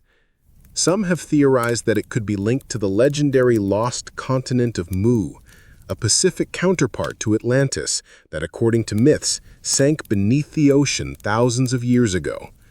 While mainstream historians dismiss the idea of Mu as fiction, the discovery of an advanced underwater structure in the region has reignited speculation. Others suggest that the Yonaguni monument could be linked to Japan's ancient Jomon people, a prehistoric civilization known for their intricate pottery and mysterious stone circles. But there's a problem. No other Jomon structures remotely resemble the scale or complexity on the Yonaguni monument. If they built it, then it would require a total rewriting of Japan's ancient history. Of course, not everyone is convinced. Many geologists argue that the Yonaguni monument is a naturally occurring formation, shaped by tectonic activity and underwater currents. They point out that similar geological formations exist in other parts of the world, where natural fractures in sandstone and sedimentary rock can create step-like patterns that look man-made. One of the strongest arguments against the structure being artificial is that there are no known artifacts, no pottery, no tools, no carvings found at the site. Typically, when archaeologists uncover a lost city, they find traces of the people who lived there. But at Yonaguni, there is nothing except the stone itself. However, supporters of the man-made theory counter that if the site was built over 10,000 years ago, any artifacts may have been swept away by ocean currents or buried beneath layers of sediment. They argue that the structure's sheer complexity, coupled with suspiciously precise angles and what appear to be staircases, suggests human intervention. Despite decades of debate, no definitive answer has been found.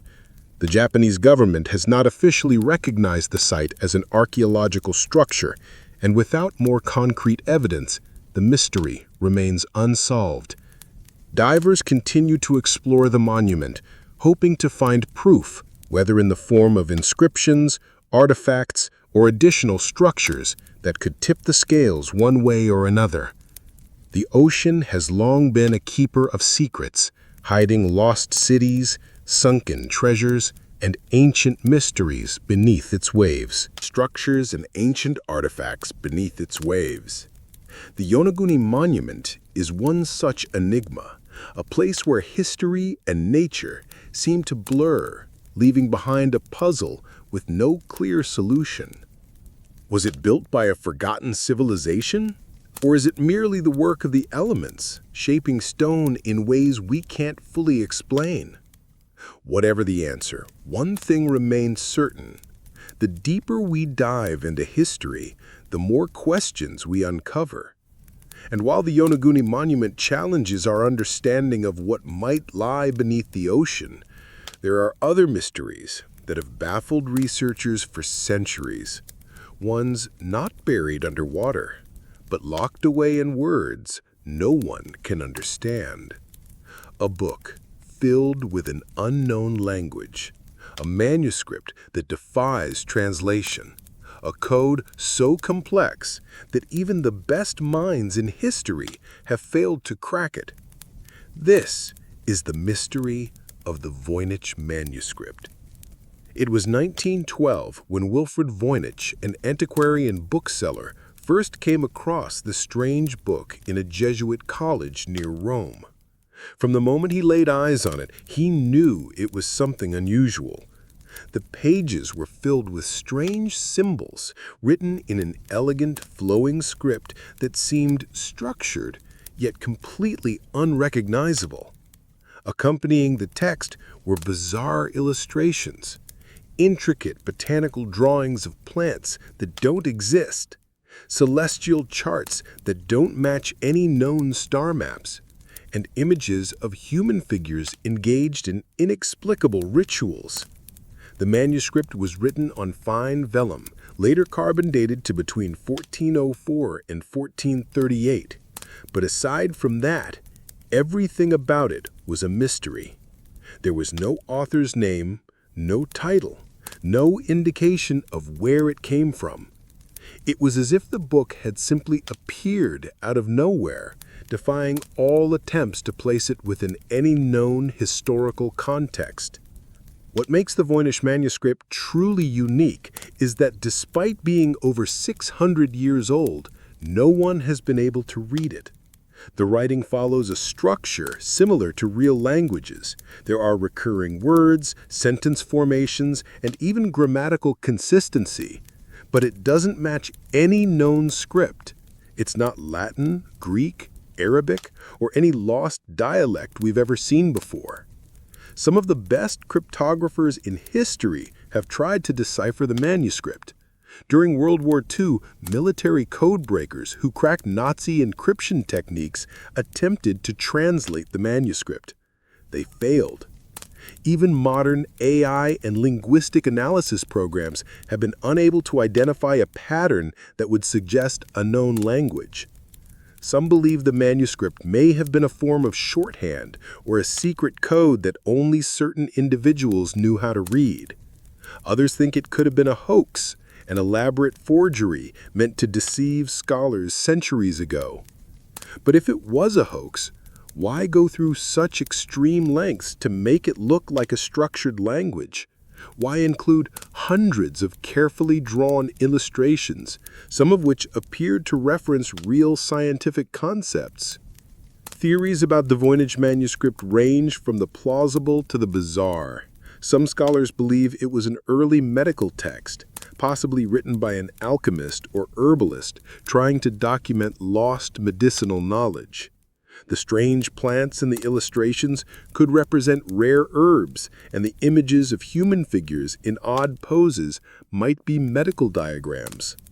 Another theory suggests it was written by a secretive religious group, encoding their beliefs in an unbreakable cipher to protect them from persecution. Some have even suggested it could have been created by an unknown genius, someone who invented an entirely new language that no one else ever learned. A more speculative idea is that the manuscript contains knowledge far beyond what we should have had in the 15th century. Some believe it could be the work of an ancient civilization that predated our historical records, or even an artifact of extraterrestrial origin.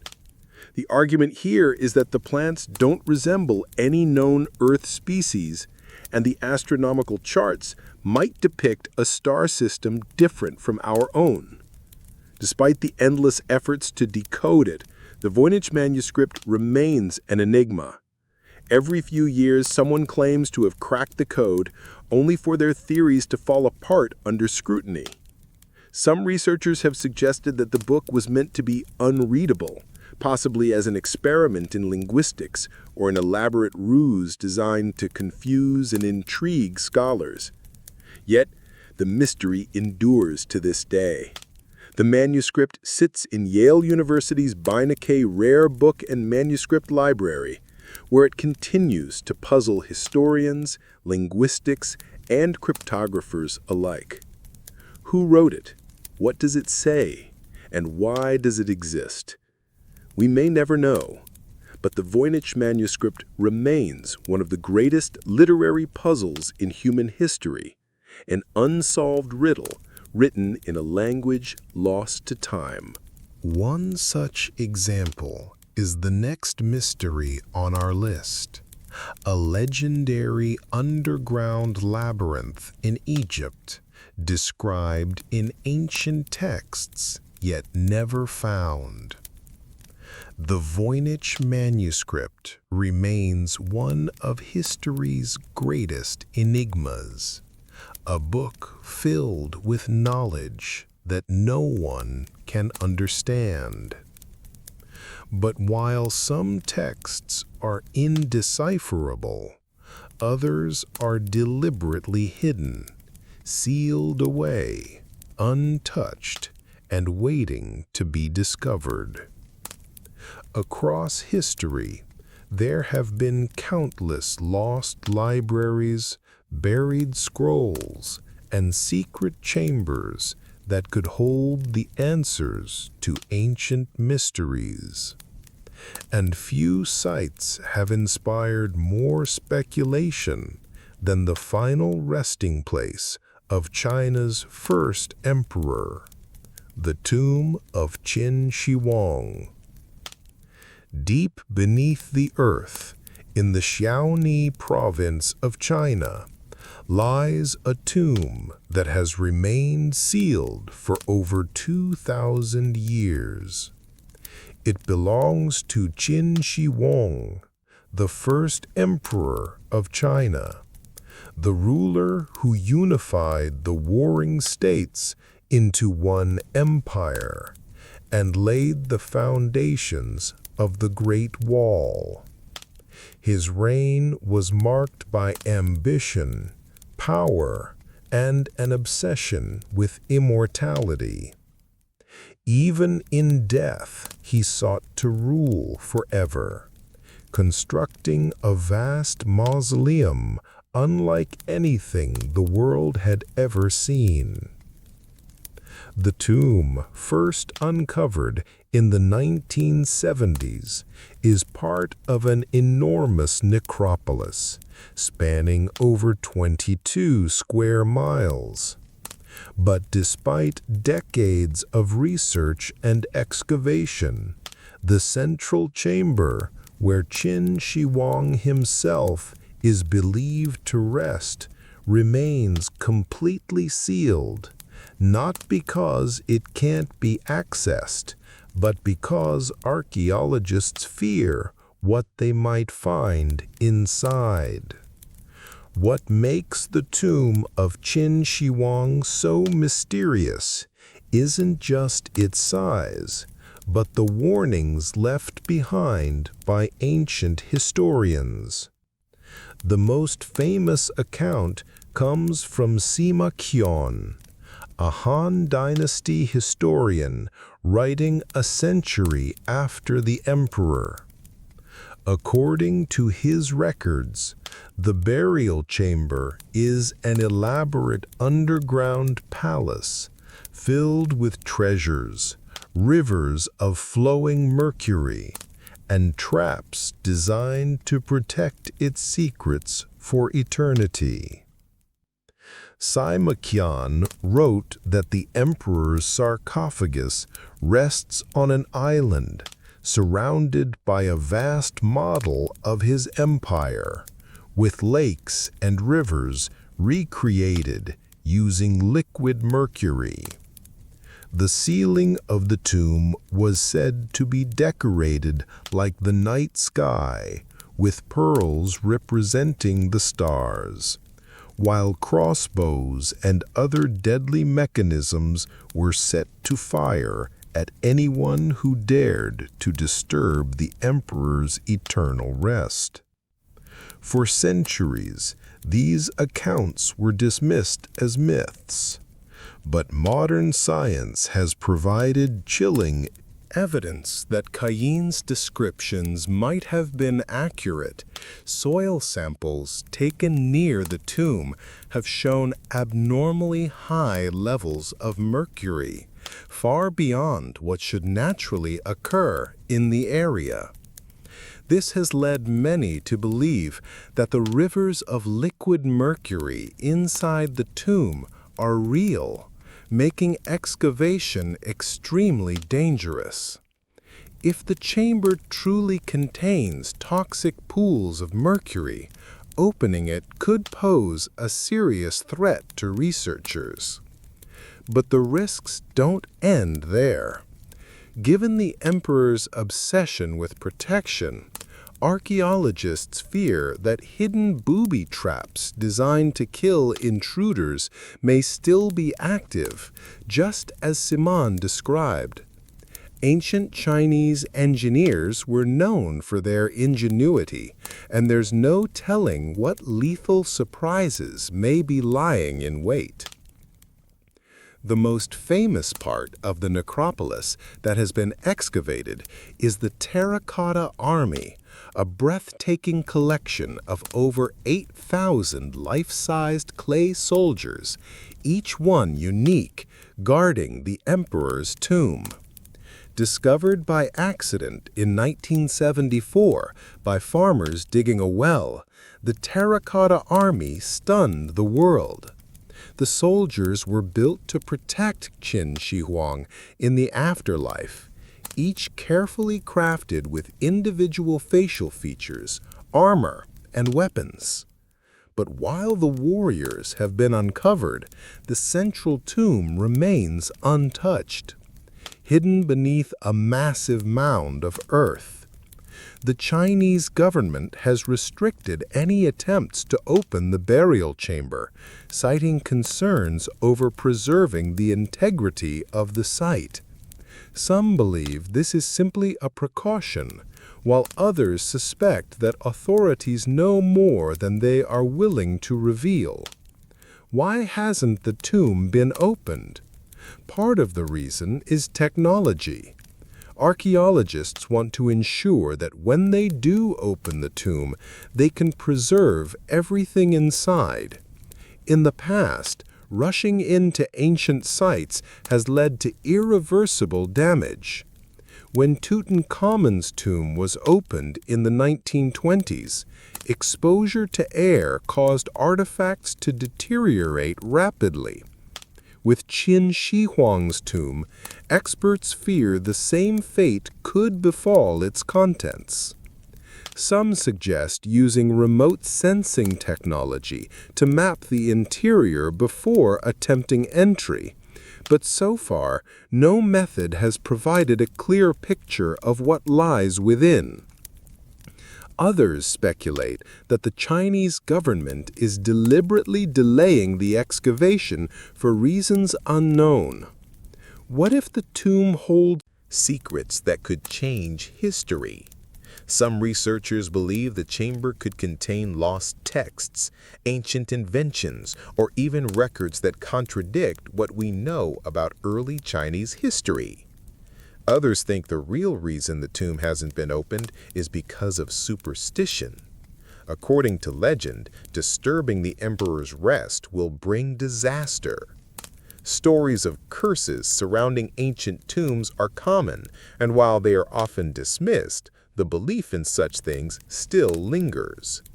Could there be something inside the tomb that authorities fear unleashing? Or is it simply a matter of patience, waiting until we have the technology to explore it safely? For now, the tomb remains sealed, an unopened door to the past. It holds the potential to rewrite what we know about early China, about Qin Shi Huang, and about the lengths to which rulers would go to ensure their immortality. But until the day comes when it is finally explored, it will continue to be one of the greatest archaeological mysteries in history. From ancient tombs sealed with mystery to languages lost to time, history is filled with puzzles we may never fully solve. But while the tomb of Qin Shi Huang remains untouched beneath layers of earth and legend, other ancient wonders may have been swallowed by nature itself. Entire civilizations hidden beneath the ocean, waiting to be rediscovered. One such place, if the stories are true, lies deep in the heart of the Amazon, a lost city some called the Brazilian Atlantis. Legends of a lost civilization in the Amazon have persisted for centuries. Long before European explorers ever set foot in South America, indigenous tribes spoke of vast stone cities hidden within the jungle, overgrown with vines and buried beneath layers of earth. But for centuries, these stories were dismissed as myths. The Amazon was thought to be too hostile, too wild to support any kind of advanced civilization. The idea of massive urban centers thriving in one of the most extreme environments on Earth seemed impossible. But recent discoveries suggest there may be truth to these ancient tales. The mystery of the so-called Brazilian Atlantis centers around the idea that deep within the Amazon rainforest, there may have once been a civilization as sophisticated as the great cultures of the ancient world. one that built monumental structures, left behind intricate road networks, and possibly even developed writing. Unlike traditional Atlantis myths, which tell of an advanced society swallowed by the sea, this lost city is believed to have been consumed by the rainforest itself, overtaken by nature to the point that no trace of it could be seen from above. One of the most compelling clues supporting this theory comes from satellite imagery. In the past few decades, as technology has improved, researchers have begun using LiDAR, light detection and ranging, to scan the Amazon's dense tree cover, revealing something astonishing. Beneath geometric patterns, straight roads and what appeared to be the remnants of large settlements have been detected where the jungle once seemed untouched. These findings suggest that the Amazon may have once been home to a complex and highly organized civilization, one capable of large-scale urban planning. The connection to Atlantis comes from a long history of speculation and exploration. In the early 20th century, British explorer Percy Fawcett became obsessed with the idea of a lost city in the Amazon, which he called Z. He believed that ancient texts and local legends hinted at an advanced civilization hidden in the depths of the jungle. Fawcett set out in 1925 on an expedition to find this lost city, but he was never seen again. His disappearance only fueled speculation, and over the years, many others have searched for the city of Z, convinced that something extraordinary is waiting to be found. More recently, archaeologists have uncovered evidence that challenges the traditional view of the Amazon as an untouched wilderness. The discovery of large-scale geoglyphs, massive geometric shapes carved into the ground, suggests that people were altering the landscape in sophisticated ways thousands of years ago. These geoglyphs are similar to those found in other ancient cultures, like the Nazca lines in Peru, raising the possibility that the Amazon was once home to a civilization capable of large-scale construction projects. But if such a civilization existed, what happened to it? Some researchers believe that disease brought by early European contact may have wiped out much of the population before their cities were ever recorded. Others think that environmental factors such as deforestation or shifting climate conditions could have played a role in their decline. The jungle is relentless. It reclaims anything left unattended, covering entire structures in thick vegetation. It's possible that intricate structures and cities could be beneath the jungle, simply undetected. The Great Pyramid of Cholula in Mexico is massive and is considered the largest pyramid in the world.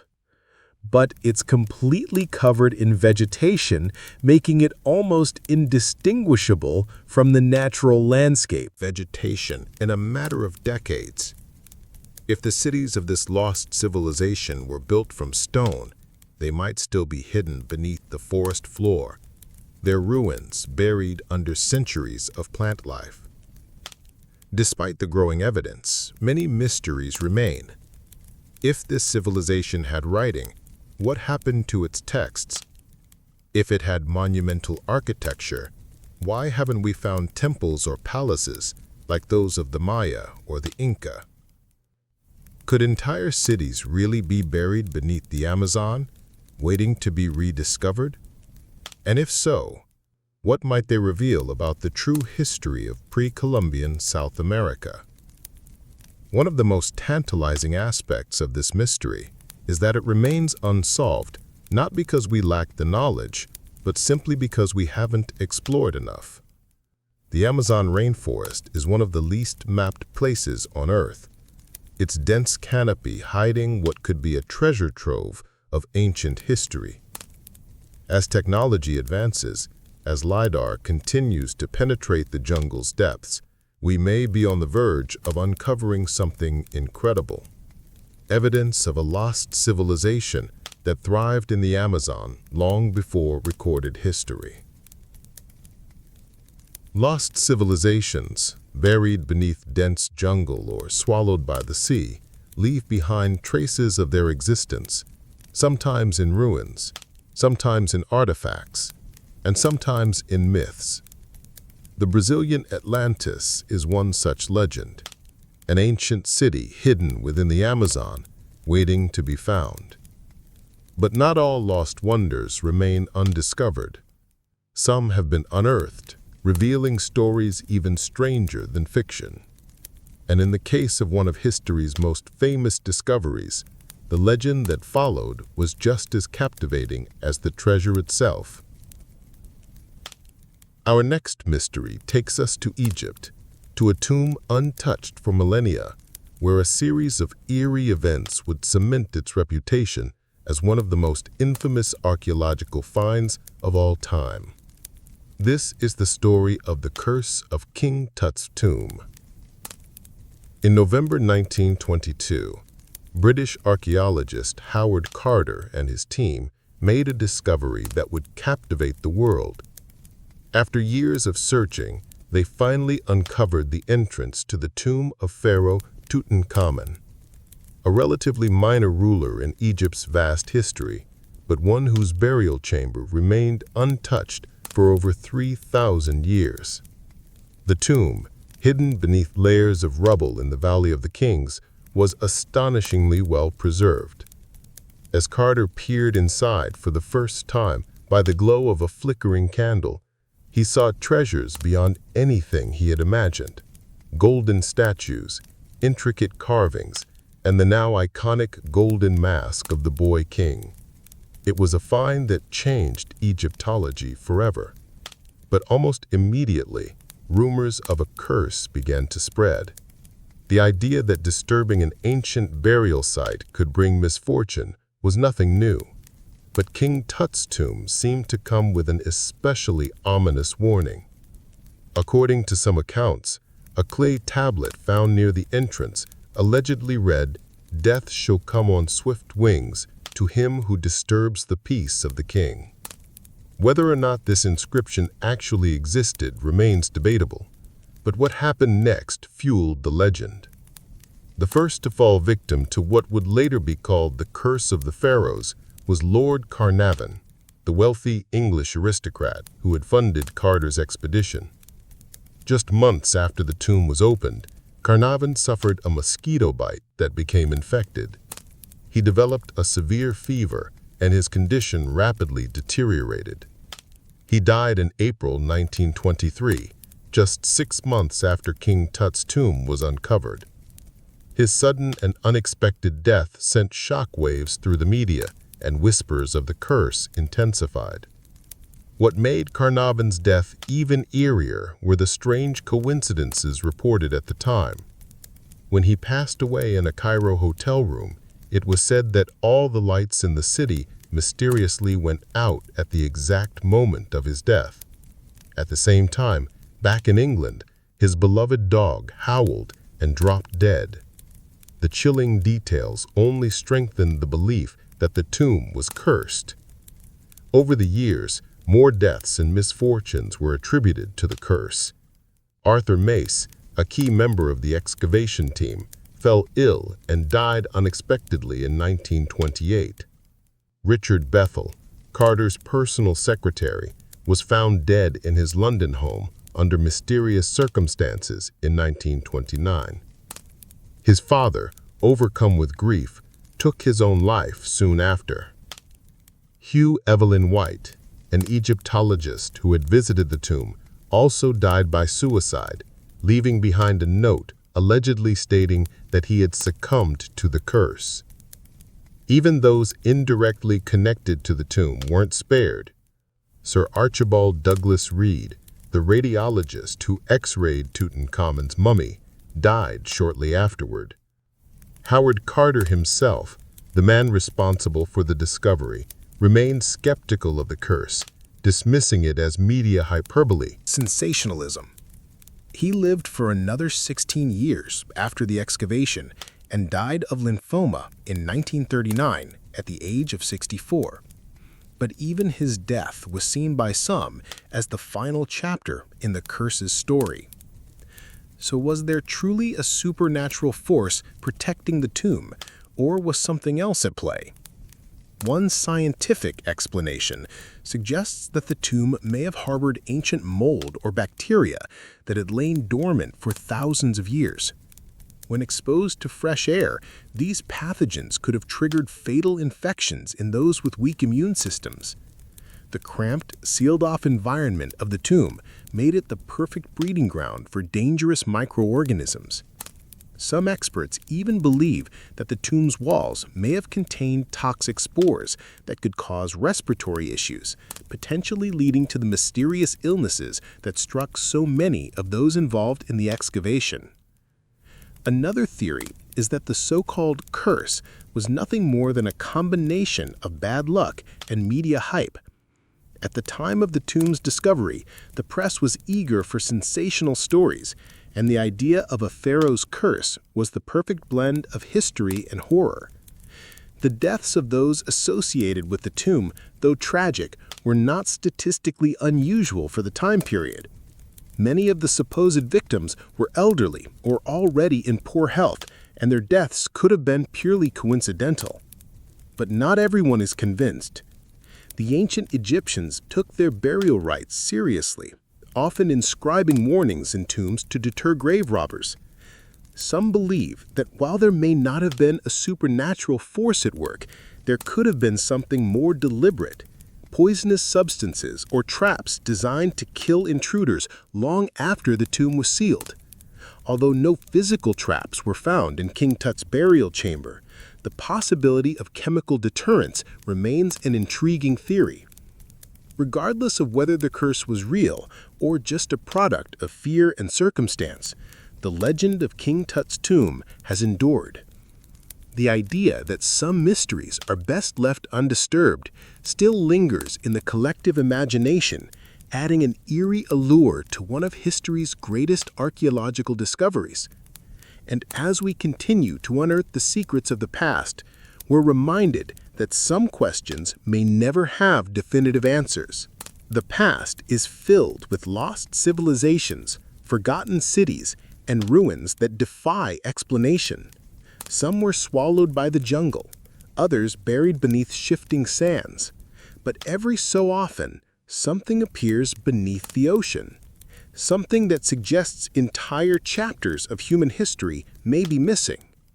The story of Nan Madol, a massive city built on the waters of the Pacific, raises questions about how ancient civilizations constructed such monumental structures in remote locations. But it is not the only place where the sea has hidden its secrets. In the waters off the coast of Cuba, deep beneath the surface, lies something that may be even more astonishing. A vast sunken city that some believe could be more than 10,000 years old. The discovery of what has been called the Cuban underwater city is one of the most controversial finds in recent decades. In 2001, a team of researchers working with a Canadian company, Advanced Digital Communications, was conducting sonar scans of the seabed off the coast of the Guanahaquib Peninsula in western Cuba. Led by ocean engineer Polina Zalitsky, the team was searching for evidence of Spanish shipwrecks when they found something they were not expecting. The sonar readings revealed a series of symmetrical structures arranged in geometric patterns, something that did not look natural. The formations appeared to be massive stone structures resembling the layout of an ancient city, complete with pyramids, roads, and even what looked like buildings arranged in a grid-like fashion. More incredibly, the structures were located nearly 2,000 feet below the surface. At that depth, They could not have been built during recorded human history, at least not according to what we currently understand. Zalitsky and her team were stunned. If these structures were indeed man-made, they would have to date back to a time when sea levels were drastically lower, possibly before the last ice age, over 10,000 years ago. That would mean the site predates the pyramids of Egypt, Stonehenge, and even Göbekli Tepe, one of the oldest known temple complexes on Earth. If true, it would force a complete reevaluation of ancient history. But how could a city of such scale exist beneath the sea? Theories quickly emerged. Some researchers suggested it could be the remains of an ancient civilization that lived in the Caribbean before rising Waters submerged their settlements. Others speculated that it could be connected to the lost civilization of Atlantis, though most archaeologists dismissed that idea as pseudoscience. The structures could also be the remnants of a land bridge that once connected Cuba to Mexico's Yucatan Peninsula, which would suggest an entirely different history of migration and settlement in the Americas. With such a potentially groundbreaking discovery, many expected follow-up research and exploration. But strangely, after the initial announcement, little progress was made in confirming what the sonar scans had revealed. A few years later, a remote-operated vehicle, ROV, was sent down to capture images of the site. The footage showed what looked like large cut stone blocks stacked on top of each other, eerily resembling ruins. Yet without physical samples or further analysis, no definitive conclusion could be drawn. One reason for the lack of follow-up studies is the difficulty of exploring the site. At a depth of nearly 2,000 feet, diving is impossible without highly specialized submersibles, which require significant funding and logistical coordination.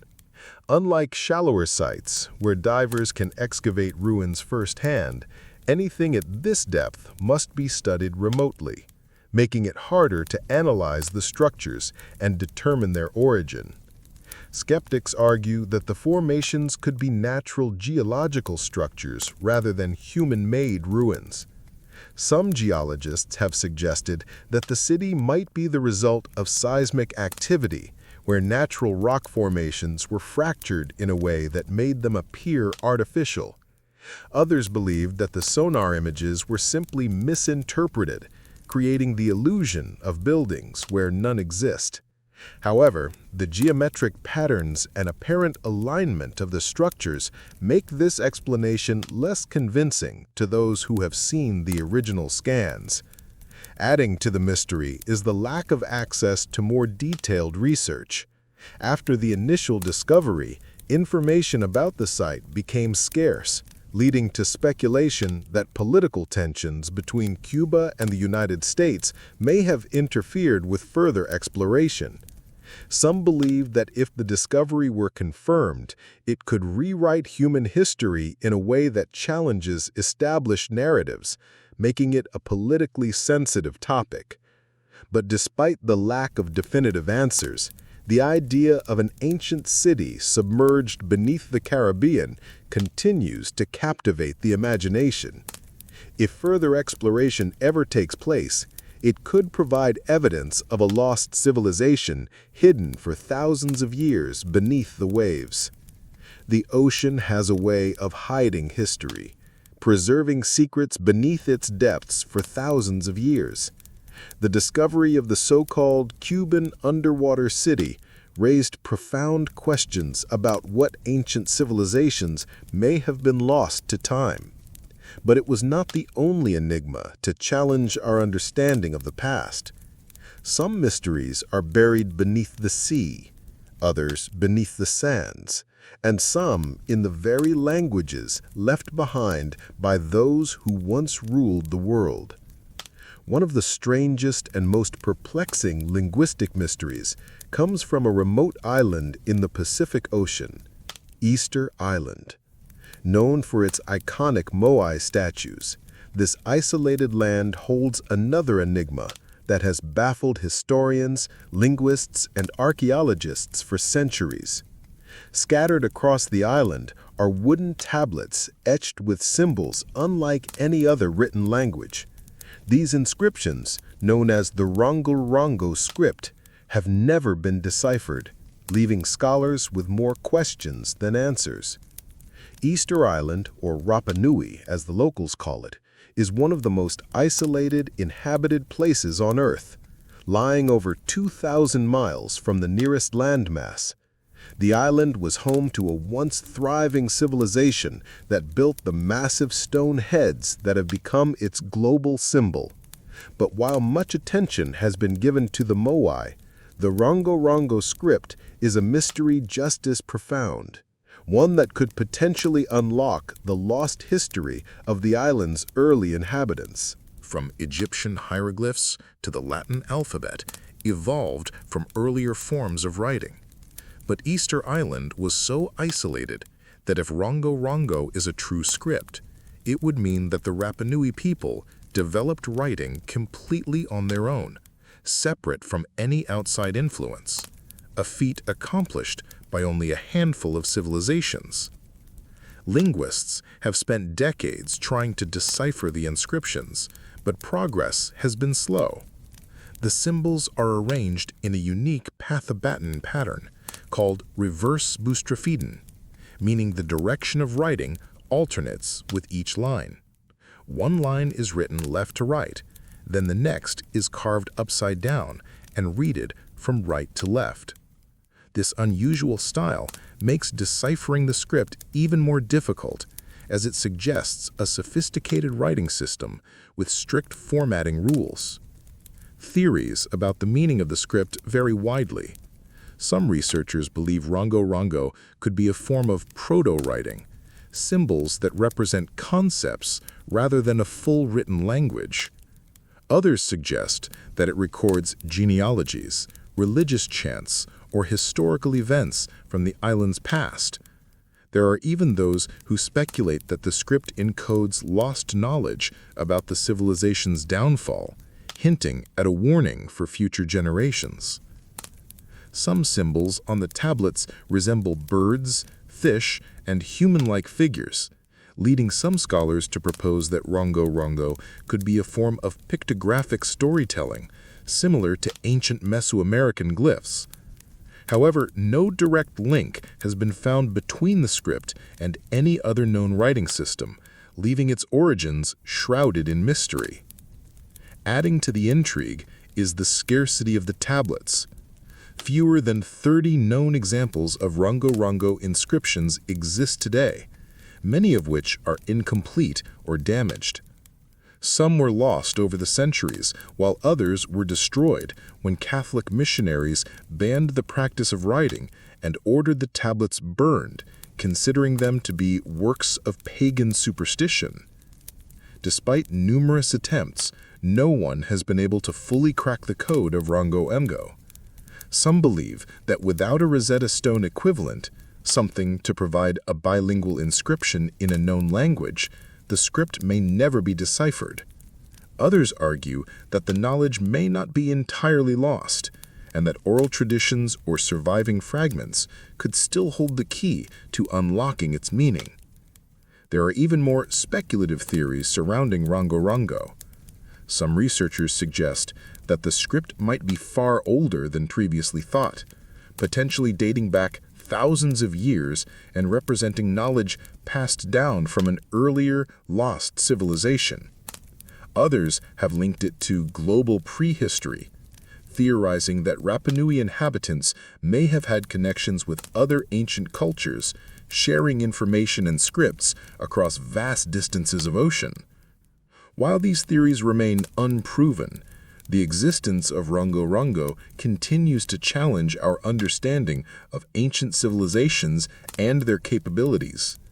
If it truly represents an independent writing system, it would be one of the greatest linguistic discoveries in history, a testament to the ingenuity of the Rapa Nui people and a glimpse into a lost world we may never fully understand. For now, the tablets remain silent, their meanings locked away in symbols that no one alive can read. But history is filled with unsolved mysteries, and as technology advances, perhaps one day the script of Rongo will finally reveal its secrets. Until then, it remains an eerie reminder of a vanished past, a message from a civilization long gone, waiting for someone to finally listen. The past is littered with lost languages, scripts that remain undeciphered, their meanings locked away by time. The Rongo script of Easter Island is one of the greatest linguistic mysteries in the world, an ancient writing system that defies translation and leaves more questions than answers. Who wrote it? What secrets does it hold? Could it be the key to understanding an entire lost civilization? While many ancient scripts remain unreadable, others hint at a past that may be even stranger than we imagine. Because sometimes, history doesn't just leave behind cryptic symbols. It leaves behind evidence of people that shouldn't have existed. In 1890, a French anthropologist named Georges Vacher de Lupouge was conducting excavations in Castelnau-le-Fisson, a small town in southern France. What he uncovered would spark one of the most controversial debates in anthropology. As he dug through the layers of sediment, he found a collection of human-like bones, only they were far larger than any human skeleton he had ever seen. The bones, including a humerus, a femur, and a tibia, suggested that the individual they belonged to would have been an astonishing 11 feet tall.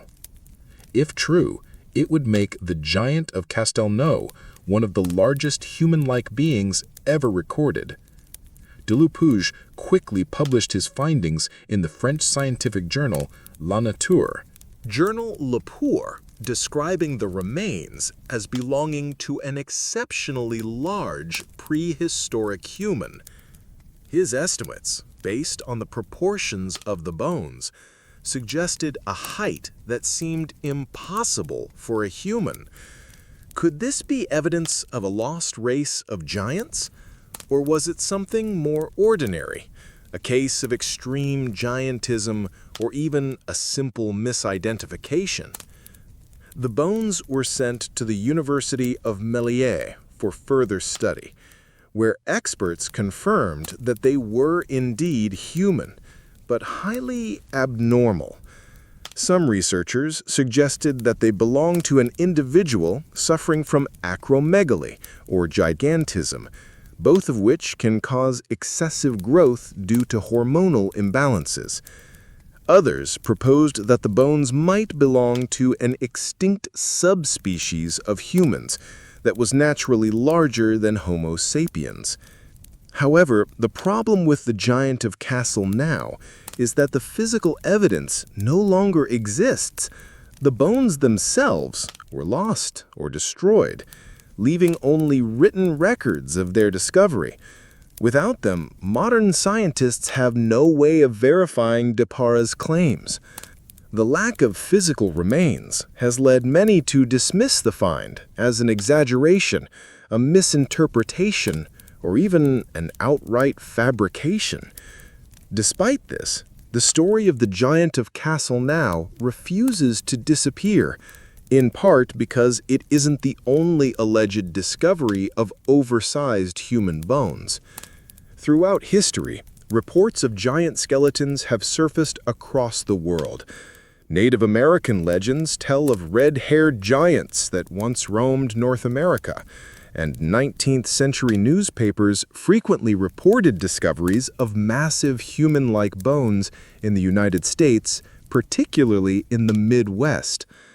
While most of these stories lack solid evidence and are often dismissed as hoaxes, they continue to fuel speculation about the possibility of ancient giants.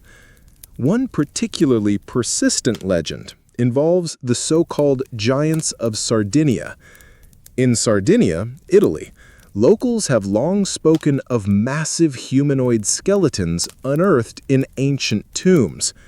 Some villagers claim to have seen these remains firsthand before they were allegedly taken away by authorities. According to conspiracy theories, mainstream archaeologists and government agencies have deliberately hidden the evidence of a lost race of giants, fearing that such a discovery would disrupt accepted historical narratives. However, no verifiable physical evidence has ever been produced to support these claims. Skeptics argue that many so-called giant discoveries can be explained through more rational means. Some oversized bones likely belong to megafauna rather than humans. Others may be cases of misidentification, where normal bones appear larger due to environmental factors or distortion over time. Additionally, conditions like giantism and acromegaly, while rare, have existed throughout history, producing individuals who were significantly taller than their peers. But even among skeptics, the giant of Castle Now remains an intriguing case. Unlike many sensationalized reports of giants, this discovery was made by a respected anthropologist, documented in a scientific journal, and initially examined by trained Researchers, if the bones had survived, modern techniques like DNA analysis and radiocarbon dating could have provided definitive answers. Could they have belonged to an early human ancestor that was larger than previously believed? Could they have been evidence of a population of abnormally tall individuals lost to history? The past is filled with anomalies, artifacts that defy conventional explanations, discoveries that raise more questions than answers. The giant of Castle Now is just one example where history seems to present something that doesn't quite fit. Did giants once roam the earth, or were these skeletal remains simply an extreme case of human height? Without the physical evidence, we may never know for sure. But the idea of lost knowledge, of civilizations that understood things we still struggle to explain, is not limited to ancient bones. Some mysteries aren't buried in the ground at all. They stand in open sight, resisting the passage of time in ways that defy logic. In the heart of Delhi, India, there exists an artifact so perplexing that scientists and historians alike are still trying to understand it. It's not hidden away in a forgotten ruin or buried beneath layers of earth. It stands proudly in the open, exposed to the elements, yet seemingly untouched by time. This is the Iron Pillar of Delhi, a 1,600-year-old metal column that has baffled metallurgists for centuries. Because unlike any other iron structure of its age, the pillar has refused to rust. Standing over 23 feet tall and weighing more than 6 tons, the iron pillar is believed to have been erected during the reign of Chandragupta II in the 4th century AD. It bears inscriptions in Sanskrit that suggest it was originally a victory monument, likely celebrating a military victory. Built to honor the Hindu god Vishnu. Over the centuries, it has remained a symbol of India's rich history. But what truly sets it apart is its apparent immunity to corrosion. In an age where even modern steel structures can succumb to rust within decades, how has this ancient pillar survived over 1,000 years with barely a trace of oxidation? The mystery of the iron pillar's resistance to rust has intrigued scientists for generations. Theories abound, ranging from advanced ancient metallurgy to the intervention of divine forces. Some researchers suggest that the pillar's creators used an unusually high purity form of wrought iron, which, combined with the dry climate of Delhi, helped slow the rusting process. However, the real breakthrough came in the 20th century, when metallurgists discovered a thin protective layer of what is now called mesava, a compound of iron, oxygen, and phosphorus that has formed naturally over time, shielding the pillar from the effects of humidity and pollution. This discovery led to another question. How did ancient Indian blacksmiths over 1,600 years ago develop a technique that modern metallurgists only began to understand in recent decades? The composition of the pillar suggests that the iron was purified through a process involving high phosphorus content and the absence of sulfur and manganese, methods that were advanced even by today's standards. Some experts argue that this wasn't an accident, but a deliberate feat of engineering, indicating that ancient Indian metallurgists possessed knowledge far beyond what we previously assumed. However, not everyone is convinced that conventional science alone can explain the pillar's survival. Some theorists believe the iron pillar is evidence of lost ancient technologies, hinting at a forgotten era of metalworking that surpassed even modern capabilities. They point to other mysterious metal artifacts found throughout history, such as the so-called Baghdad battery, a clay jar believed by some to be an early form of electrical storage, or the Damascus steel, used in medieval sword-making, whose exact production techniques remain unknown. Others take a more supernatural approach, suggesting that the pillar was blessed by divine forces. According to local legend, the iron pillar was originally placed at the center of the earth by an ancient king to stabilize the land. When the British attempted to excavate the base of the pillar in the 19th century, they reportedly found it was not embedded deep into the ground, leading to the belief that disturbing it could bring disaster. Some Hindu traditions even claim that the pillar is linked to the god Vishnu, who protects it from decay. Skeptics argue that while the iron pillar is an incredible example of ancient craftsmanship, it doesn't necessarily indicate lost knowledge or divine protection. They point out that other iron artifacts, such as the rust-resistant iron games in Indian temples, share similar properties, suggesting that this technique, while rare, was not entirely unique. Furthermore, controlled environmental conditions and the pillar's relatively low exposure to humidity have undoubtedly played a role in its preservation. Despite these explanations, the iron pillar remains an enigma. Even with our advanced technology, the ability to create a completely rusty-proof iron structure without modern protective coatings is something that engineers and metallurgists still strive to perfect. Some modern scientists have even studied the pillar's composition in hopes of applying its corrosion-resistant properties to new materials, proving that ancient knowledge can still influence modern advancements.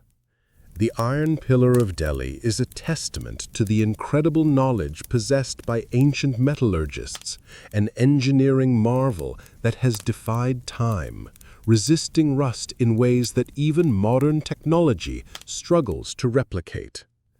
But it isn't the only artifact that raises these kinds of questions. Some discoveries seem to hint at knowledge far beyond what their time should have allowed. Objects so strange, so seemingly out of place, that they force us to reconsider what ancient civilizations were truly capable of. And one such object, discovered in modern-day Iraq, has left historians and scientists debating for decades. It's known as the Baghdad Battery, an artifact so puzzling that it has sparked theories ranging from forgotten ancient technology to extraterrestrial influence. At its core, the mystery is simple. Could people living over 2,000 years ago have created a working electrical device? And if so, what exactly were they using it for? Artifacts housed at the National Museum of Iraq. Among the collection was a small, unassuming clay jar about 5 inches tall with a copper cylinder inside and an iron rod running through its center. The jar itself was dated to around 250 BCE, placing it in the Parthian or Sasanian period. But it wasn't its age that made it unusual. It was its structure. Koenig noticed that the design of the jar was eerily similar to modern-day batteries. Intrigued, Koenig published a paper in 1940 suggesting that the artifact might have been used to generate an electrical charge. His theory was simple. If an acidic liquid, such as vinegar or lemon juice, were poured into the jar, it could create an electrochemical reaction, producing a small amount of voltage. This, in effect, would make the Baghdad battery one of the earliest known electrical devices in human history, long before the official discovery of electricity.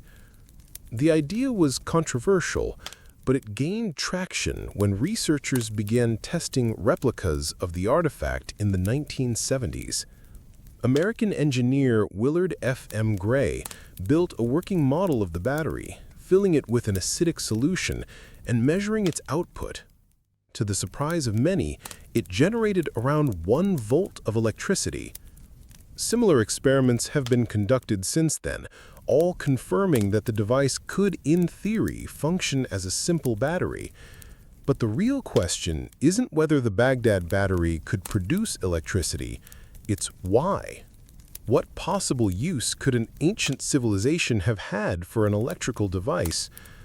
One of the most popular theories is that the battery was used for electroplating, a process in which a thin layer of metal, such as gold or silver, is deposited onto another object.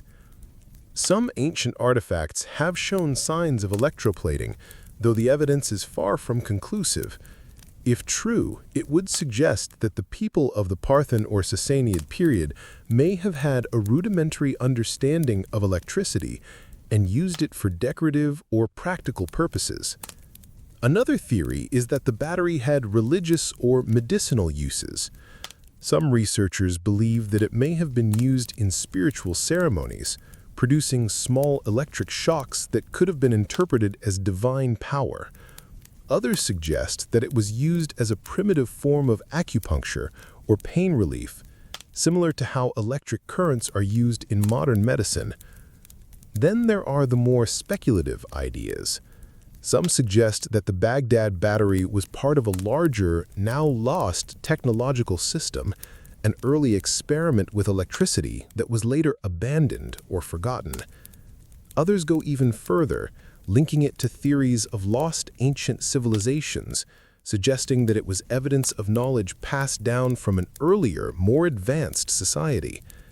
And of course, there are those who argue that the artifact is proof of extraterrestrial contact, an idea that, while entertaining, lacks any real evidence.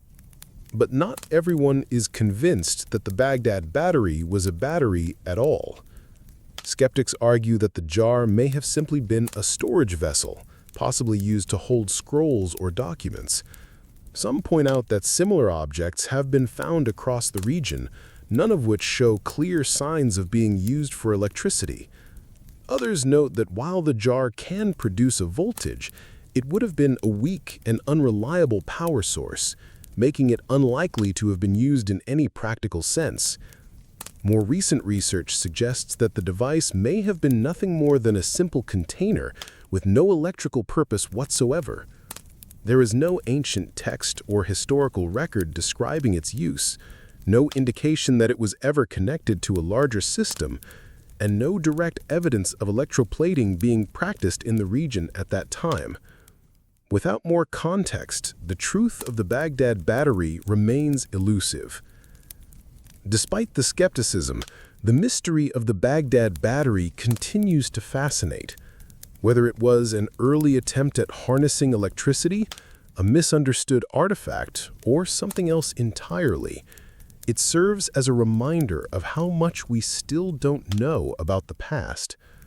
History is full of anomalies, objects that don't seem to belong, technologies that appear before their time. The Baghdad battery may not be proof of an ancient civilization harnessing electricity, but it does force us to consider a larger question. How much knowledge has been lost to time? How many discoveries once known have been forgotten? And if an ancient battery could exist even as an experiment, what else might be waiting to be uncovered? The Baghdad battery remains one of the most intriguing discoveries from the ancient world, an object that, if interpreted as an ancient electronic device, changes our understanding of the past. Correctly could suggest that ancient civilizations possessed knowledge of electricity thousands of years before it was officially harnessed. While skeptics argue that its purpose may have been far more mundane, the fact remains that history is full of anomalies, artifacts and structures that don't fit neatly into our established timelines. Some seem to hint at lost knowledge, technologies that have vanished, or messages encoded in ways we still struggle to comprehend. One such mystery isn't an ancient device or lost technology, but rather a simple inscription. 10 letters carved into stone at an English manor house, a cryptic message that has resisted all attempts at decryption for nearly 300 years. Unlike the Baghdad battery, which at least has some plausible theories regarding its function, this sequence of letters has no known explanation. No documents exist detailing why it was created, who designed it, or what it was meant to convey. Yet for centuries, some of the brightest minds, including World War II codebreakers, have attempted to crack its meaning, all without success. This is the story of the Shugborough inscription, an unsolved riddle hidden in plain sight.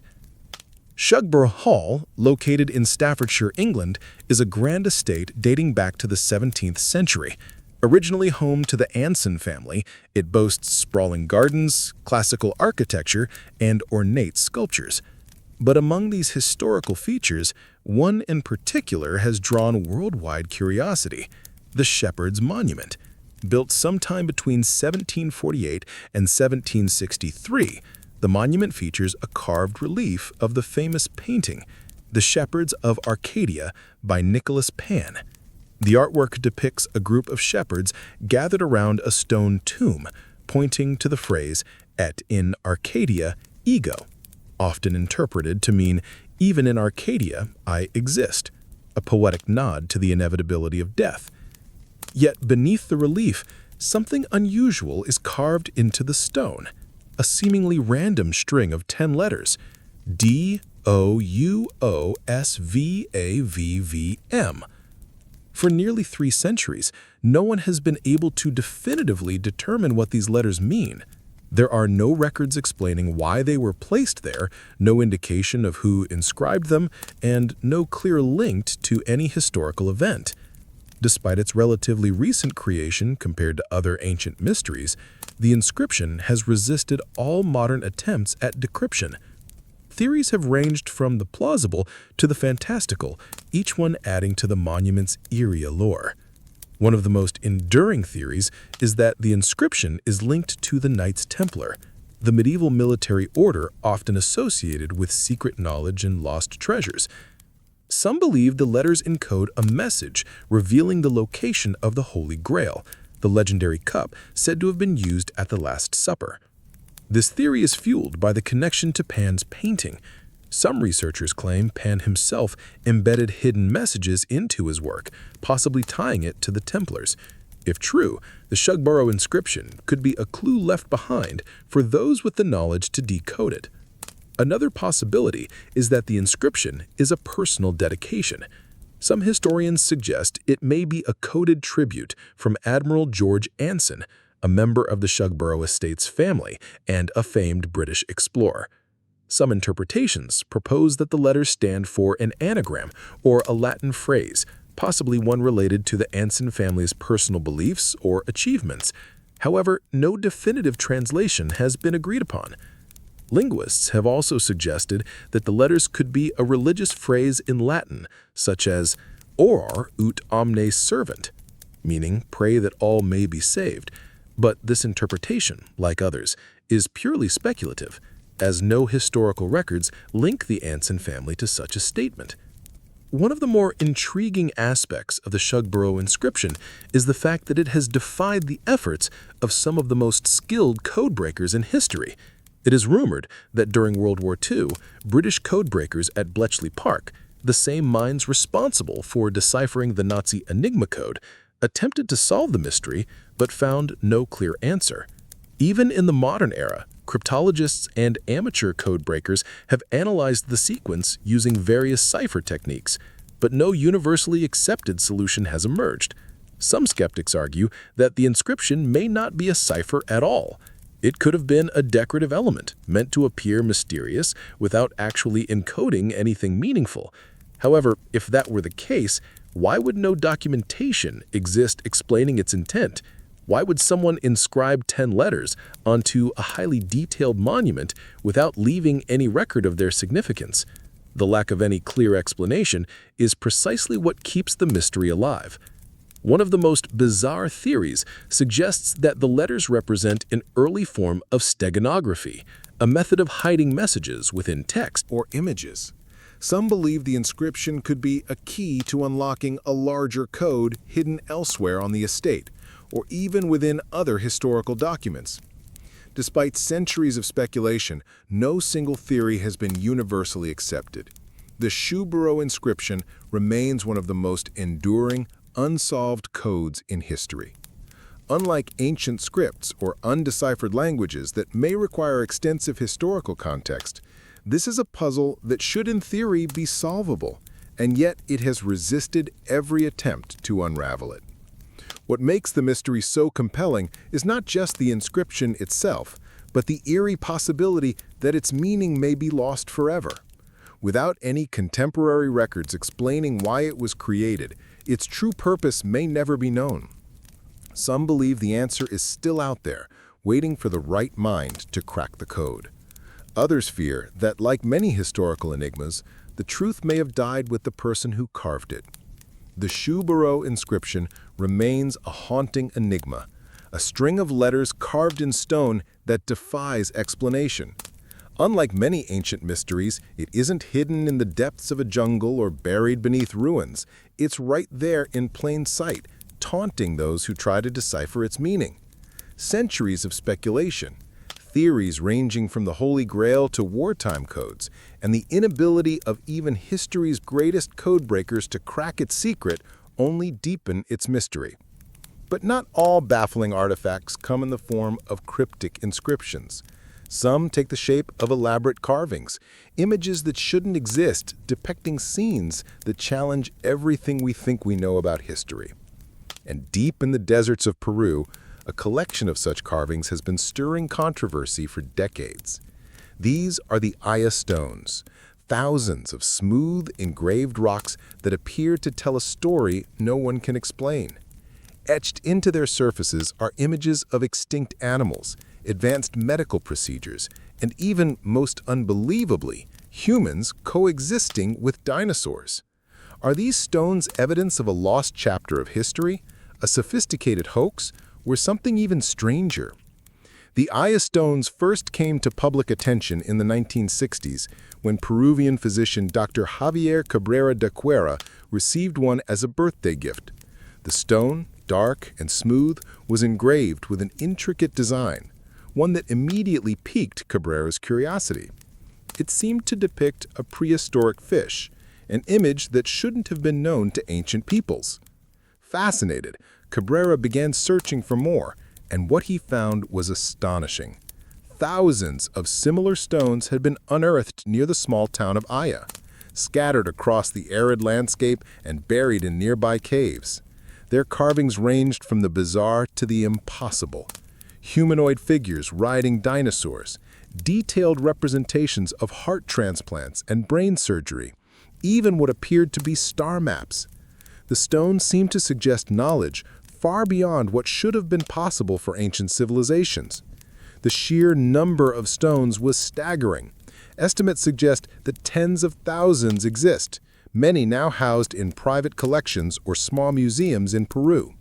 But their origins remain a mystery. Who carved them? When were they made? And perhaps most importantly, why do they depict scenes that shouldn't exist?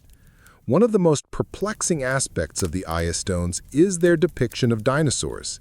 The engravings show creatures with long necks, plated backs, and spiked tails, figures that bear a striking resemblance to known species such as the Triceratops and Stegosaurus. Mainstream history tells us that dinosaurs went extinct around 65 million years ago, long before humans appeared. Yet the stones seem to suggest that whoever carved them had first-hand knowledge of these prehistoric creatures. Could this be evidence that dinosaurs and humans once coexisted?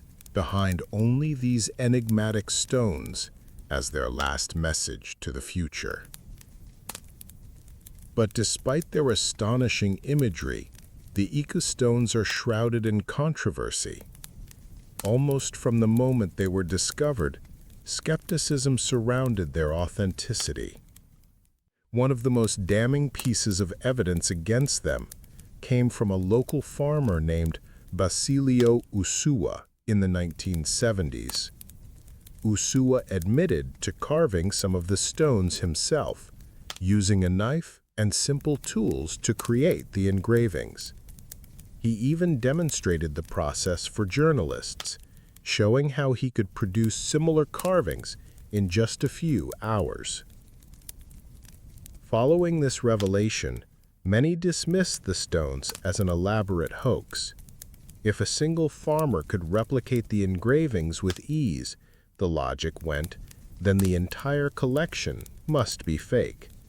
The Peruvian government classified the stones as forgeries, and mainstream archaeologists largely abandoned them as a serious subject of study. However, the controversy didn't end there. While Ursua admitted to faking some stones, he later retracted his confession, claiming he had only said it to avoid legal trouble. Peru has strict laws against selling genuine archaeological artifacts. Some researchers also pointed out that while modern engravings could be easily identified, many stones showed signs of extreme age, with weathering patterns suggesting they were far older than Ursua's claimed forgeries. Even more puzzling was the sheer volume of stone, with tens of thousands in circulation. Could all of them have been produced in recent decades? And if they were fakes, why would someone go to such lengths to create them? The debate over the Ica stones continues to this day. Those who believe in their authenticity argue that mainstream archaeology is too quick to dismiss anomalous evidence. They point to the sheer number of stones, the consistency of their imagery, and the possibility that at least some of them could be genuine. On the other side, skeptics argue that extraordinary claims require extraordinary evidence, and that no verifiable proof exists to support the idea that the stones are ancient. Without a clear archaeological context, such as an undisturbed excavation site, confirming their antiquity, there is little to suggest they are anything more than a modern creation. One final possibility is that the stones contain a mix of genuine artifacts and modern additions. Some researchers have suggested that a small number of authentic carvings could exist, depicting known ancient cultural symbols, while the more outlandish images, dinosaurs, surgeries, star maps, may have been added later to attract attention and profit.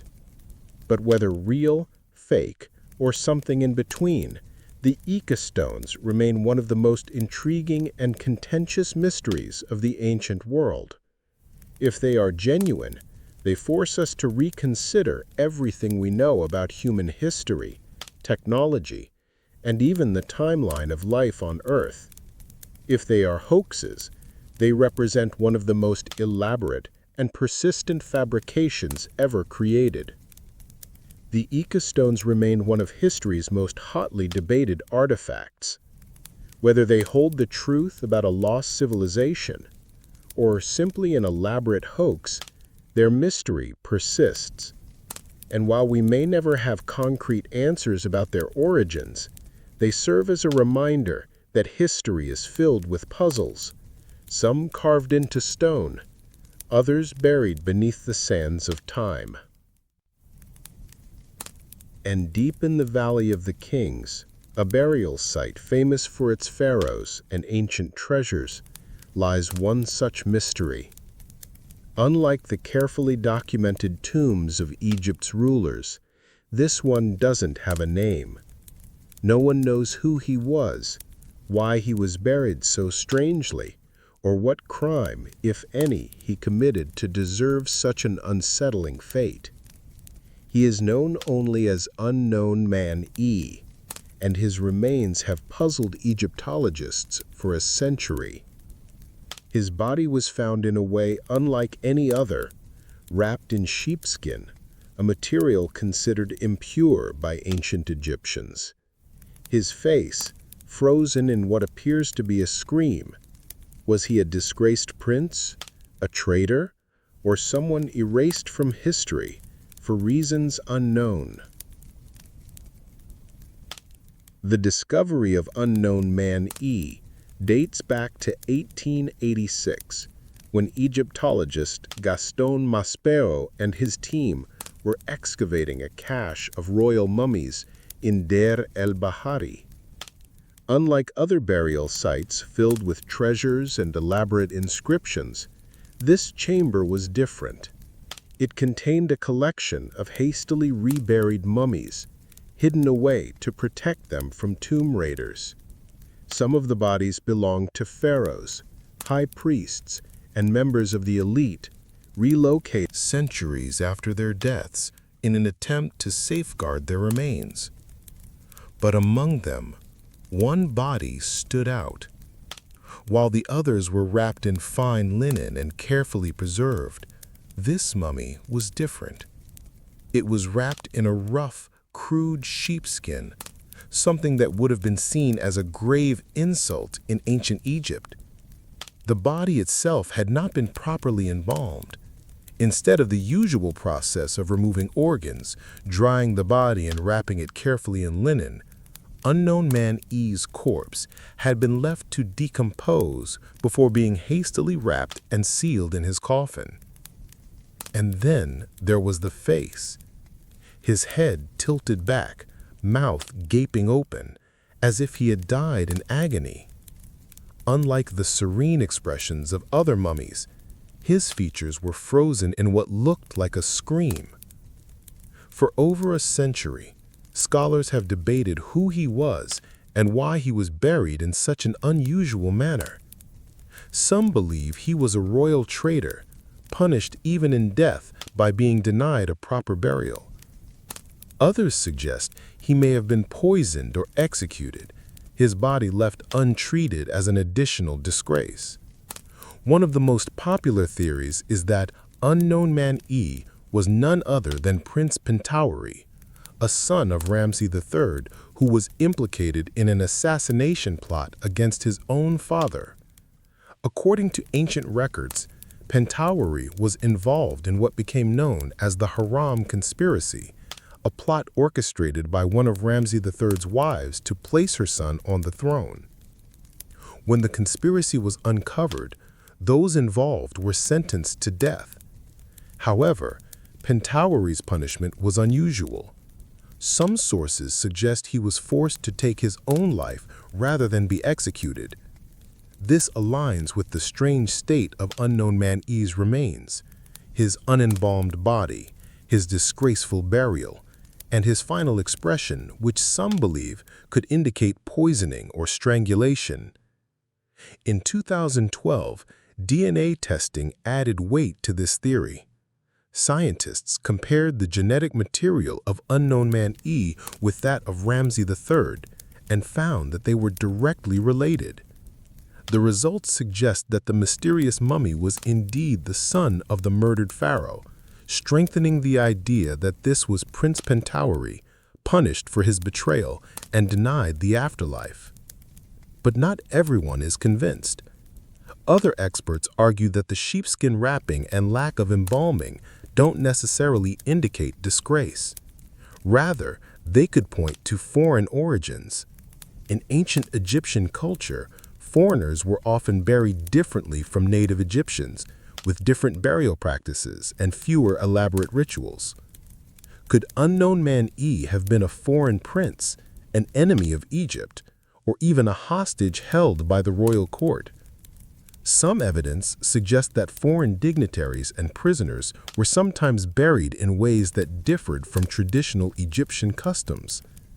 If he was an outsider, it would explain why his burial was so different from the others found in the tomb. Another theory suggests that his death mask-like expression was not due to agony or execution, but was instead a result of natural decomposition. When bodies are not properly embalmed and left untreated, the jaw can fall open, creating the illusion of a scream. This would mean that rather than dying in terror, unknown man E simply decayed in a way that left his face in an unnatural state. And then there's the idea that he may have suffered an accidental death, perhaps even a sudden illness that prevented him from receiving proper mummification. In ancient Egypt, proper burial rites were crucial to reaching the afterlife. If someone died unexpectedly and could not be embalmed in time, their soul was believed to be at risk of wandering forever. Despite modern science and advanced forensic analysis, we may never know the full truth behind unknown man E. His burial remains an anomaly, neither fully royal nor completely disgraceful, neither a formal execution nor a respectful ceremony.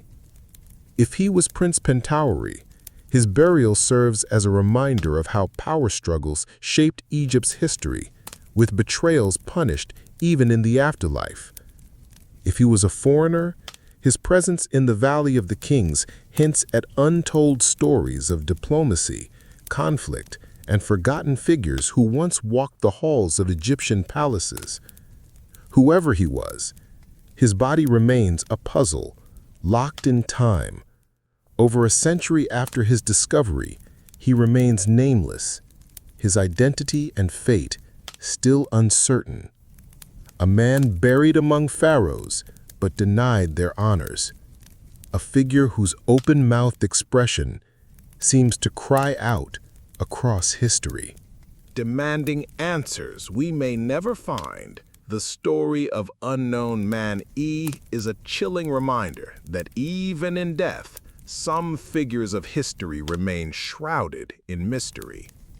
Whether he was a disgraced prince, an executed traitor, or an unknown foreigner, his burial defies explanation. His remains, locked in an eternal scream, leave behind a haunting question, one we may never fully answer. But he is not the only great figure whose final resting place remains a mystery. One of history's most powerful conquerors, a man who built an empire stretching from the Pacific Ocean to Eastern Europe, also disappeared without a trace. His armies changed the world. His name inspired both awe and terror. And yet, after his death, he vanished completely. This is the mystery of the lost tomb of Genghis Khan. Genghis Khan, born as Temujin around 1162, was the founder of the Mongol Empire, the largest contiguous empire in human history. Through ruthless strategy, sheer force, and brilliant military tactics, he unified the scattered Mongol tribes and carved out an empire that stretched from China to Persia, crushing all who stood in his way. He redefined warfare, established a sophisticated trade network along the Silk Road, and left a lasting impact on civilization. Yet, for all his conquests and influence, no one knows where he was buried. His final resting place has never been found, making it one of history's greatest unsolved mysteries. According to legend, Genghis Khan died in 1227 during a campaign against the Western Xia dynasty in China. Some say he fell in battle, while others claim he succumbed to illness or was injured after falling from his horse. His death was kept secret for as long as possible to prevent unrest within the empire, but what happened to his body remains an enigma. Mongol tradition dictated that their leader be buried in a hidden location, untouched and undisturbed. According to historical accounts, those who transported his body were ordered to kill anyone they encountered along the way to ensure the secrecy of his burial. Some versions of the story claim that once the grave was dug, the soldiers who carried out the burial were also executed, ensuring that no one could reveal the location. To further protect the tomb, it's said that a river was diverted over the site to erase all traces of its existence. Another legend claims that an army of 1,000 horses trampled the ground flat so that no signs of digging remained.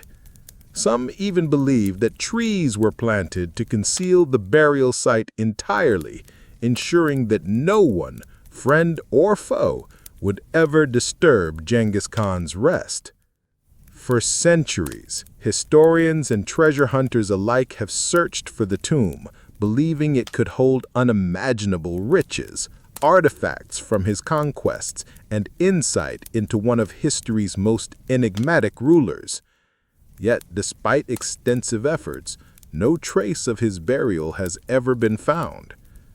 Numerous theories exist about the possible location of Genghis Khan's tomb. The most widely accepted belief is that he was buried somewhere in the Khenti Mountains of modern-day Mongolia, a region he considered sacred. This area, known as Ik-Khorig, or the Great Taboo, was closed off to outsiders for centuries, guarded by a special Mongol elite known as the Dark Hayat. It remained untouched, with anyone attempting to enter facing execution. Some believe that the tomb lies beneath Birken Khaldun, the mountain where Genghis Khan was said to have sought refuge in his youth.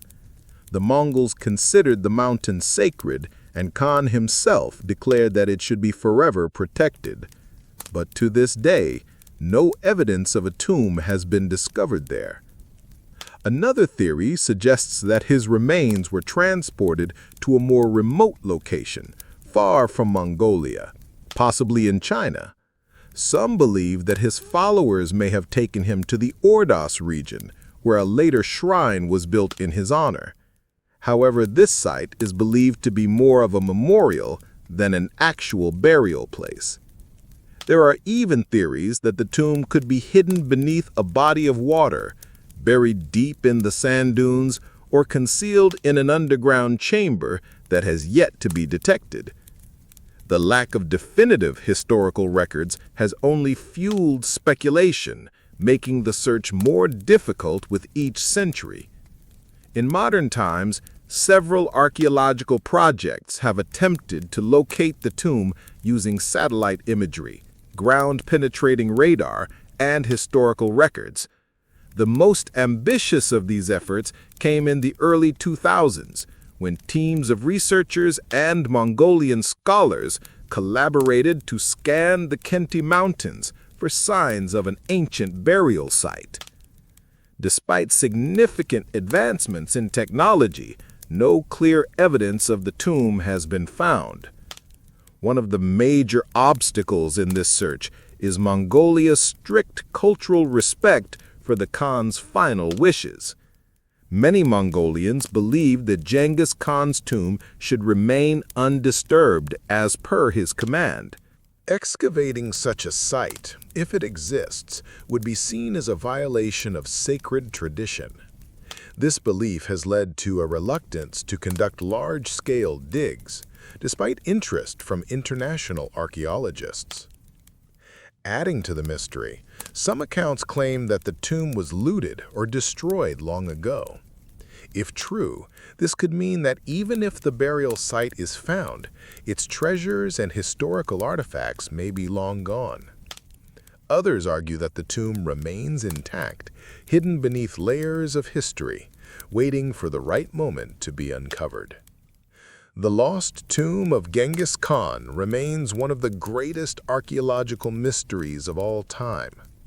Unlike other rulers whose resting places are marked with grand monuments and elaborate tombs, K was deliberately erased, hidden from sight, and protected by both human and natural forces. For historians, finding his tomb would be one of the most significant discoveries in modern history, potentially revealing details about his life, his death, and the empire he built. But for the Mongolian people, its secrecy is part of his legacy, proof that even in death, the great Khan remains untouchable. Whether it lies beneath a mountain, deep within an uncharted valley, or somewhere else entirely, Genghis Khan's final resting place remains one of our Maya's most elusive secrets, and perhaps, as some believe, it is meant to stay that way.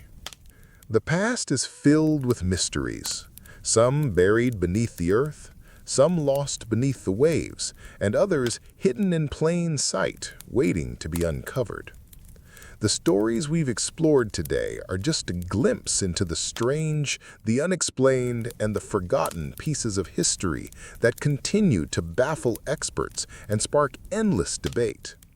But the deeper we dig, the more questions we find. If you enjoyed this dive into the unknown, make sure to subscribe and check out our other videos for more mysteries waiting to be explored. Thanks for watching, and as always, until next time, stay safe.